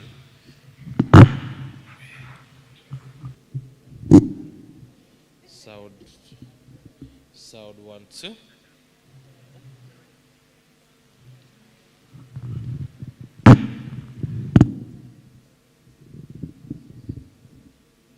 Sound 1, 2, 3.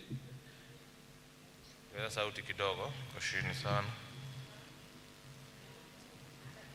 1, 2, 3. Sound 2. Hiyo sauti ongeza punch. Punch kidogo.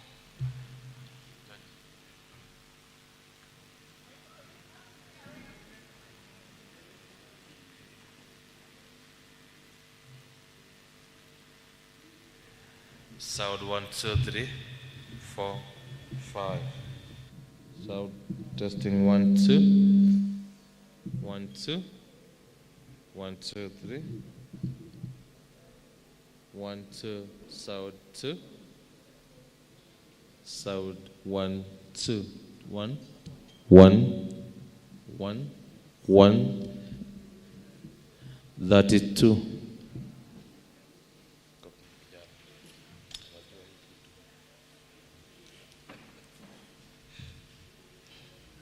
Sound 1, 1, 2, 1, 2, 1, 2. Sound 1, 2, 2.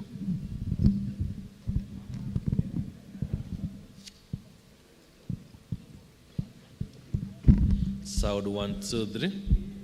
Sound 2, 1, 1.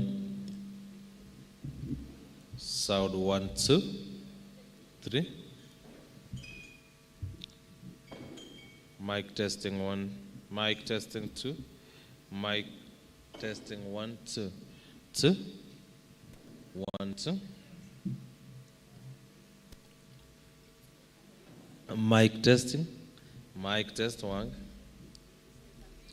Mic testing 1, 2, 1, 2.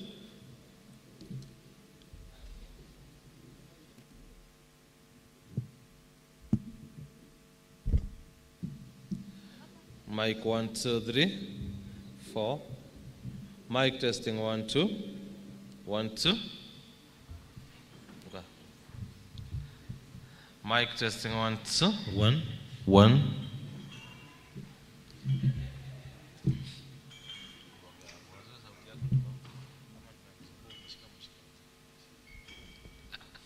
Sound check 1, 2, 3.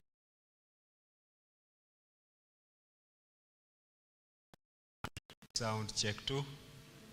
Hello 1, 2, 3, 4. Check sound 1, 2. Hello 1, 2, 3. Sound check 1, 2. Hello 1, 2.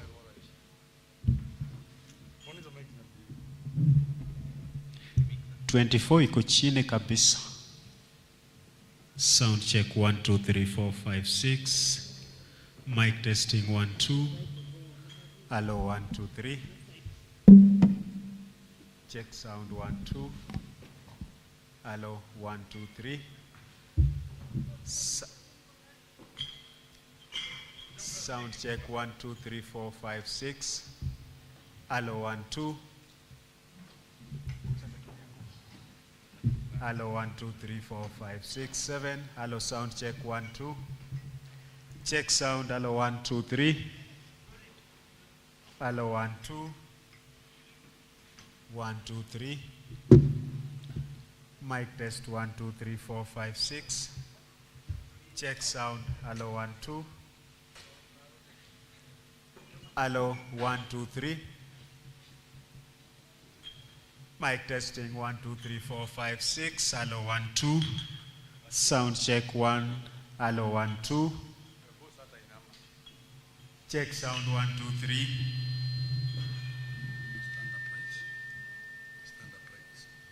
Hello, sound check 1, 2. Microphone check. Hello, sound 1, 2. Test sound 1, 2, 3. Hello, 1, 2. Check sound 1, 2, 3, 4. Mic testing 1, 2. Hello, 1, 2. Yeah, check microphone. Moja mbili. Hi. Yes, 1, 2. Microphone check. Highs. Check 1, 2. Highs. 1, 2. Microphone check 1, 2. Highs. Highs ipungue again iende. Check 1, 2. Yes, microphone check 1, 2. Check microphone 1, 2. Check 1, 2. George, you punguze highs wapandishe gain. Yes, 1, 2. Microphone check. Highs. Highs chini. 1, 2. Microphone checking. 1, 2. Moja mbili, tukijaribu kipaza sauti. Check microphone 1, 2. Highs. Check 1, 2. Highs. Highs. Yes, 1, 2. Check. Check. 1, 2. Check 1, 2. Check. Check. Check. Check. 1, 2. Check 1, 2. Yes, microphone checking. 1, 2. 1, 2.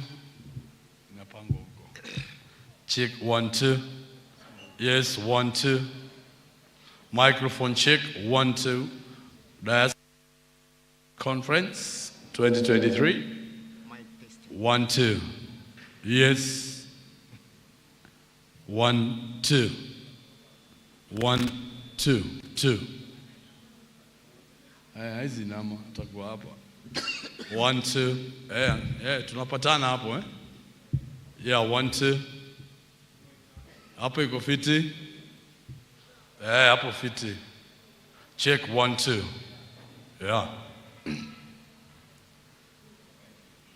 Yeah, Diaspora Conference 2023. 1, 2. Microphone check. Sauti iko fiti? Kabisa. Check 1, 2. Yes, 1, 2.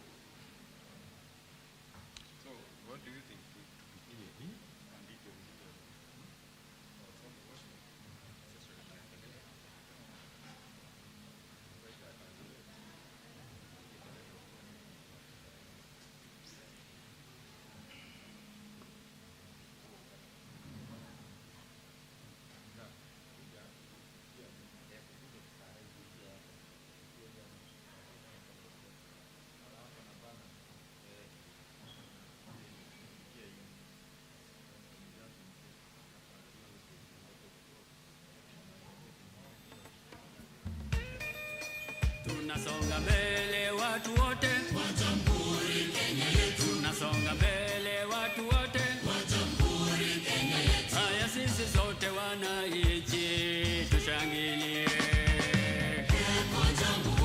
Yeah. Yes, 1, 2. Madarakani yetu sasa.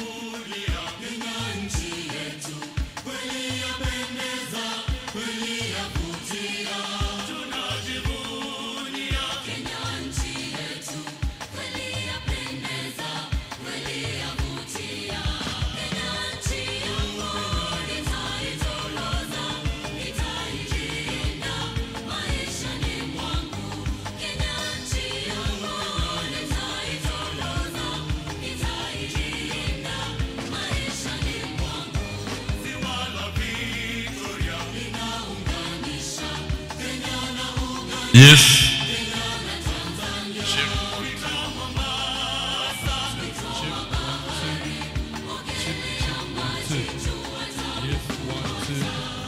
Two microphone check. Check 1, 2. Yes, 1, 2 microphone check. Checking microphone 1, 2. 1, 2. Check mic 1, 2. Check 1, 2. Yes, 1, 2. Bass. 1, 2. Check mic 1, 2. Yes, 1, 2. Check. Highs. Highs. Check 1, 2. Punguza highs na bass, eh?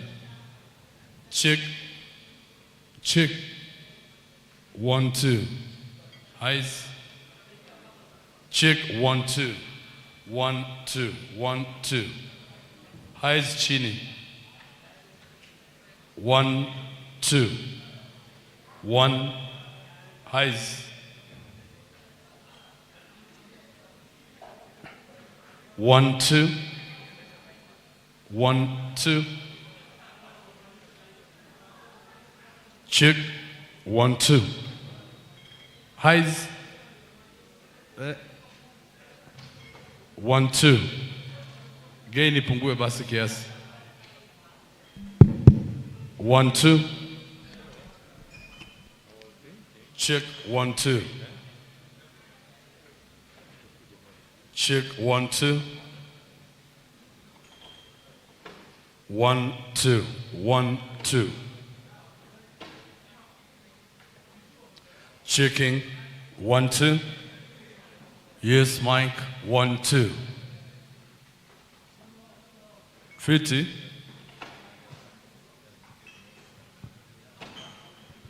One, 2. Yes, 1, 2. Microphone check 1, 2. Checking microphone 1, 2. Safi. Kabisa.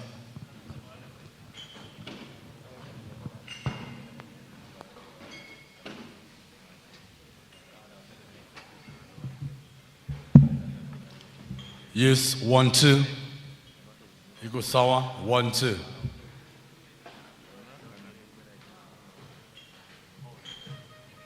Yeah, 1, 2.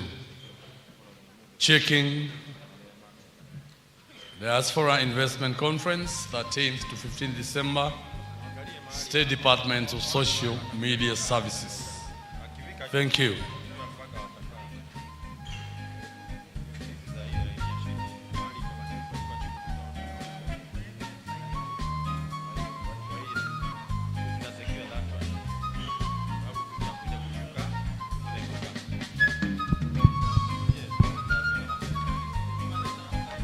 Check, check, check. 1, 2. Check, check, check. 1, 2. Check, 1, 2. Check, check, check. Check, 1, 2.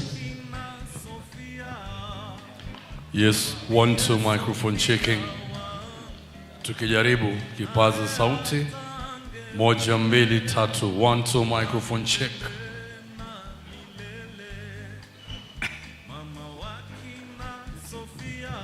Yeah, thank you very much. Checking 1, 2.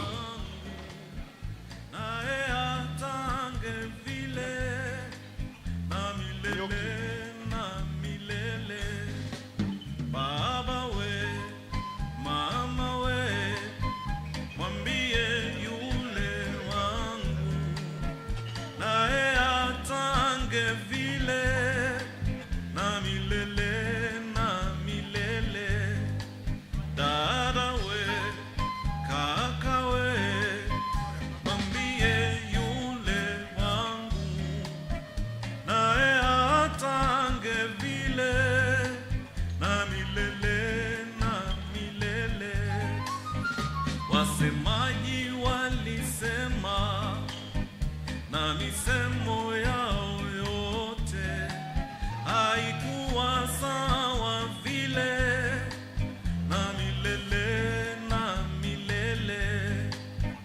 Wasemaji walisema na misemo yao yote haikuwa sawa vile, na milele.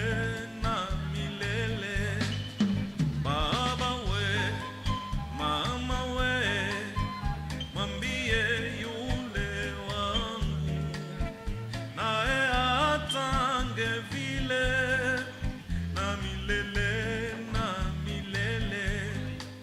Dada we, kaka we, mwambie yule wangu naye atange vile, na milele.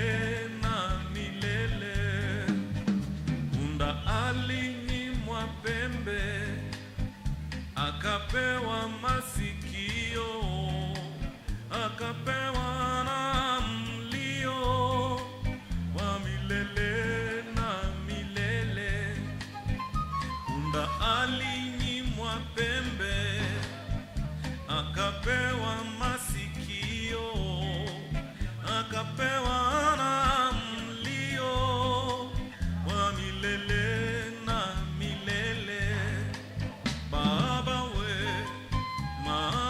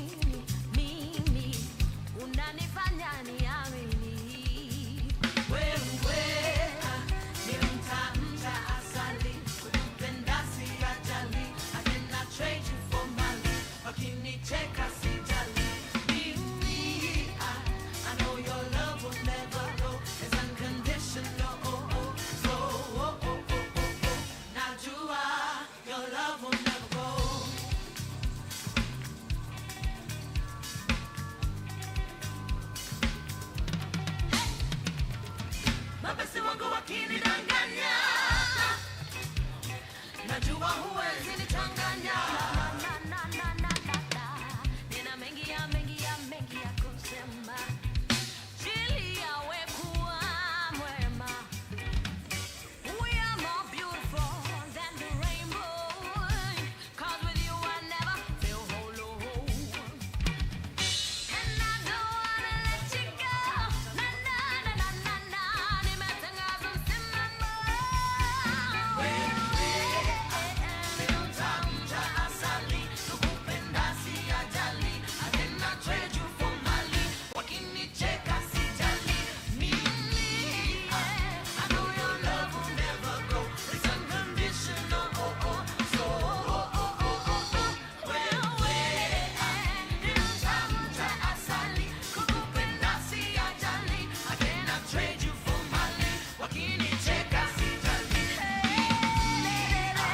I know your love will never go. It's unconditional, oh oh, so oh oh oh oh. Wewe ndio tamu cha asali, nakupenda sijali, I cannot trade you for mali. Wakinicheka sijali, I know your love will never go. It's unconditional, oh oh, so oh oh oh oh oh. Najua your love will never go. Wakenya tusonge mbele tena kwa furaha, sote pamoja, nchi ya upendo, nchi ya umoja, nchi ya amani, tunachapa kazi. Wajivunia kuwa Wakenya, twafanya kazi kwa bidii na furaha. Check 1 2. Sound. Tunakuza uchumi.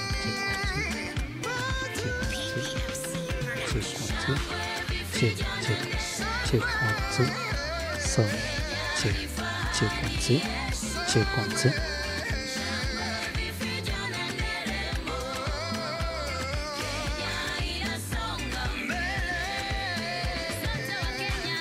Twazidi kujenga nchi, watu wa mjengo, heko kwa kazi nzuri.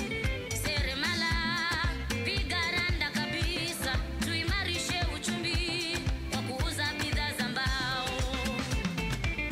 Torutani wera, wega migundare eto, tagwatokori aremi wa majani chai, kawa avocado, mandizi na maua. Totwara ni ng'ambo, nigwatokoria Kenya eno yetu. Shangwe vifijo na nderemo, Kenya ni fahari yetu. Shangwe vifijo na nderemo, Kenya inasonga mbele. Kenya tumbere mwena wa uchukuzi, Convoc ndeturaga mondo wa nduthi, madere wa matatu headquarter ya ujuzi. Leo tumekuja kuwapea pongezi, kaweni Concord na ujisaulishi change. Leo tumeka mkuku appreciate, shonse mkoko tuna walombo tov na tougane wega nego tova goto. Mama mboga salute, pokea shukuran, kani mboka nyupigadi Jumapili man. Mse wa smoki chomelea na motura, kinyozi na salon, wale wa wadhi na wati heshma. Mayouth man wote tunaopiga mboka, tukwatane tuendane Kenya tuje na mbere. Soma yai tunasema shukuran. Vifijo na nderemo, Kenya ni fahari yetu. Shangwe vifijo na nderemo, Kenya inasonga mbele. Kwa kazi nzuri mnayoifanya, Vikundi vyote mitaani, wachapa kazi kila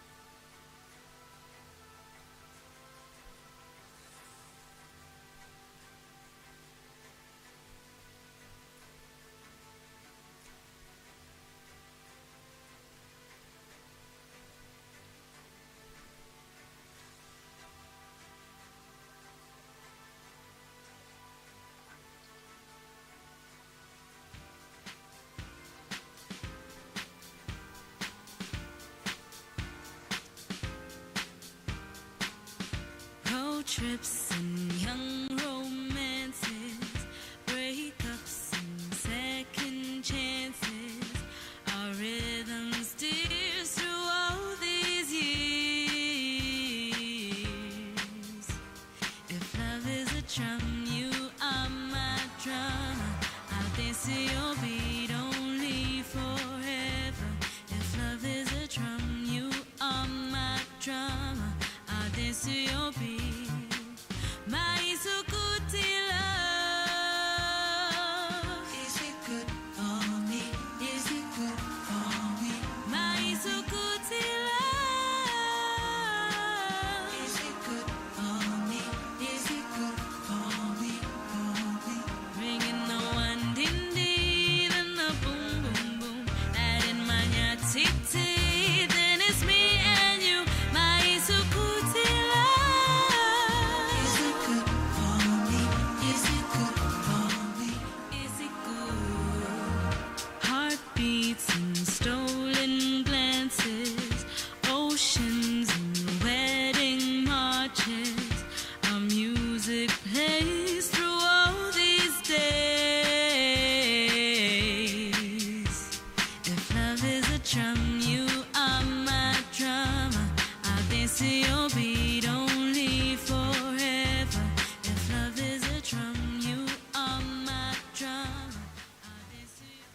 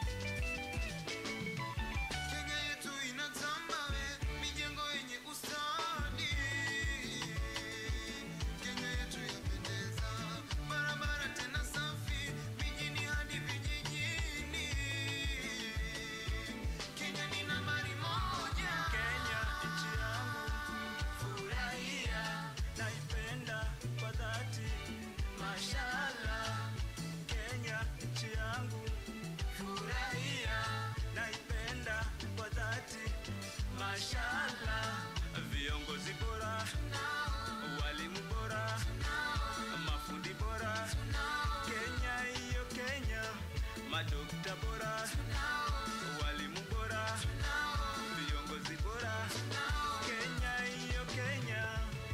Kenya yangu inang'ara, imesimama imara. Kenya yangu inang'ara, imesimama imara.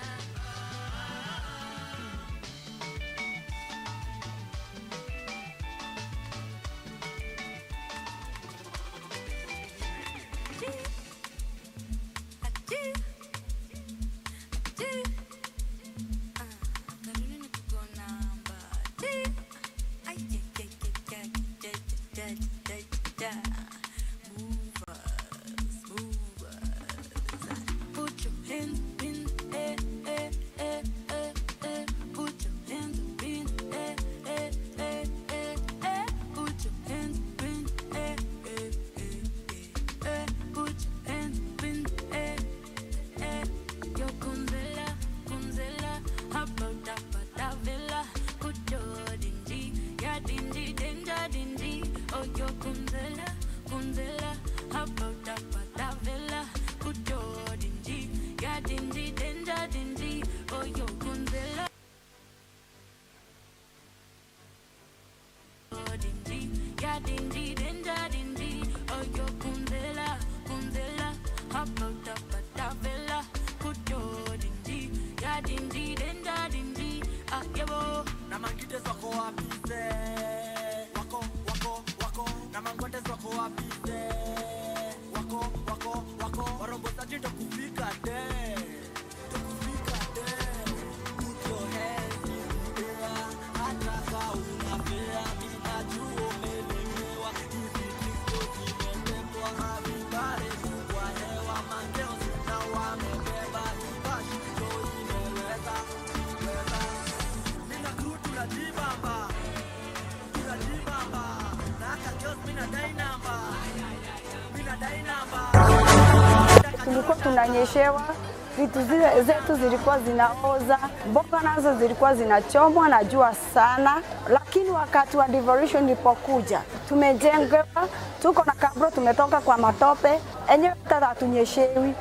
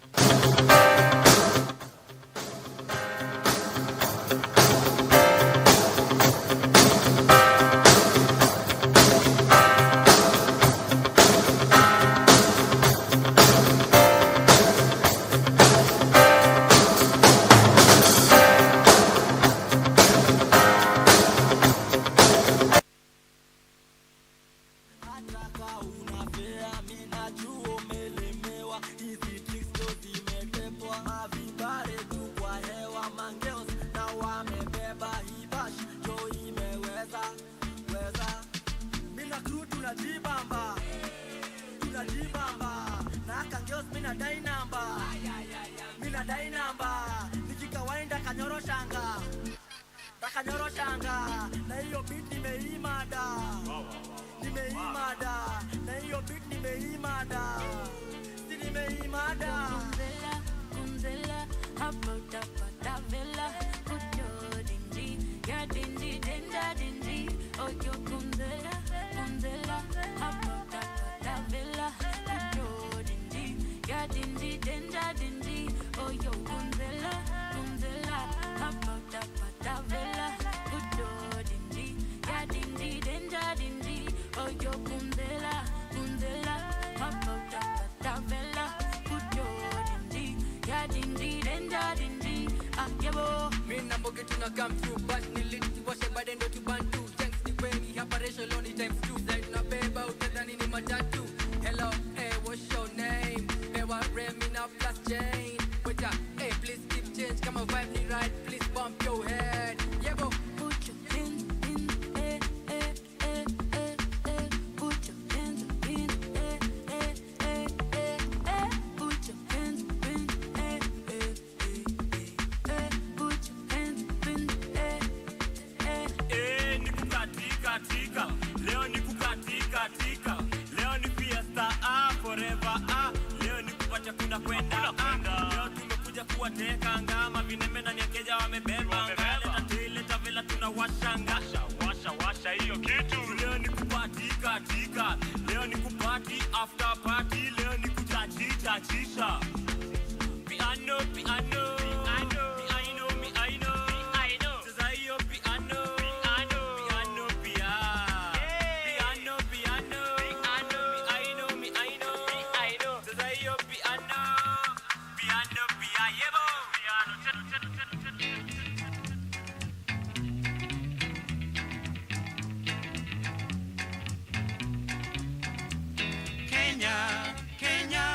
Kenya, taifa letu Kenya, nchi yetu Kenya, taifa letu Kenya, nchi yetu. Kanyaga nchi yako kwa nguvu na raha, hilo ni hakikisho la rais wetu. Zamani tuliwekwa ati namba 4, sasa about tani tuko namba 1. Kenya, taifa Hello, 1 2. Kenya, nchi yetu Kenya, taifa letu. 1 2. Hello, check sound. Mic testing 1 2. Mzee alibashiri tukahakikisha, vitisho hata vipi sote tutayari. Haki hatukuomba kwani tupoteze. Kenya, taifa letu Kenya, nchi yetu Kenya, taifa letu Kenya, nchi yetu. Kenya ni nchi nzuri kushinda zote, barani hata pwani kwa vutia kote, mashamba hata mbuga ni kunono kote, twaweza kutumia pahali popote. Kenya, taifa letu Kenya, nchi yetu Kenya, taifa letu Check sound. Hello, 1 2 3. Mic check. Sound 1 2. Hello, mic test 1 2 3.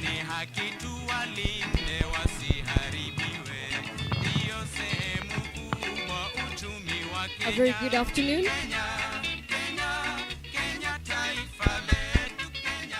To kindly request all members of the audience to kindly take their seats and request our reception committee to proceed to the steps as we receive His Excellency, the Deputy President. Hello, 1 2. Check. 3.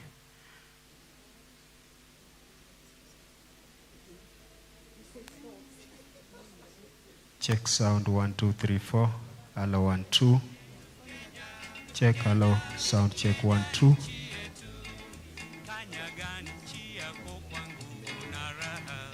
Hilo ni hakikisho la rais wetu, zamani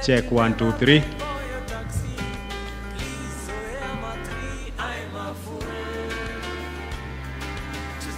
Hello, sound check 1, 2, 3, 4, 5, 6. Hello, 1, 2. Check 1, 2, 3. DJ Nikate, as we do our sound check. My brother, carry on. In the meantime, may I request if there is anyone who's a leader, a diaspora leader, leading a group or an organization, a diaspora organization, please identify yourself right now. We would like to know where you are. Anyone representing a group or a leadership, just let me know where you are. Thank you very much. Back to you, my brother, for testing. Sound check 1, 2. 1, 2, 3, 4. Hello, sound check 1, 2, 3, 4, 5, 6. Check 1, 2. Hello. Hello, 1, 2, 3. Check sound 1, 2. Hello, 1, 2, 3, 4. Hello, 1, 2, 3, 4, 5, 6. Check sound 1, 2. Mic check. Hello, 1, 2. 1, 2, 3, 4. Hello, 1, 2, 3. Mic testing 1, 2. Hello, check sound 1, 2, 3. Mic test 1, 2. Hello, 1, 2, 3, 4. Check sound 1, 2, 3.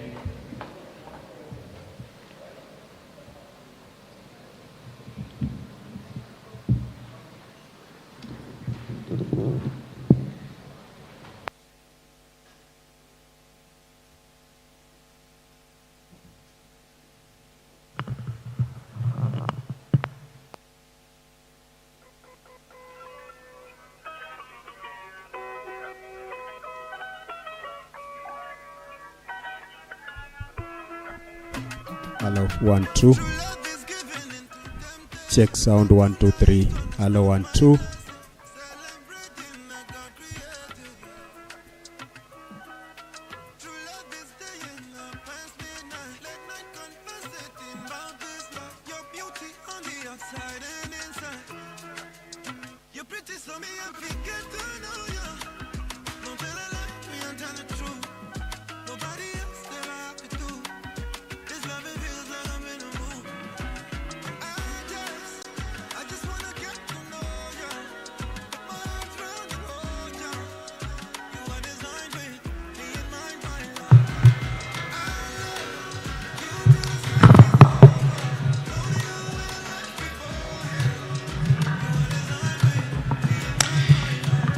Ladies and gentlemen, as we get ready to receive His Excellency, the Deputy President of the Republic of Kenya, we just want to remind us that it has been an exciting 3 days of having serious conversations that has far-reaching impact in the coming days and in the coming years. We thank you, all of you, for those who have shared ideas, for those who have been online, for those who have been present. We don't take your presence here for granted. It has taken you a journey, investment to be here. So we take that to be a sign of commitment. Jipigeni makofi kwa sababu ya hiyo tafadhali. Jipigeni makofi ndio tunajua mmeji-appreciate, au sio? In a few minutes we shall be beginning our official close down. We continue to encourage networking. We continue to encourage you to visit our pages on our websites. Visit, share the images from this conference as we keep the conversation beyond this building. Thank you.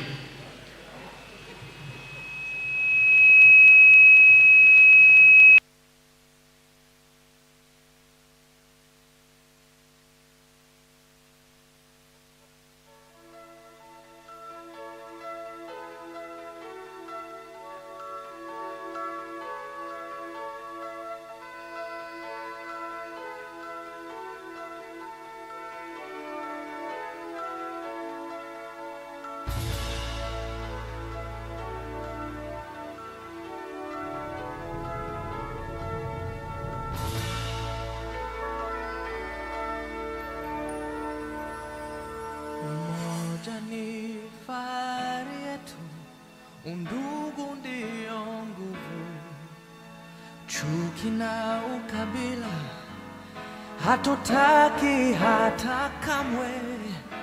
Lazima tuungane, tuijenge nchi yetu, pasiwe hata mmoja anayetenganisha. Naishi na tumaini, najitolea daima Kenya. Hakika ya bendera ni uthabiti wangu, nyeusi ya wananchi na nyekundu ni ya damu, kijani ni ya ardhi, nyeupe ya amani. Daima mimi Mkenya, mwananchi mzalendo.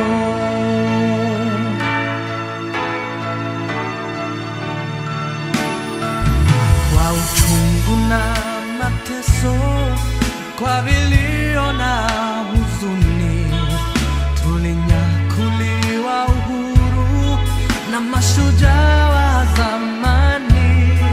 Hawakushtushwa na risasi au kufungwa gerezani. Nia yao ukombozi, kuvunja pingu za ukoloni. Naishi na tumaini, najitolea daima Kenya. Hakika ya bendera ni uthabiti wangu, nyeusi ya wananchi na nyekundu ni ya damu, kijani ni ya ardhi, nyeupe ya amani. Daima mimi Mkenya, mwananchi mzalendo. Thank you, DJ. Thank you, DJ. Once again, ladies and gentlemen, as we continue to invest in ourselves and yourselves, please tell me who's seated next to you, and let's see who has the boldest smile. I think I want to spend about $100 on the person having the best smile this afternoon. So just turn to your neighbor and give them a smile, and neighbor, tell me if that is the person having the best smile today. Yeah, na msianze kukata deal tumtagawana hizo pesa. I know you. So just look at each other and give each other a nice smile. That's the next person who's going to welcome you in Atlanta next time you're in Atlanta. That's somebody who's going to welcome you in the UK when you're in the UK. Our brother from South Africa. Where's the gentleman who's taking us to South Africa? We appreciate you. Once again, our leadership, those who are representing various groups from diaspora, please once again just put up your hand so our teams can take note where you're seated. If our team has already taken your details, it's okay. If they haven't, and technical team, please reduce my highs. Reduce my highs on my microphone. Please put up your hand. If Bishop Gigi will tell you in church when we say put your hands so that the ushers can come and collect your offerings. But this is just for record.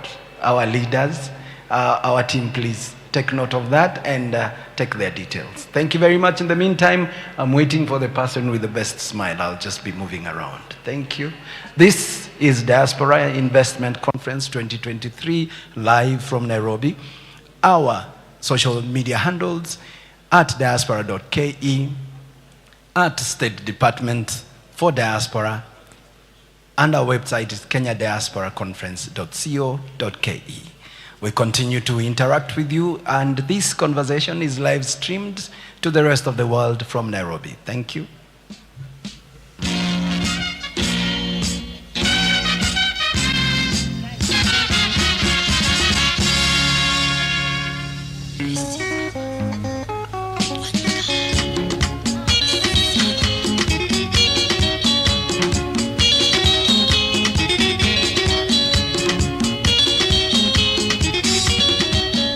Rafiki yo yo yo,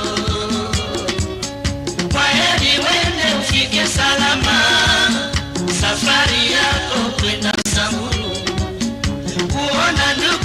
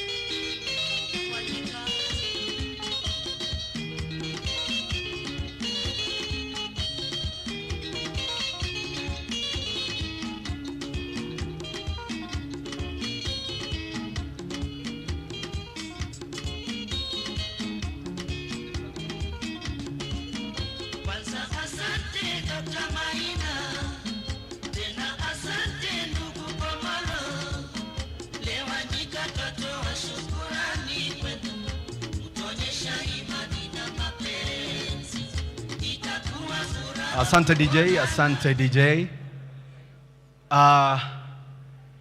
Ladies and gentlemen, this is a public announcement. We are live on all our social media platforms. Our cameramen are known to be very naughty. And from now, they will start zooming on your faces. For example, technical, give me the closest picture you have of somebody, and let's see how they look on the screen. Now, let's see another one. Now, that's how we're going to do it, because you don't know when they will be on you. Just give me the one who's not, please wanna pretend as we see them on the screen. That one. Zoom in. You see? Ladies and gentlemen, we had a very serious conversation on our mental health status. We had a conversation on our happiness index of our people out there. So this conversation is just making sure that we also involve you in this conversation. So because our deputy president is going to come and the meeting will be very serious, allow me to take it lighter right now before he comes. So I would like us to stand up and stretch a bit. Stand up wherever you are, just stand up. And remember these images are going live, and so we are coming to you. So cameramen, just zoom in on these guys who are stretching, and I would like us to listen to this song and sing along with this song. If we are a proud Kenyan from Diaspora and people watching you from Nairobi, this is your moment now. Move to the left, the DJ, nipe yongoma, nipe yongoma, nipe yongoma, nipe yongoma DJ. Yeah. Aya. Nipe mahewa, nipe mahewa. Cameraman now, show me who's not participating. Show me. Nipe mahewa DJ, weka ngoma.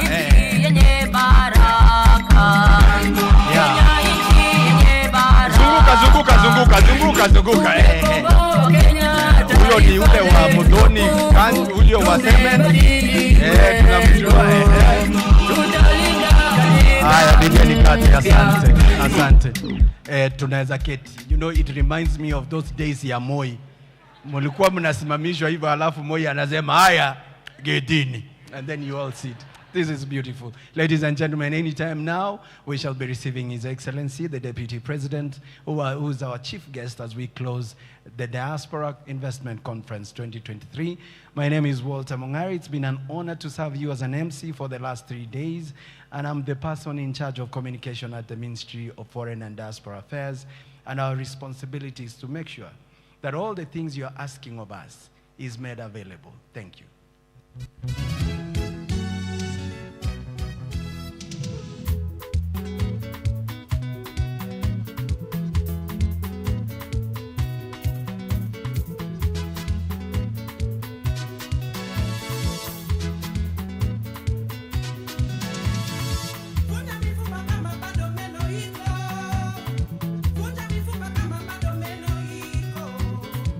Utakujalia ukishapoteza muda wako.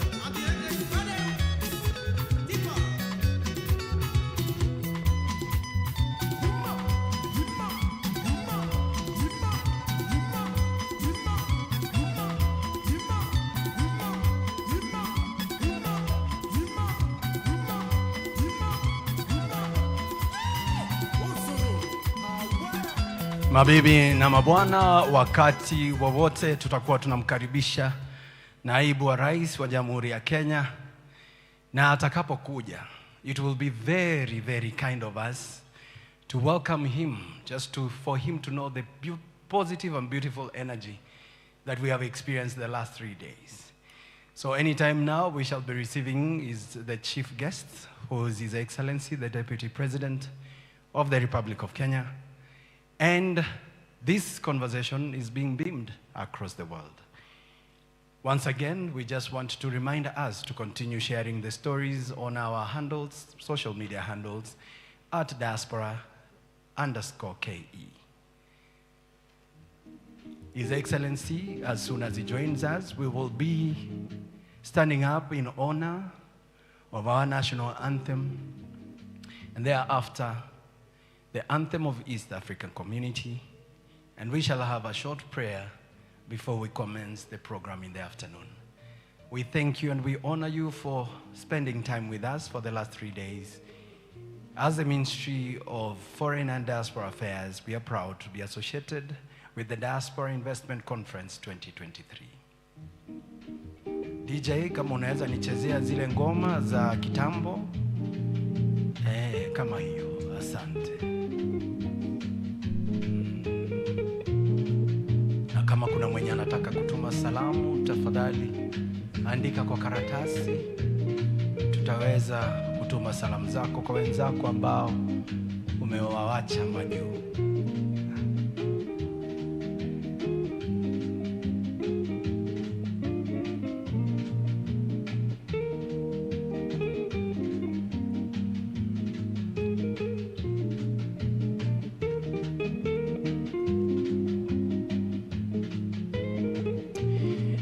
We continue to give special appreciation to our sponsors who have stood with us and who have supported us. We want to say thank you to our sponsors who have made this possible. This conference would not have taken place without your contribution, both financially and technical support. We recognize members of the diplomatic corps who've been with us for the last 3 days. We don't take it for granted that you've been here with us. We want to thank those who have taken time to be here with us from different parts of the country and different parts of the world to have this conversation.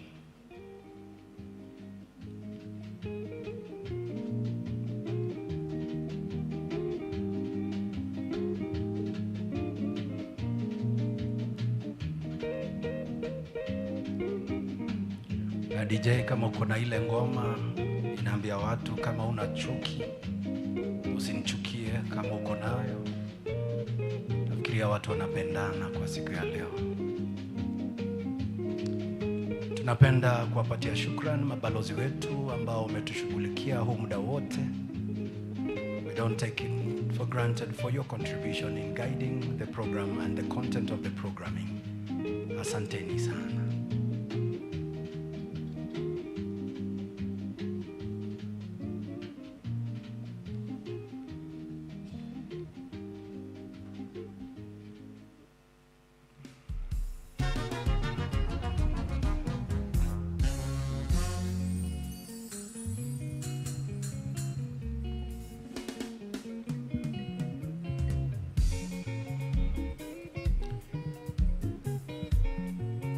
Ningependa kutuma salamu kwa ndugu yetu Peter Chege Njoroge, ambaye ni Colonel retired.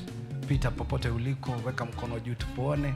Ladies and gentlemen, that is the chairman of the Somalia Kenyan Diaspora. Pigieni makofi tafadhali. Salamu zingine ningependa kumtumia Steve Chumba, ambaye ni Kenya Diaspora leader, ambaye ako kwa country that has more than 16 characters of the alphabet. So I will not attempt to pronounce it. Steve Chumba, popote ulipo, naweza tuonyesha mkono. Steve Chumba? Steve uko wapi? Steve, how do you pronounce this country? It's AZERBAIJANXYZE. Thanks. Asante. Tunakutambua.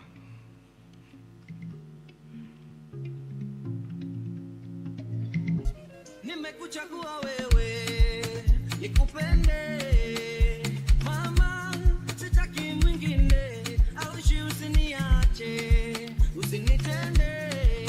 Ningependa pia kumtambua Mumbi Baskin, who's the Vice President of the One Voice, who's representing the Kenya women in the US and Canada. Sijui kama yuko penye tunaweza muona, tunakutambua, mpigeni makofi tafadhali. Boniface Mutua ambaye pia ni kiongozi wa Kenya ambao wako Rwanda, tunaomba tukutambue penye uliko, tukupigie makofi, asante. Sean Ngao Mwatu, Kenya UK Investment Professionals Network, pia tunakutambua. Uko pande gani ndugu yangu? Asante.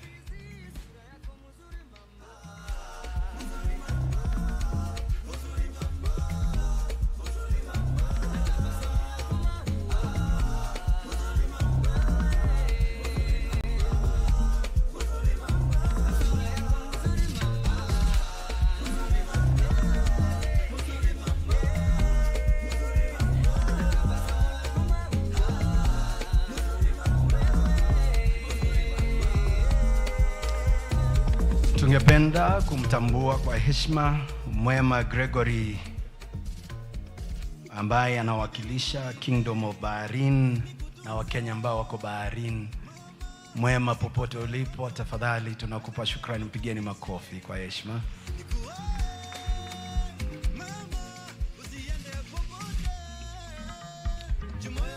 Kuna mwenzangu ambaye tulimuona hapo awali anaitwa Weldon Siele. Weldon anawakilisha, yeye ni naibu mwenyekiti wa the Kenyans in Japan. Sijui yako wapi bwana Weldon? Simama tukuone, asante kwa heshima. Pigeni makofi. Chunga chunja shujaje. Jowanyana. Ni mimi tu tunaelewana.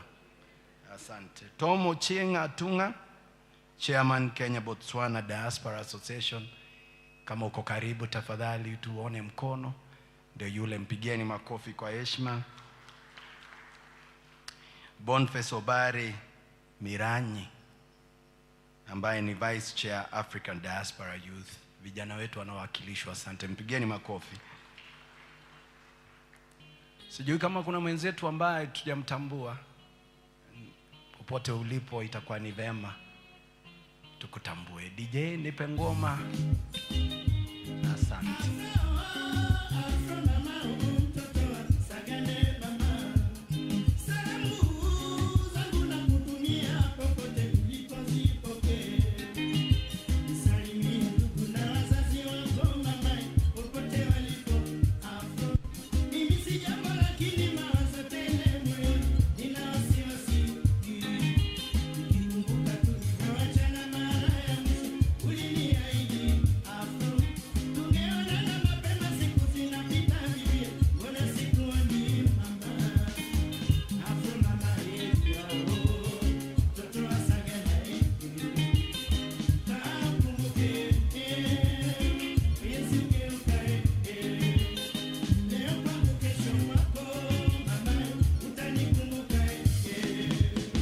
Ningependa pia kumtambua ndugu yetu Simon Kirui ambaye ni chairman wa Kenya Diaspora Association in Germany. Mpigeni makofi tafadhali. Na ningependa kumtambua, not in a very diplomatic way, a lady who has made this gathering very interesting, and she advertised her company, and I think you can see the billboards all over. Muthokinju Hardware. Hey. Mami na usiponiletea paint jioni sipoa. Asante.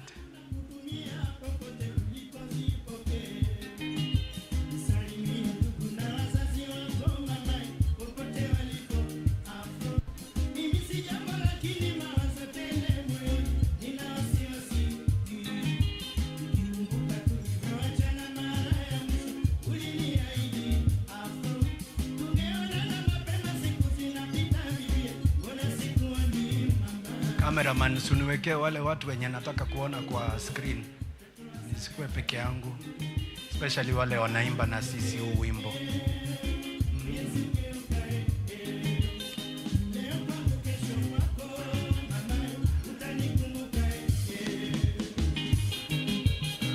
Haya, cameraman, nionyeshe mwenye ako na raha.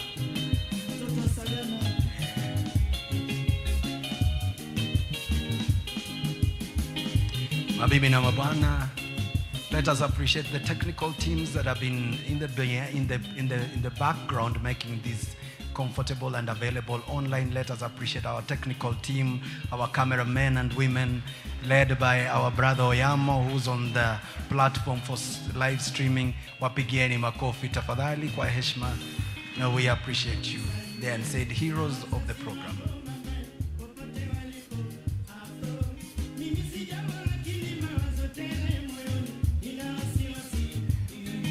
Pia tunawatambua wenzetu ambao wamekuwa mstari wa mbele kuwakaribisha hapa. We want to appreciate our protocol officers popote walipo, tafadhali wapigieni makofi, and when they are approaching you with a smile, just appreciate them.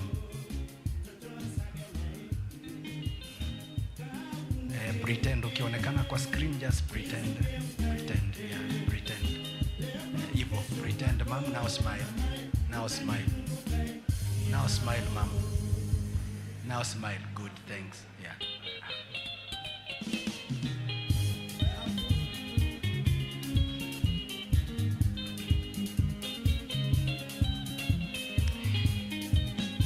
We continue to encourage our diaspora, popote mlipo.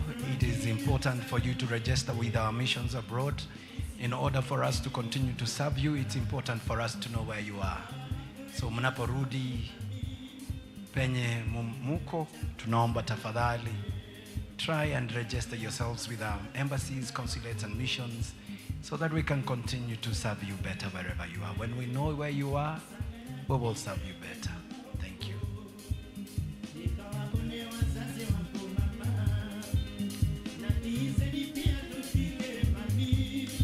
Ningependa kumtambua Madam Ruth Owino ambaye ni mwenyekiti wa Association of Kenyan Diaspora in Belgium, and this one I can't pronounce. It's called what? Luxembourg. Oh, you do. This one requires a lawyer, but it's okay. Yeah. Aki, well done. Sinilikuwa nimesoma welcome Korea. Well done, nilisema. Well done, Goril. Where are you? Bill. What? You are Moneboyo. Very nice. Karibu sana. Asante. Yeah. Well done, anawakilisha wenzetu kutoka upande wa Ufaransa. Yaani France, Francais. Hata kuongea French ninajua. Well done. Bonjour. Yeah,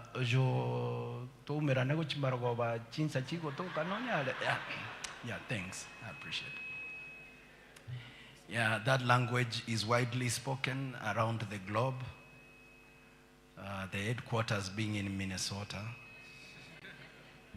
New Jersey, Igwogwa.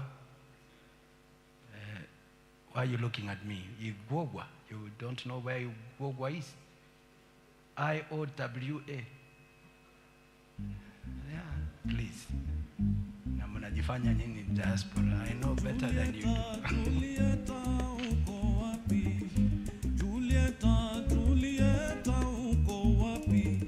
Tangu tuliachana nawe mwaka uliopita uko wapi? Tangu tuliachana nawe mwaka uliopita uko wapi? Uliniacha kuwa mimi sijui kizungu. Uliniacha kuwa mimi sijui kizungu. Ukamfuata mwalimu wa kizungu. Ukamfuata mwalimu wa kizungu. Thank you, DJ. Naomba niulize kwa ishara ya mkono, ni wangapi walitoka Kenya enzi ya Baba Moi? Ni wangapi? Nione gitole juu. Wega gitole. That tells you those guys have been away for more than 30 years. Pastor Gigi, tunaku appreciate sana. Bishop Gigi, asante.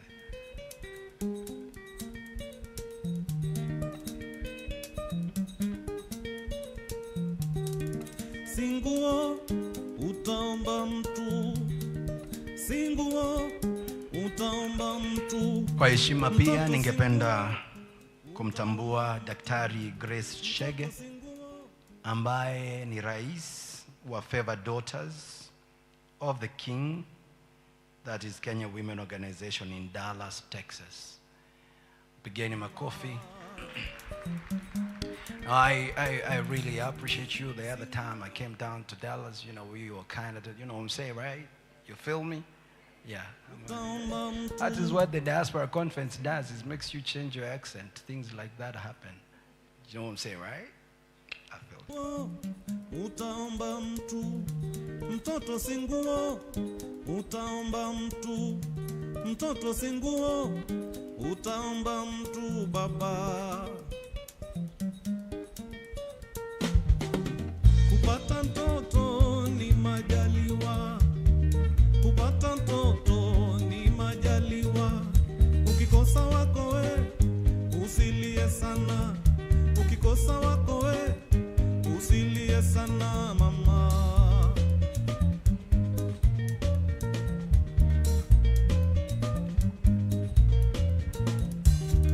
Watoto wengi ni mayatima, watoto wengi hawana makwao. Chukua moja we umpe malezi, umpe mapenzi kama mzazi we mama.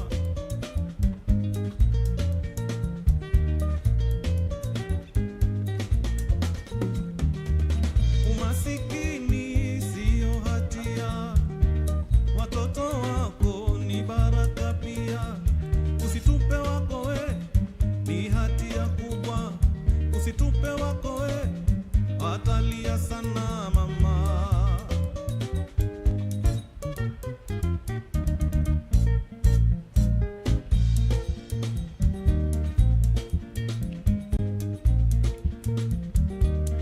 Kwa kumalizia tu matangazo ya wale watu ambao tunawatambua na tunawaheshimu kwa uongozi wao, pia ningependa kumtambua Right Reverend Professor Lucas Njenga ambaye anatuwakilisha upande wa Glasgow.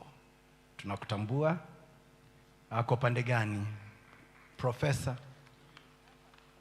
Asante Prof, na tunakushukuru, asante sana. Na pia ni vizuri tuelewe kwamba diaspora si ni Amerikani peke yake, sio UK. Pia wenzetu kutoka Uganda tunawatambua, wenzetu kutoka Tanzania. Kama kuna mwalimu mmoja kutoka Tanzania namtambua. Wewe mwalimu yuko wapi? Noel, yuko wapi? Hebu simama tukuone.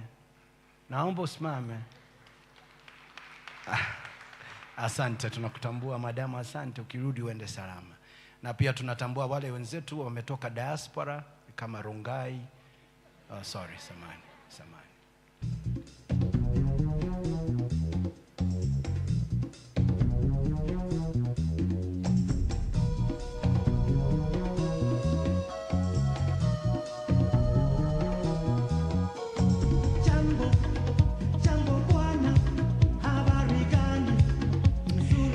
Dijeni kata kidogo.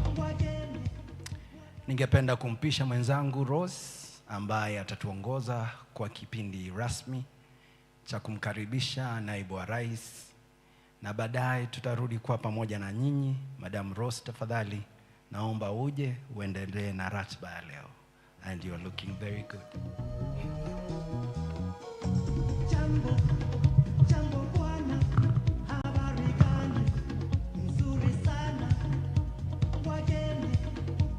Na asante sana mwenzangu Walter. Imekuwa basi yule ambaye anapanga maneno ya sound ameona kwamba mimi kwa kimo simtoshi yule mwenzangu Walter. Amewasalimu wote kutoka maeneo ya mashirika Afrika Mashariki, na ningependa sana tena kurudia hizo salamu. Hamjambo. Hamjambo. To all our visitors, the greetings hamjambo are answered hatujambo. Yani ni kusema hatuna jambo.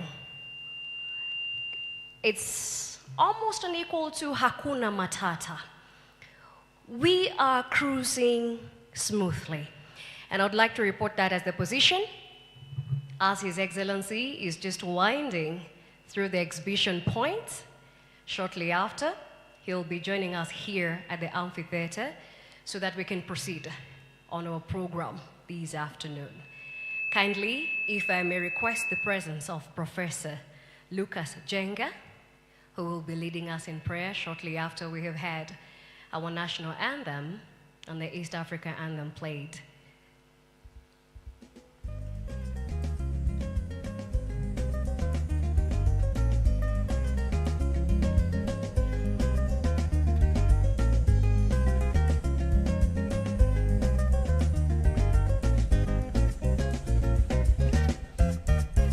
Taxi driver nikomboleshe gari twende Nakuru nikamwone ana alinandikia nifike Jumamosi nami sitaki kuvunja promisi.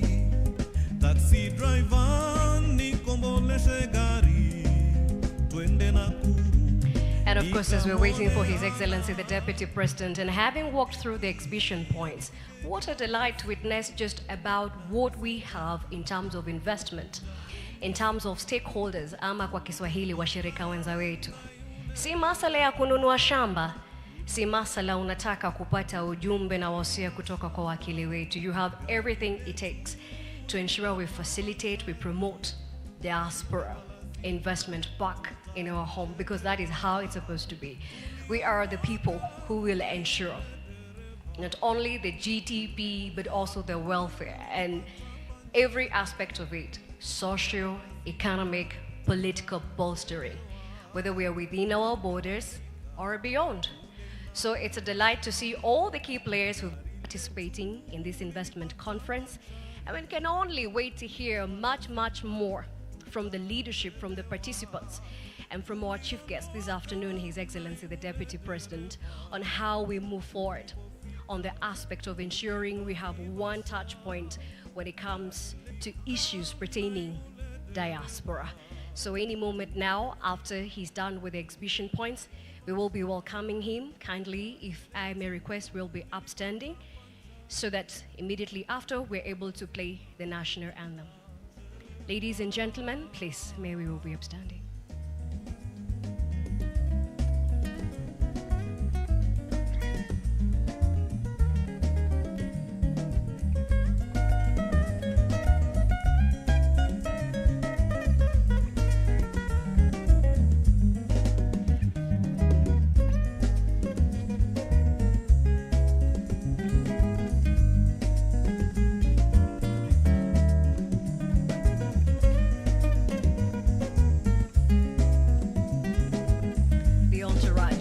Of our leaders from diaspora and the leadership from the State Department, and of course more leaders who will be flanking His Excellency and our PS, Madam Rosalind Jogu, as well as our ambassadors who are present, to tell you that we have a full concept and membership when it comes to this conference.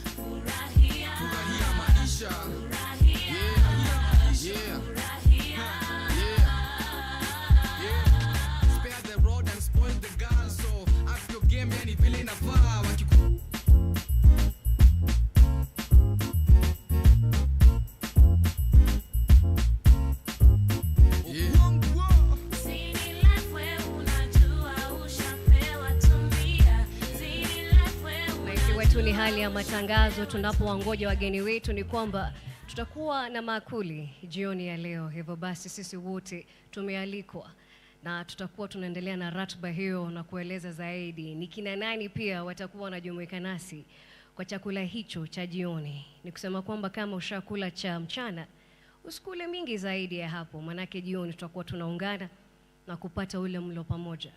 Breaking bread tonight.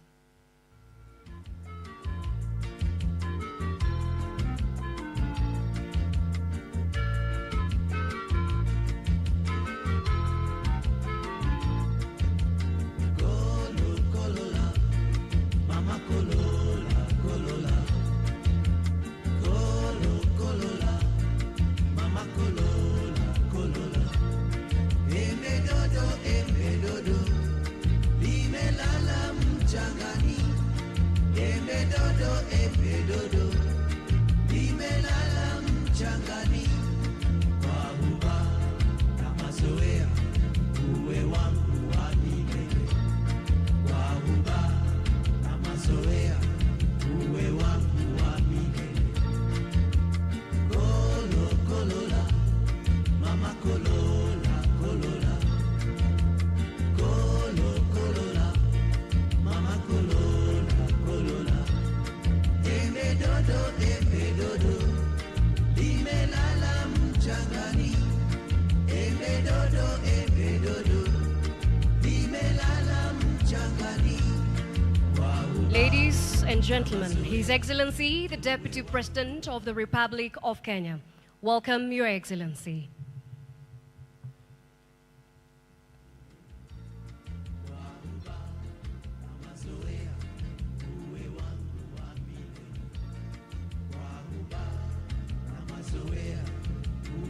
Your Excellency, ladies and gentlemen, as we remain standing, I kindly request studio that we play the national anthem and the East Africa anthem.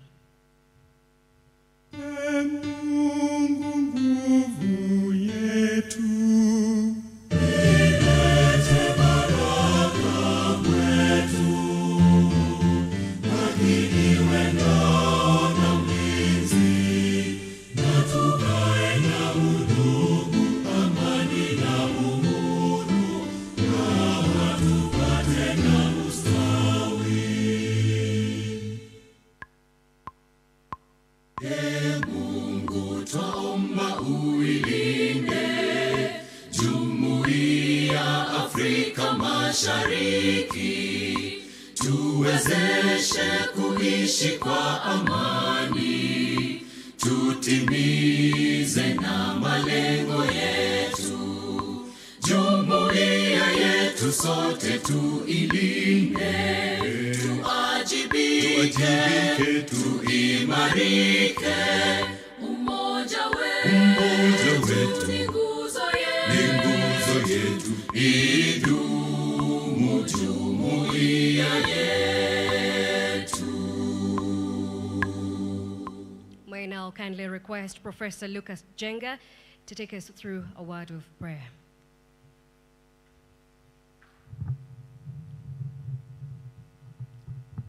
Your Excellency, Deputy President, our Principal Secretary, Diaspora Affairs, diplomats, Principal Secretaries, all protocol observed. Let's take this chance to thank the Lord for giving us an excellent inaugural Diaspora Conference, and also for the amazing things that we are looking ahead for what He has done for us during this wonderful time. I would like to refer a very key scripture that has come in my mind throughout this conference, that from the book of 2 Corinthians 9:8, and it says, "And God is able to make all grace abound in you, so that having all sufficiency at all times with all things, you may be able to abound for every good work." Diaspora, as we pray, God will give us all the grace to do good work to our lovely nation of Kenya. Let us pray. Heavenly Father, we want to thank you for the amazing conference that we have had for the diaspora investment. We thank you for the structures of our nation, particularly the leadership of this government under His Excellency William Samoei Ruto. We thank you, Father, for the Deputy, His Excellency Rigathi Gachagua, and our Principal Prime Cabinet Secretary Musalia Mudavadi, and our Principal Secretary Losrin Jogu. Thank you, Father, for all those in power in this nation, for the serious consideration they have given to the people in the diaspora, for the many years of hard work and efforts and remittances, for the commitment to our nation irrespective of all the challenges and the difficulties that have come along the way. We want to thank you for the recognition. We want to thank you for the cooperation. We want to thank you for the determination that, Father, will be able to work together to make our country better, that this will be a single desired destination with the highest happiness living index because of our combination, our commitment to those who are outside this country and those who live in our beloved mother country. We want to thank you as we come towards the end of this amazing event, that your presence will be with us. We pray that this will not just be another event, but it will be an event full of action, activity, and even multiple increase in our remittances, skills, and other abilities that you have given us. We worship you and we thank you. And we pray, my Father, even as we finish this conference and people join their families for Christmas and New Year, and even when we go back to the countries where we work, that, Father, this will be a metanoia, a time of change, a new experience, a time of jubilance and excellence and prosperity in the mighty name of our Lord and Savior, Jesus Christ, we pray and believe. Amen.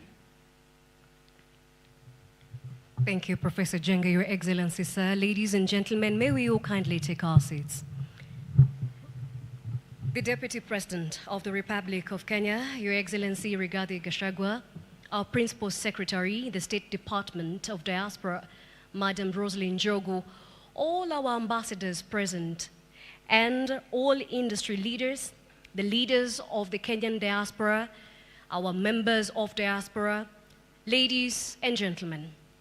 Your Excellency, sir, it is a great delight for us that you join us at the culmination of this Diaspora Investment Conference, a first of its kind that seeks, and for the last few days, has had the best in the industry within our borders and beyond to seek how we facilitate, promote the Kenyan diaspora to invest back home. All this happening at a time the remittances of diaspora have indeed overtaken quite a number of sectors back here at home. Your Excellency, sir, a lot is lined up, including a panel. At this juncture, most humbly, I wish to invite Ambassador Thomas Kwaka to lead us through the next session, starting off with the panel. Welcome, Balozi.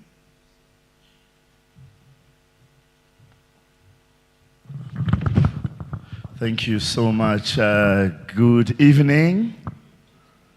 We had rehearsed this before our guest came.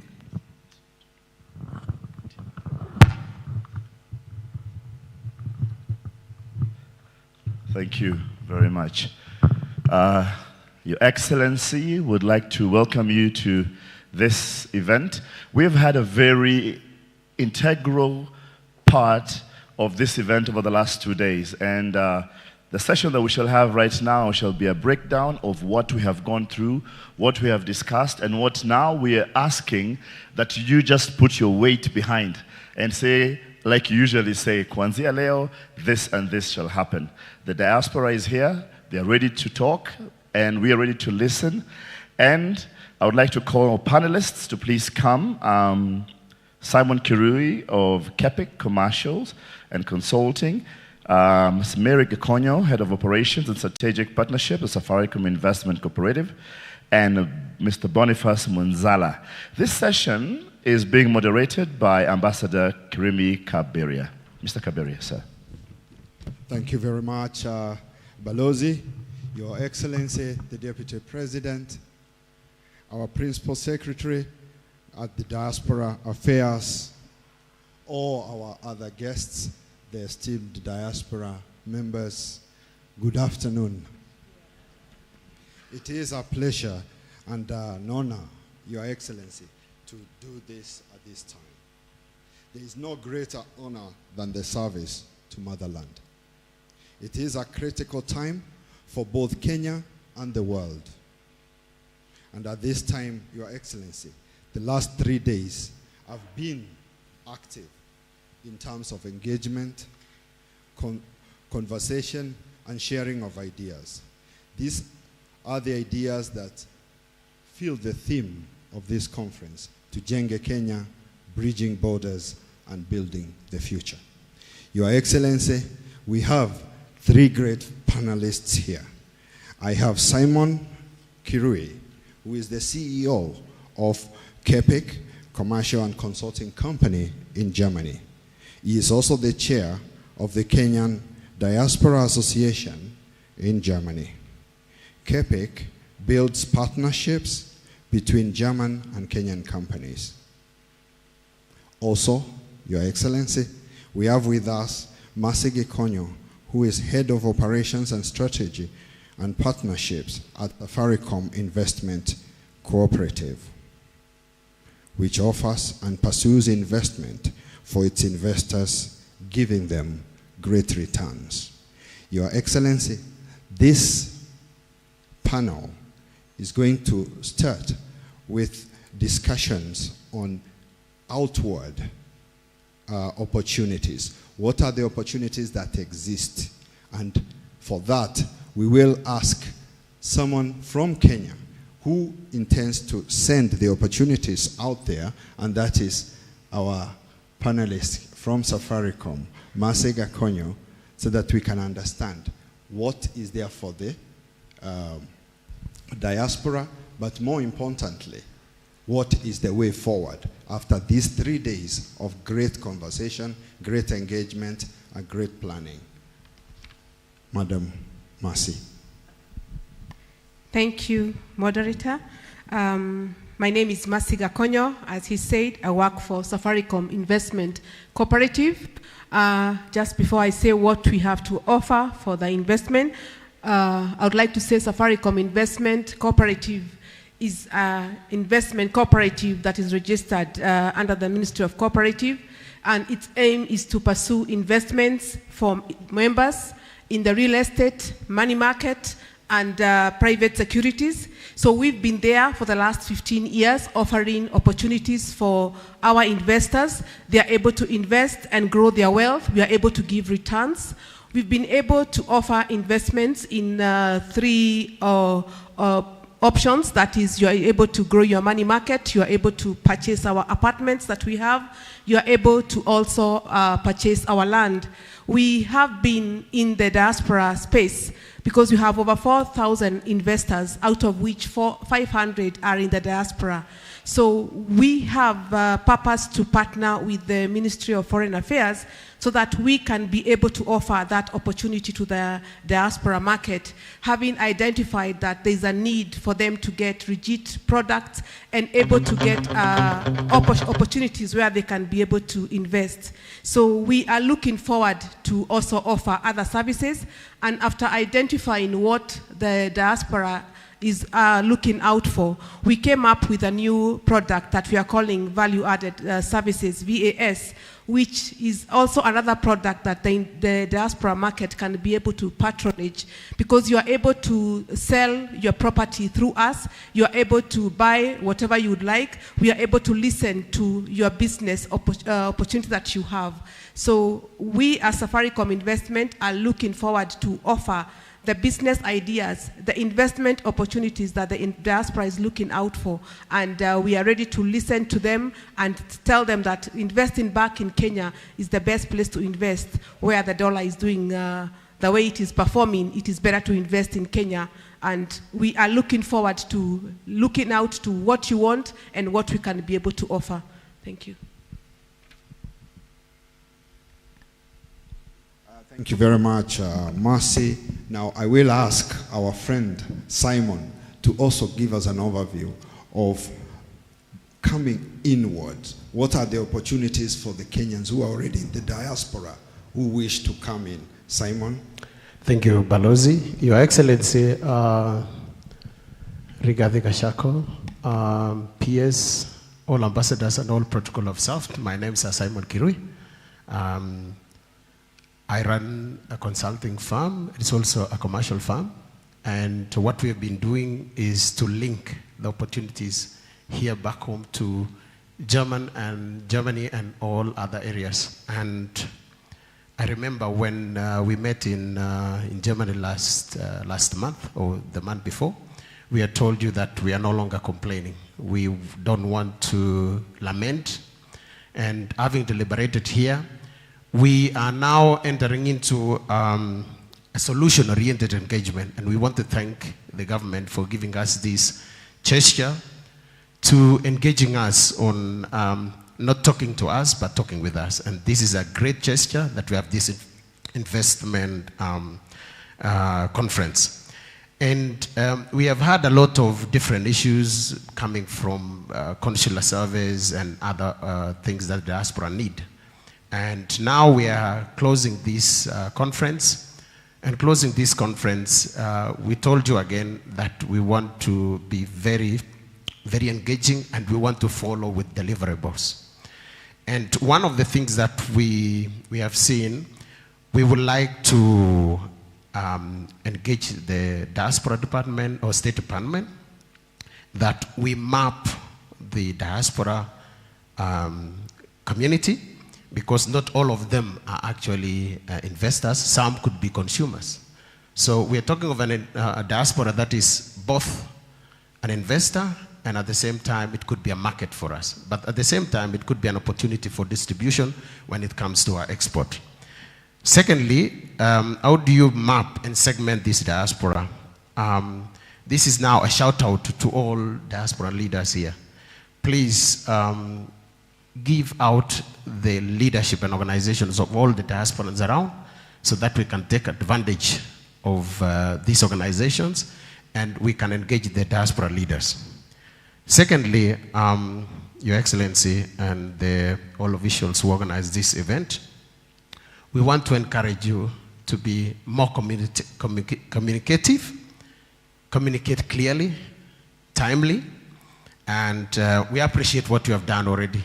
PS Jogu, I remember when you were nominated, we told you that we are going to support you in our small ways. This is it. We thank you for what you have done already. We see positivity, and we want to keep that energy. Thirdly, Ambassador, before I just finish, because I'm seeing you looking at me, we ask you to create, again, nexus between the government. We know government is government, but we thank this administration because it has gone out of its way to create a platform where we can engage ourselves as with the government and see the opportunities. We have gone to CONSA, South. I want to shout at all diasporans in the world. We have seen amazing things. Here is where to be.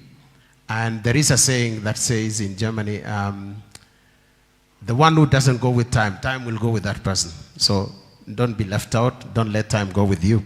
And then to finish, Ambassador, just a note. Accountability is what we need, transparency and truth. So we are engaging you with full heart, and some of us are investors. We have heard from different investors, they need the value for their money, the return on investment. Otherwise, we welcome you. All companies who want to also export to those countries, get in touch with those diasporans. We are here to support and work together. Thank you. Thank you very much, Simon. Again, Marcy, you've talked about what your company does and what is available there for the diasporans. You've been here the last 3 days. You felt the energy, you felt the interest, and all the things that have been discussed here. In your view, as a Kenyan company that handles diaspora and that has great opportunities, what are the next steps? Thank you. Yes, I've been here for the last 3 days, and it has been an interesting time listening and looking through, and even also listening to the challenges that the diaspora face. I'm also happy to say that I've also been able to visit some of the countries and meet some of the chairmen of the different countries. So I'm able to understand what they're talking about. So having been here for the last 3 days, there's a lot that we have been able to learn and address and even listen to the challenges. But we need to ask ourselves the way forward, and my way forward as a investment company, Safaricom Investment, which one of our objectives is always to ensure that we enhance awareness of the investment opportunities.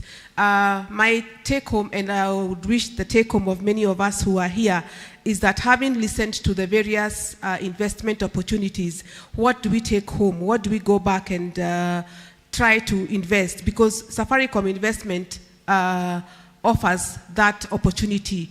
other companies in the country are also offering opportunities of investment. So we need to enhance our investment opportunities by understanding what is best for us. And there are various products that we have been enlightened during this conference for the last 3 days. So our take-home, or my take-home, is we need to ask ourselves, what is the best investment opportunity, and how do we network, and how do we enhance our returns? So we need to ask ourselves that having partnered with the Ministry of Diaspora Affairs, who are the legit companies that we can work with, what can we invest in, and what can give us the best return, because we need to build our country, we need to enhance our investment back home, and that is where we aim at ensuring that we offer the best business ideas, and we offer the best way that we can unlock and unleash the potential that the diaspora people have, and they are able to get a return back home. So mine is to ask the diaspora to think through, what is your best investment, where do you invest, and how do you invest? And if you need the help, and we need to work back in the next few days, because for us, we are ready for virtual meetings. I believe even the ministry is ready for virtual meetings. We are ready to participate in other forums whereby we can elaborate and discuss further what investments that are there. Because as Safaricom investment, we have a variety. Other companies also have variety. We need to widen our network. Thank you. Thank you very much, Mercy. Your Excellency, as we all know, the world is changing and changing rapidly. A lot is different from what it was a few decades or years back. What used to take 10 years to change is taking a few months. Are we ready for reform? Are we ready to move with this change? As we say we are moving forward, where really are we going? I would want to hear, with the precision, with the accuracy, with the kind of credibility that we've had of German precision. Simon, are we ready for this reform as we go forward? Thank you, Ambassador. I have no doubt that Kenya is ready. We have a very intelligent, beautiful population, young people, a lot of startups here, and I think really, and the government has placed a platform for us to engage. The thing is, we are not starting from the scratch. That is the best thing that we have now. We have already learned from the mistakes that other countries did. So I think really what we need to do is, they call it in German Kaufvp. Kaufvp will mean in English continuous improvement processes. So if we have that, and linked up with the partnership that we are trying to build through the diaspora, I think then we have nothing to lose, or we have nothing to miss. And in this, with the precision that we're talking about, the German quality processes that are in place, we want to see that we build partnership through institutions that are existing, through universities, TVET, and also, as I said, I think I told His Excellency last time, we need to be very, very well represented on international platforms. So if we are coming for an exhibition, just an example, because we are using now export as one of the things that went down due to COVID and other challenges that we have had. Very soon we will be having a fruit logistica in Berlin that will be more of horticultural products or agri-products. What we are asking again, we want those ones who will be representing us to take the best of ourselves. We want even the display itself should be showing excellence. So we don't want, again, when we like run around, you feel ashamed of maybe saying that is my country. So in essence, and to finalize on it, we have opportunities with the universities, we have opportunities with other companies, and we ask also companies around here, don't let other people just visit you. Just go and see for yourself. We don't want PTFs here. You go and touch and feel, learn from them, and we are here. The diasporans are here. They are the ones actually building those bridges. So with those ones, I think we have nothing to miss. Thank you. Thank you very much, Simon. You know, it is very, very encouraging to hear you say that at least you as the diaspora, you're not here complaining. Your Excellency, having been in the diaspora 20 years ago, all we did was complain. Looking at what they're doing now, it's really, really encouraging. And the question is, where are we, or where are you drawing from? From wherever you are as a Kenyan, where are you drawing from? What are you getting out of this? The last 3 days have shown us that with the convergence of good minds, goodwill, and commitment, patriotism, and all the good things that we've had, Kenya has a great potential. And as we thank the State Department for Diaspora Affairs, they've done a great job to bring this conference together. Your Excellency, now I will ask Boniface Munzala, the Director for Savings, Investment and Remittances from the State Department of Diaspora Affairs, to wrap up for us the way forward for the last 3 days that we have been here. Munzala, kindly. Thank you very much. Your Excellency, Deputy President, Madam PS, all the others in the room, good afternoon. Good afternoon once again. I'm here on behalf of the State Department team to attempt to give you a short report on the outcomes of the Diaspora Investment Conference. To begin with, this investment conference was held at this place, KICC, Kenyatta International Conference Center, from 13th to 15th. So these 3 days, we've all been discussing issues. The conference has the theme, Tujenge Kenya, Bridging Borders, Building Futures. This conference was aimed to strengthen bonds between Kenya and its diaspora, fostering engagements, investment opportunities, and further collaborations. It was attended by 2,809 participants, both physically and virtually. There was a total of 72 speakers and 10 moderators. So the first day was very, very busy. We had a high-level opening session, which was graced by His Excellency the President, who also participated in the first panel discussion on investment experiences from the diaspora. So the President got to listen to experiences from members of the diaspora. These were under the thematic area, investment experiences from the diaspora, and Kenyans from all walks of life were here to listen and also to share experiences on their successful investment stories. The first day was very, very busy. We had also discussions under the thematic area, investments in financial services, where we had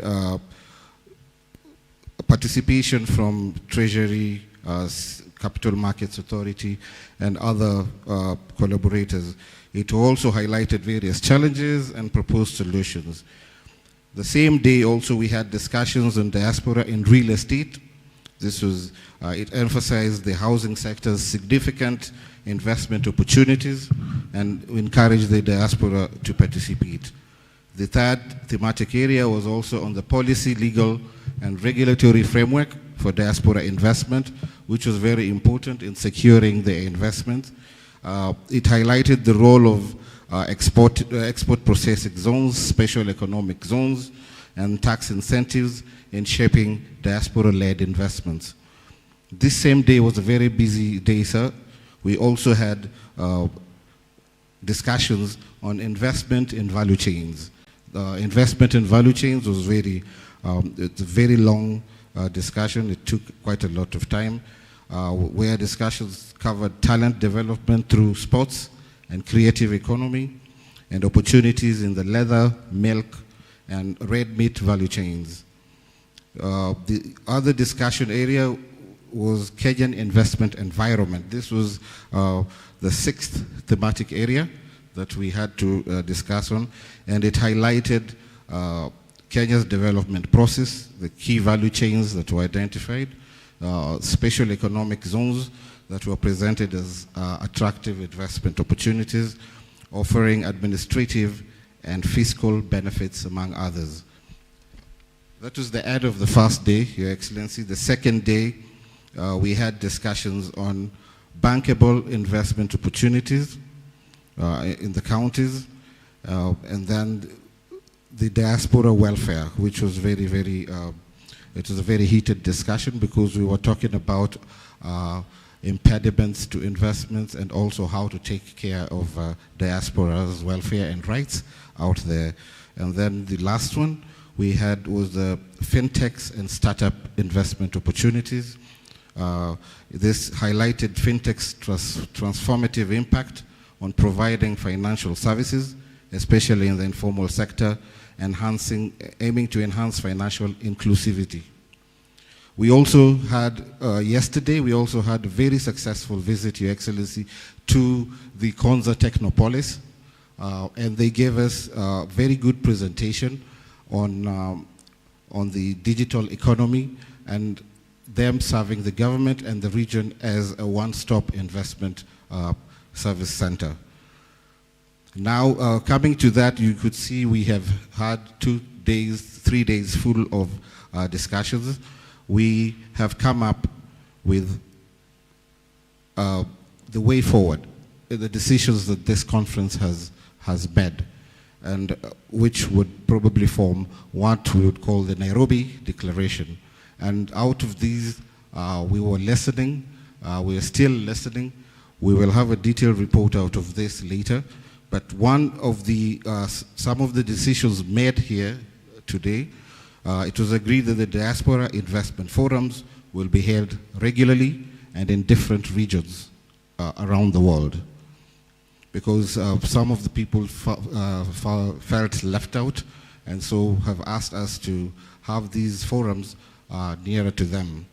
The second one is we reached a decision to make better ways to have clarity and simplicity in the country's investment profile, providing accessibility of information. We have a lot of information spread along in many different places. They would want this investment profiles put under one portfolio, simplified and very clear. The third one is during our visit, there was a decision that was made, our visit to Konza Technopolis, Your Excellency. The Konza Technopolis have decided they will help us to establish the Kenya National Diaspora Center at Konza, which will be exclusively used by the diaspora when they are in Kenya. So this is to emphasize the diaspora's important role in Kenya. So we will, for the first time, have a diaspora center at Konza Technopolis. The ministry also will work closer, and this has been mentioned before here. We will work closer with diaspora associations, all the chapters. We'll work with everybody and anybody, but better, we've listened today and we've been told to work through the diaspora associations, which we will do clearly. The county government also today, who are here presenting the bankable investment opportunities in the counties, also have committed to establish dedicated diaspora desks in all the 47 countries, which will provide us a liaison between the diaspora and the counties. The other decision made here is the State Department for Diaspora Affairs will act as the link between the diaspora and the county governments. A detailed report, Your Excellency, of this will be circulated to the other members, and this, for us, will form the Nairobi Declaration done here in Nairobi on 15th December 2023. I thank you, sir. Thank you very much. Thank you very much, Muzala. And Your Excellency, as we wrap up our panel, I would like to just say we've heard, we know, we knew, we believe this is our country, and the question is, how do we maintain the first mover's advantage And as Kenyans, we are ready to do that. We've had Your Excellency from a Kenyan company looking outside, and also from a diaspora company looking inside. We've also heard from Munzala, who has given us the way forward and the many advantages of this conference. I thank you very much, Your Excellency, for giving us this time, and to our PS, thank you very much. Back to you, Alozi. Quack. I can't say his other name. I know him as Big Ted. He's my friend. Back to you, Ted. Thank you very much. A round of applause for the panel as they make their way out and as we clear out the floor. And Your Excellency would like to listen from another voice from the diaspora. Please allow me to welcome Mr. Sam Ireri, who's a diaspora representative from the US of A, who will just give us a short remark, and then we shall be able to move to the next step. Thank you. Thank you. Your Excellency, the Deputy President of the Republic of Kenya, Rigathi Gachagua, Madam PS for Diaspora Affairs, Ms. Njogu, all the ambassadors, invited guests, my fellow diasporans, good afternoon. Good afternoon once again. Yes, that's the spirit of diaspora. Your Excellency, as you can see, diaspora is vibrant. And as you heard, my name is Sam Mireri. I live in Minnesota, where it's super cold. So I'm really working hard not to really sweat that much. So when you see me sweat, just know that I'm super excited. Tujenge Kenya, Nairobi Declaration. This is my ask. This is my ask on behalf of all diasporan leaders who are here. And I represent Diaspora Governing Council in the US. And all we are here now to say, we've been here for 3 days. We've learned a lot. We know where to put our money. We know what to do. Now I direct it to my fellow diasporans. Are we ready to build our country? We are the North Star. We are the shining star. We are the hope of Kenya. This is us. This Nairobi Declaration is what gonna make a mark in this country. So today when you live here, when you go home today, when you're celebrating Christmas and holidays with your families, please take that step. Take that step and invest in your money in your country. Not just for us. Not just for us as diasporans living now, but for our kids. Let our kids know where their money is, that they believe in Kenya, they should live in Kenya, and Kenya should shine. So that is my request. And Your Excellency, as you can see, we are committed. We also want to thank you very much for this diaspora department. Our PS, I can say with surety, she's the most accessible person in government. What she has done, this being the youngest department, we have all seen the result. Every diasporan has been touched by this department.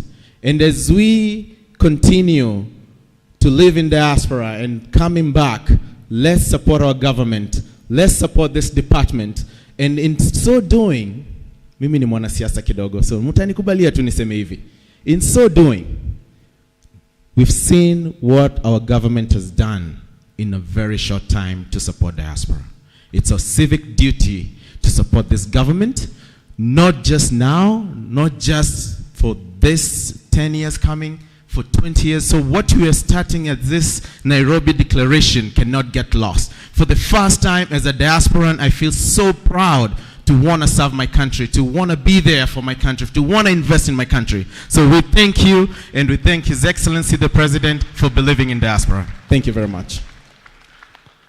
Thank you very much, Mr. Ireri. And now, Your Excellency, please allow me to welcome our host, our PS for Diaspora Affairs, Madam Rosaline Njogu, to make her remarks and invite you to also address this wonderful event. Thank you.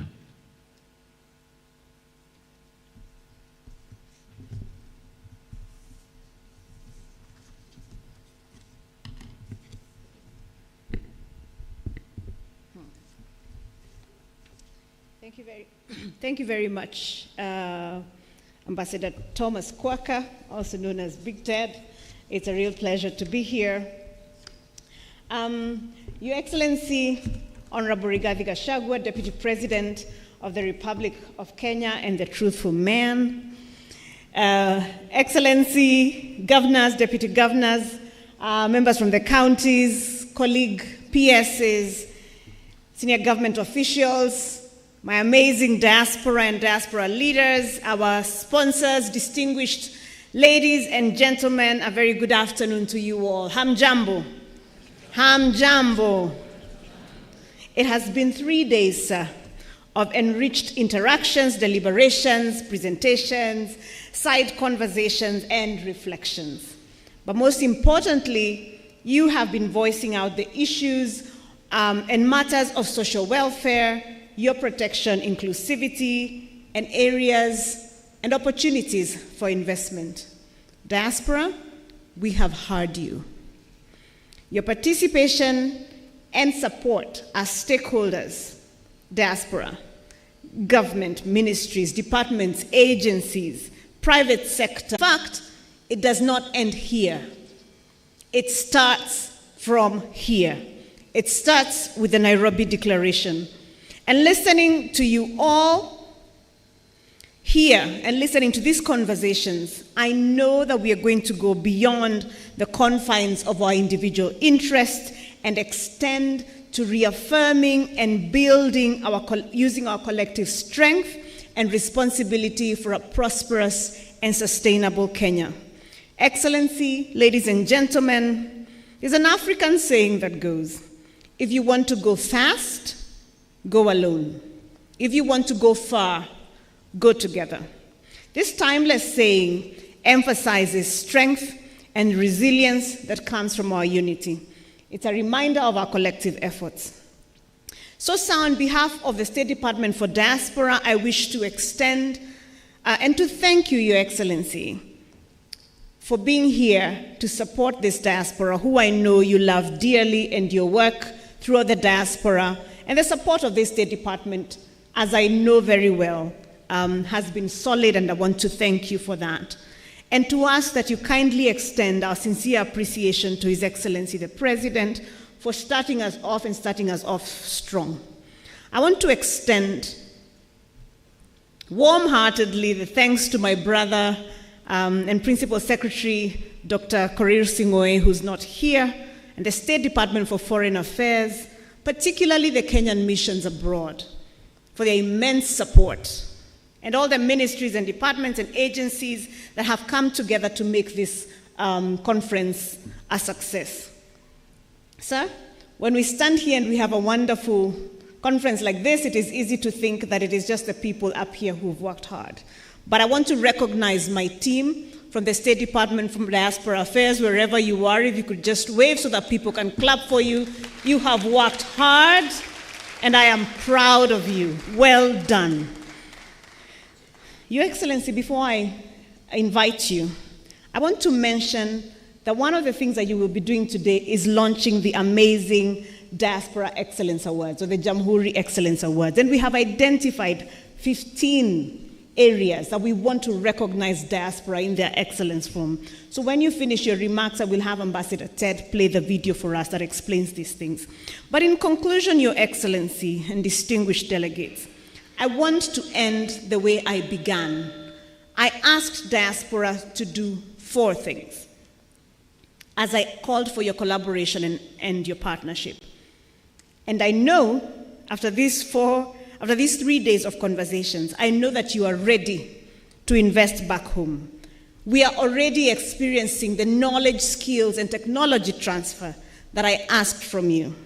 We are now clear, more than ever, on how you are going to support the government in opening up trade routes for Kenyan goods and services in your host country. And finally, I want to thank you for your commitment in finding job opportunities for Kenyans in the countries that you live. Ladies and gentlemen, it is now my singular honor to invite His Excellency, the Deputy President of the Republic of Kenya, Honorable Rigathi Gachagua, to address us and officially close the conference. Please be upstanding. Thank you very much.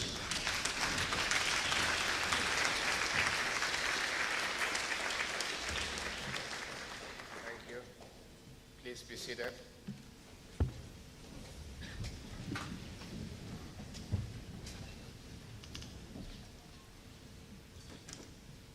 The Principal Secretary, State Department of Diaspora Affairs, Roslyn Njogu, the leadership of the diaspora community,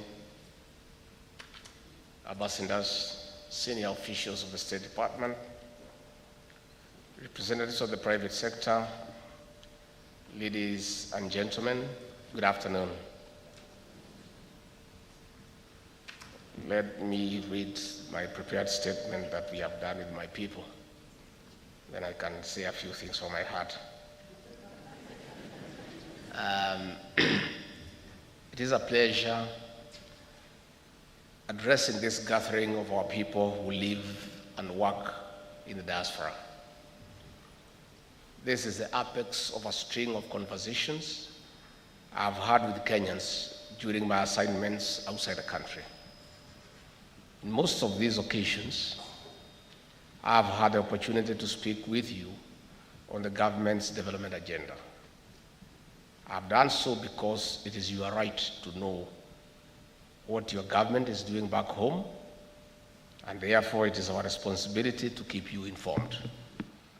This gives you a deeper understanding of our strategic priorities for better contribution. Being the first conference since we established the State Department of Diaspora Affairs, this dialogue with the government is another moment to agree on solid actions. We are working to improve your experience abroad as we invite you to continue investing back home. Ladies and gentlemen, the diaspora community is an important plug to the country's economy. Your remittances have been significant in stabilizing our economy. In 2022, the remittances surpassed $4 billion, and our strategy is to double this number in the next few years. That is what informs this three-day conference, in which we have had moments to identify ways of enhancing the existing collaboration among the government, the private sector, and the diaspora community in increasing the investment portfolio. We want an assured and streamlined investment environment at home. With this, you can do more. Thus, we are excited that beyond identifying investment opportunities, there has been a robust review of legal, policy, and regulating frameworks. There has also been extensive networking with peers in areas of interest. The theme of this conference, Tujenge Kenya, Bridging Borders, Building Futures, captures our vision of propelling Kenya. Ladies and gentlemen, through the State Department of Diaspora Affairs, the Faith Administration, led by President William Ruto, takes seriously the outcome of this conference. The President has appointed ambassadors and heads of mission to various states across the globe. As they assume or resume duty starting January, they are properly briefed to work closely with Kenyans in the diaspora. They are well guided to make your stay abroad very productive and to be available to engage with you at all times. That is how you make more money to invest home and support implementation of our development agenda. Decided to have a paradigm shift from the traditional diplomacy to commercial diplomacy. And ambassadors and high commissioners will spend 70% of their time looking for business, looking for markets, expanding existing ones, and in a very robust manner, engaging the diaspora community in the areas and the countries that they serve. That is why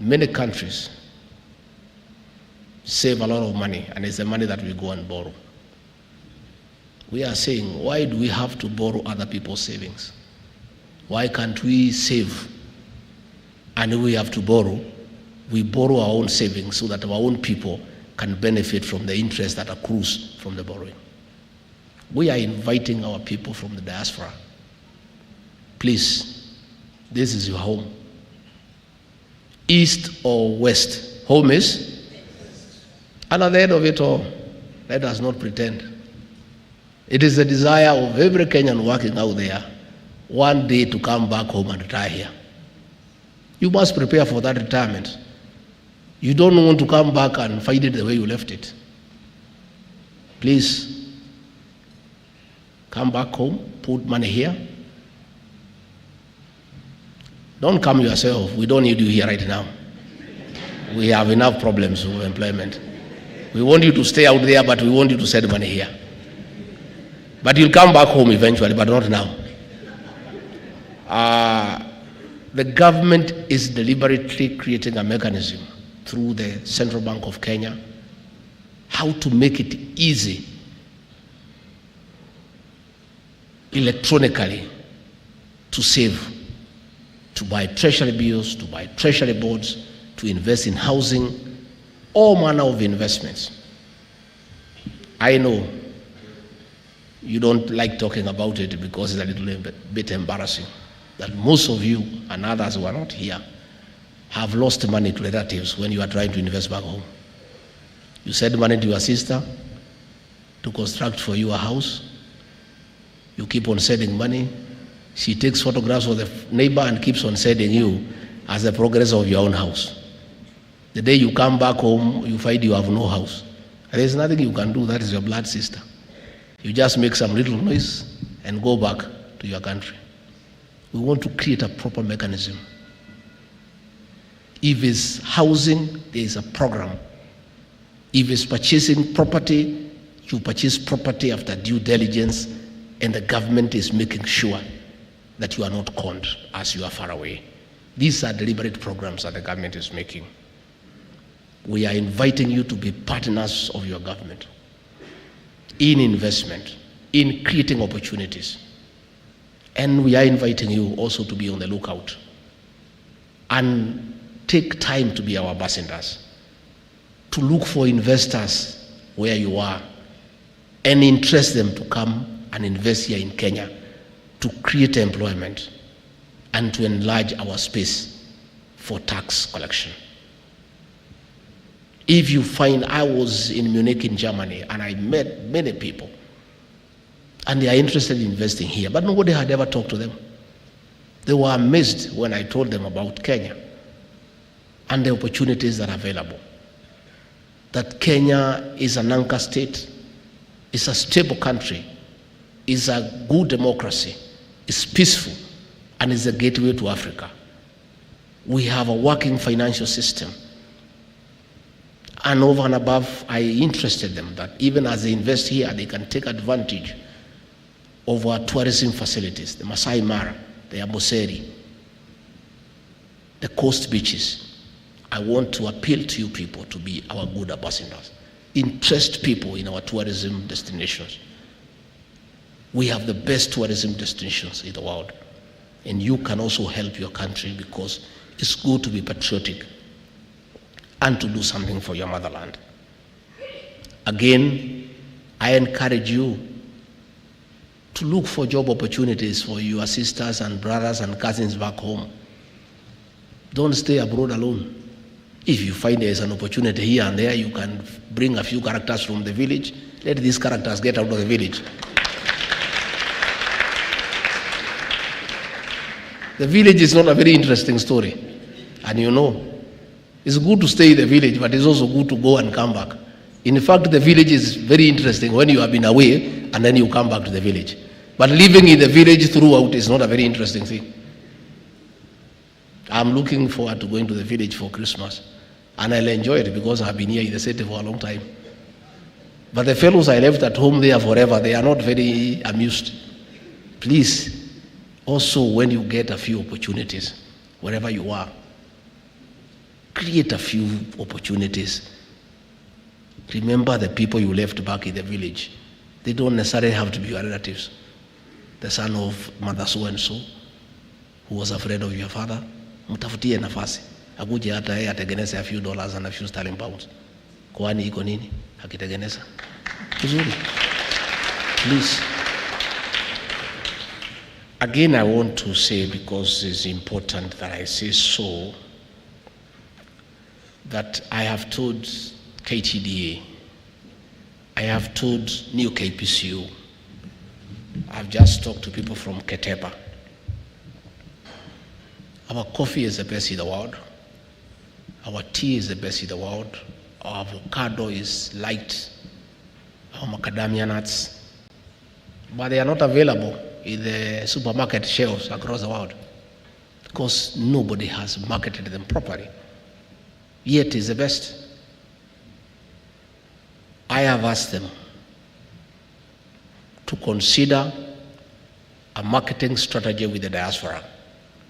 Instead of bringing marketers all the way from Kenya because it's expensive, engage the diaspora people so that they can market those products as a side hustle at not too much a cost. And you people can do it. I was in Colombia in a coffee conference and I came across a few Kenyans. And when I asked them what they do, they told me, I asked them, why don't you market our coffee? They say we do, but we don't have a structure. And we can do it because we are here. We know, we understand this area. We understand this space. I'll be engaging various people concerned with having products that are popular outside our borders. And we'll discuss with the peers how we can engage with our diaspora community so that with a small stipend, we can engage people already in those countries who understand the market, who understand the space, to be promoters of our various brands. And that's the only way what we are trying to do in terms of enhancing food security and asking people to produce more. We must have a corresponding market outside the country where our products can go. So you are a very important component of our country's development. And we are really depending on you. And that is why the president created this State Department. And our ambassadors and high commissioners have very clear instructions to work with you closely because you understand where you are. You understand it more than even the ambassadors and the high commissioner. Most of you have lived abroad for many years. You understand those people. You know their culture. You know their tradition. You know their likes. You know their dislikes. You know how to endear ourselves and our products to them because you are part of that culture. So this engagement is a continuous process. We are going to stay very near you people.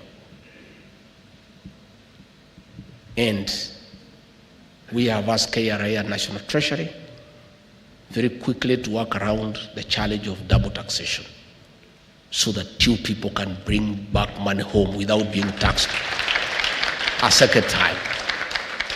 It's my understanding that taxation out there is very heavy. It will be a double tragedy, a jeopardy for you to be taxed again when you are trying to bring money back home.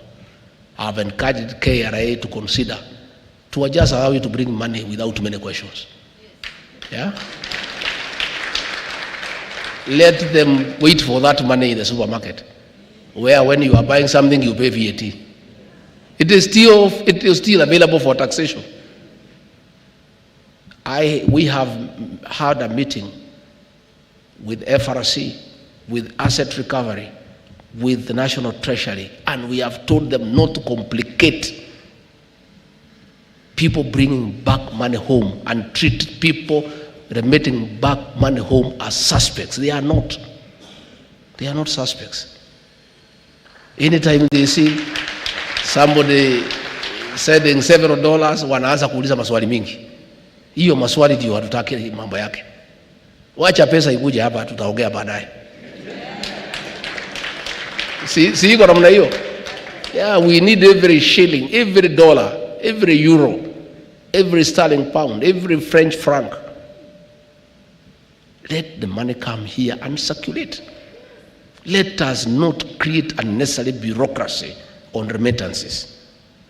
And you know some institutions also took advantage of laws of anti-money laundering to extort people who are bringing back money home. They see some little money, they flag it. Iko maswali. Ukitoa kitu kidogo, inakubaliwa ikuje. Hiyo maneno hatutaki. Tunataka pesa ikuje hapa. We want money to circulate in our economy. Na nyinyi ndio mko na pesa. Hii pesa mko nayo ndio niko na haja nayo tukiwa na rais. Na hata msipolete tutakuja kuchukua huko kwenu. Yeah? We are having a tight situation with the reserves of our foreign currency. And we need every dollar, every pound, every euro that we can amass to come back home so that it can strengthen our shilling and it can be available for money circulation so that our economy can grow much stronger and much faster. So you people, you are very precious jewel to our government. Tunachunga nyinyi kama mayai. Eh? When we are dealing with you, it's like walking on eggs. You know, if you are walking on eggs, you have to walk very carefully because they are, you don't break them. So you are our precious jewel. And Rosie and her team will take good care of you. And ourselves, the president and I, and our ministers, when we come abroad, we'll get time to come and talk to you and listen to you. I've just gone through the Huduma Center, and we are digitizing the consular services, the renewal of passports, the issue of IDs. You are aware the president has opened up this country, visa-free regime, so that people can come here and invest and be tourists. And we'll also be engaging other countries here to reciprocate and also open the doors for us without too many questions. Wapunguze maswali. So that hii kazi iweze kuendelea, si ndio? So I want to assure you of the commitment of our administration under President William Ruto and I assisting him to make you part of our administration, to walk the journey together with us for the third liberation of this country, the economic liberation, for our transformative agenda, the bottom-up economic transformative agenda. We want you people to be part of that conversation. And the president is very clear. Even as he's president, he doesn't know everything. We have a lot to learn. You guys know quite a bit than we do. Because mumekaa na hii wazungu mumechanuka zaidi. So wapia mtuchanue. The president says a good idea should give room to a better idea. And a better idea ultimately must and should give room to the best idea. And the only way to do that and benefit from this idea is engagement, the way you have done here for 3 days. And that is why when we come abroad, we shall engage you. In my meetings, it's free. We talk, and we talk hard talk, and we get to know what is happening. And even I've come to some countries, I've listened to some few things, I've come back and reported to the boss. And we have made some changes. Fahali watu wamelala kazini. Hatutaki uzembe. So when we come, kama mabalozi ni watu ya kulala, mnatuambia. Na si ati mnawashtaki mnafanya kazi yenu, you are being patriotic to your country. Mtuambie tukija tafadhali. Mtuambie huyu balozi mlituma hapa mumeanguka. Hafiki ofisi. Hatumuoni, hachukui simu, hapatikani. Mtuambie. You must help us make our country better. You must give us the feedback on the performance of our envoys in the countries that you live. And if you don't tell us, who will tell us? It's you to tell us. You must audit their performance and share with us so that we know, so that we make changes that will improve on our performance in those countries. Otherwise, I want to thank you people for being good ambassadors of this country. Wherever I have been, Kenyan people are of good behavior. Of course, iko wakora wawili watatu out of 1,000, which is okay. It's a reflection of society. Hata kwetu kwa serikali wakora wawili watatu iko. Polisi iko 5. Walimu iko 2. Kila mahali iko wakora kidogo. Hata kwa nyinyi, which is okay. It's part of society. Hata kanisani uliona Shakahola, a few people. But you cannot see that the whole church is bad because of 1 or 2 pastors. It's, you know, it's the society. There are deviants in society. And they are everywhere. But by and large, our people out there, the diaspora community, is a very responsible group of Kenyans. And we are very proud of you. You know, wherever we go, we get good stories. I go out of the country, I go to United Arab Emirates. Every hotel I go, I find a Kenyan. Every plane you enter, there is a Kenyan. We have got good work ethics. Sisi ni watu ya kibarua, ni watu ya kuchapa kazi. And we are popular across the country. So what we are trying to do through this State Department and Labor, the State Department of Labor, is to tighten and to formalize our relationship with other countries so that we create opportunities for the people of Kenya in a dignified environment where they are not abused, where they are not mistreated. But the people of Kenya are popular. Everywhere as good workers. We have got proper and good work ethics. We take work seriously. When you're given a job to do, people of Kenya are so good, they do it and do it like they'll never do it again. And that must be the spirit. And that is what the President and I also try to do. Whatever we have been taught to do by the people of Kenya, we try to do the best we can. And that is the Kenyan spirit. And you people have not disappointed. So I want to say thank you very much for this conference. I've been briefed of the outcome of this conference. I believe we are better people, and a lot of good things will come out of this dialogue and this conversation. Na kwa hayo mengi, asanteni sana. May God bless you. May God bless you abundantly. And if we don't meet again, Merry Christmas and happy and prosperous 2024. Asanteni sana. Thank you. Much.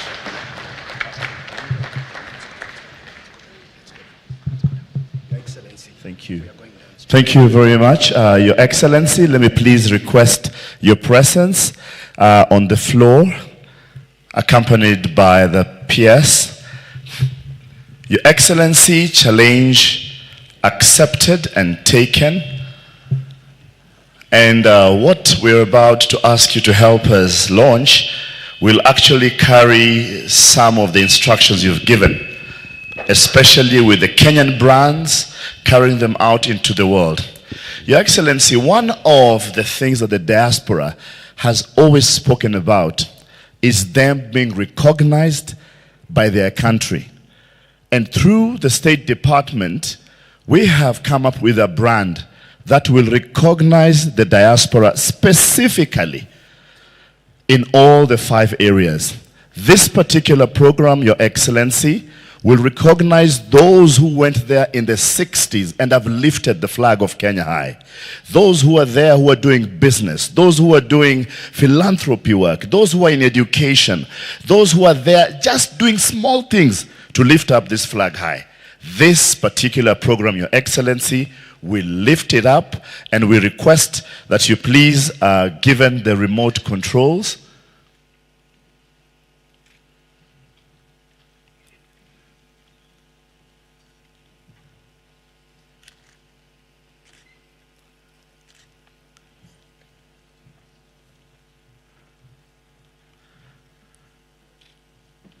and as you press this, Your Excellency, this is also our dedication to make sure that we shall not let you down and we shall not let this country down. Your Excellency.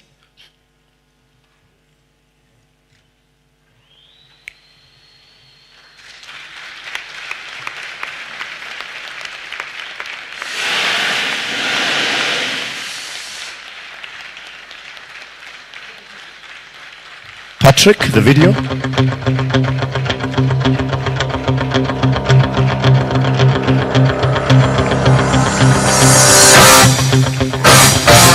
On the screen, sir, is the explanation of the award.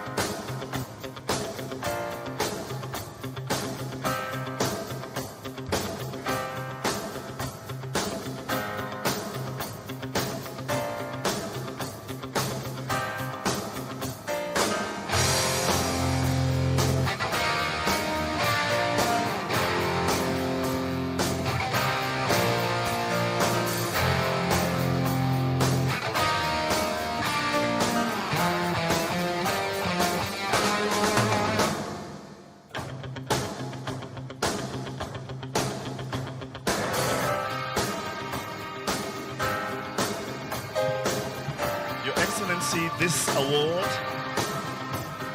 the awardees shall be nominated by the diaspora and voted for by the diaspora. The diaspora shall have the key in all the 5 areas.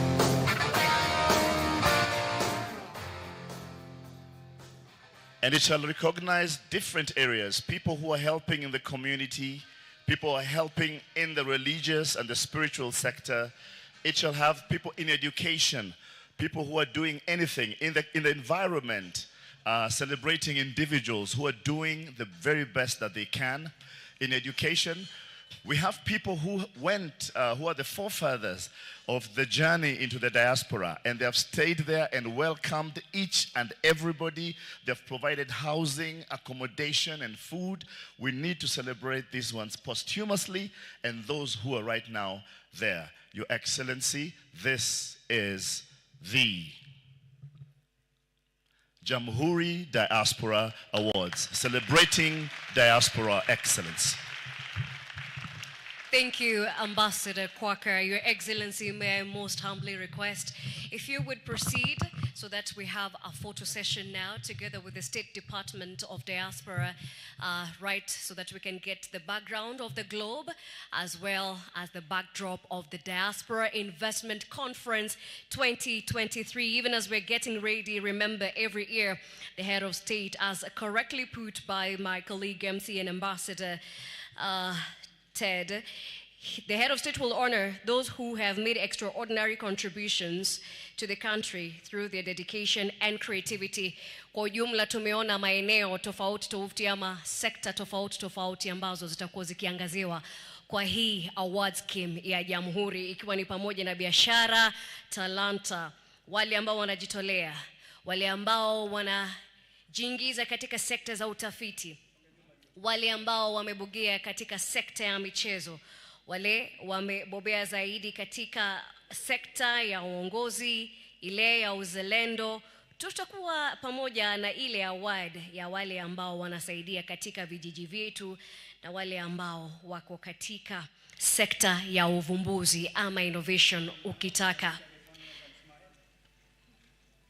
Shortly, we will be having our leaders from diaspora joining, which then will be marking the close of our ceremony. Leaders of diaspora, please kindly join in the photo session to commemorate this investment conference. Our diaspora leaders, wherever you are, please join in. Pale DJ anapotupa mziki, pole pole tu tukijiandaa na kuingia kwenye photo session hii. This wonderful afternoon, the leadership from our diaspora, please.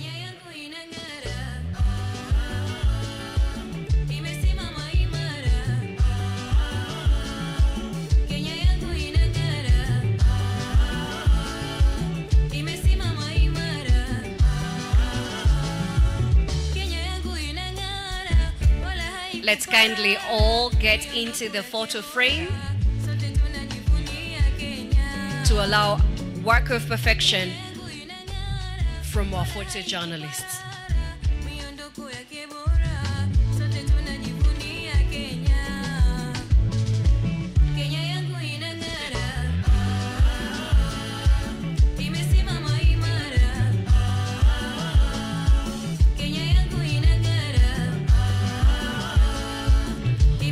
All right, as we remain upstanding, studio, we request that we play the national anthem, please.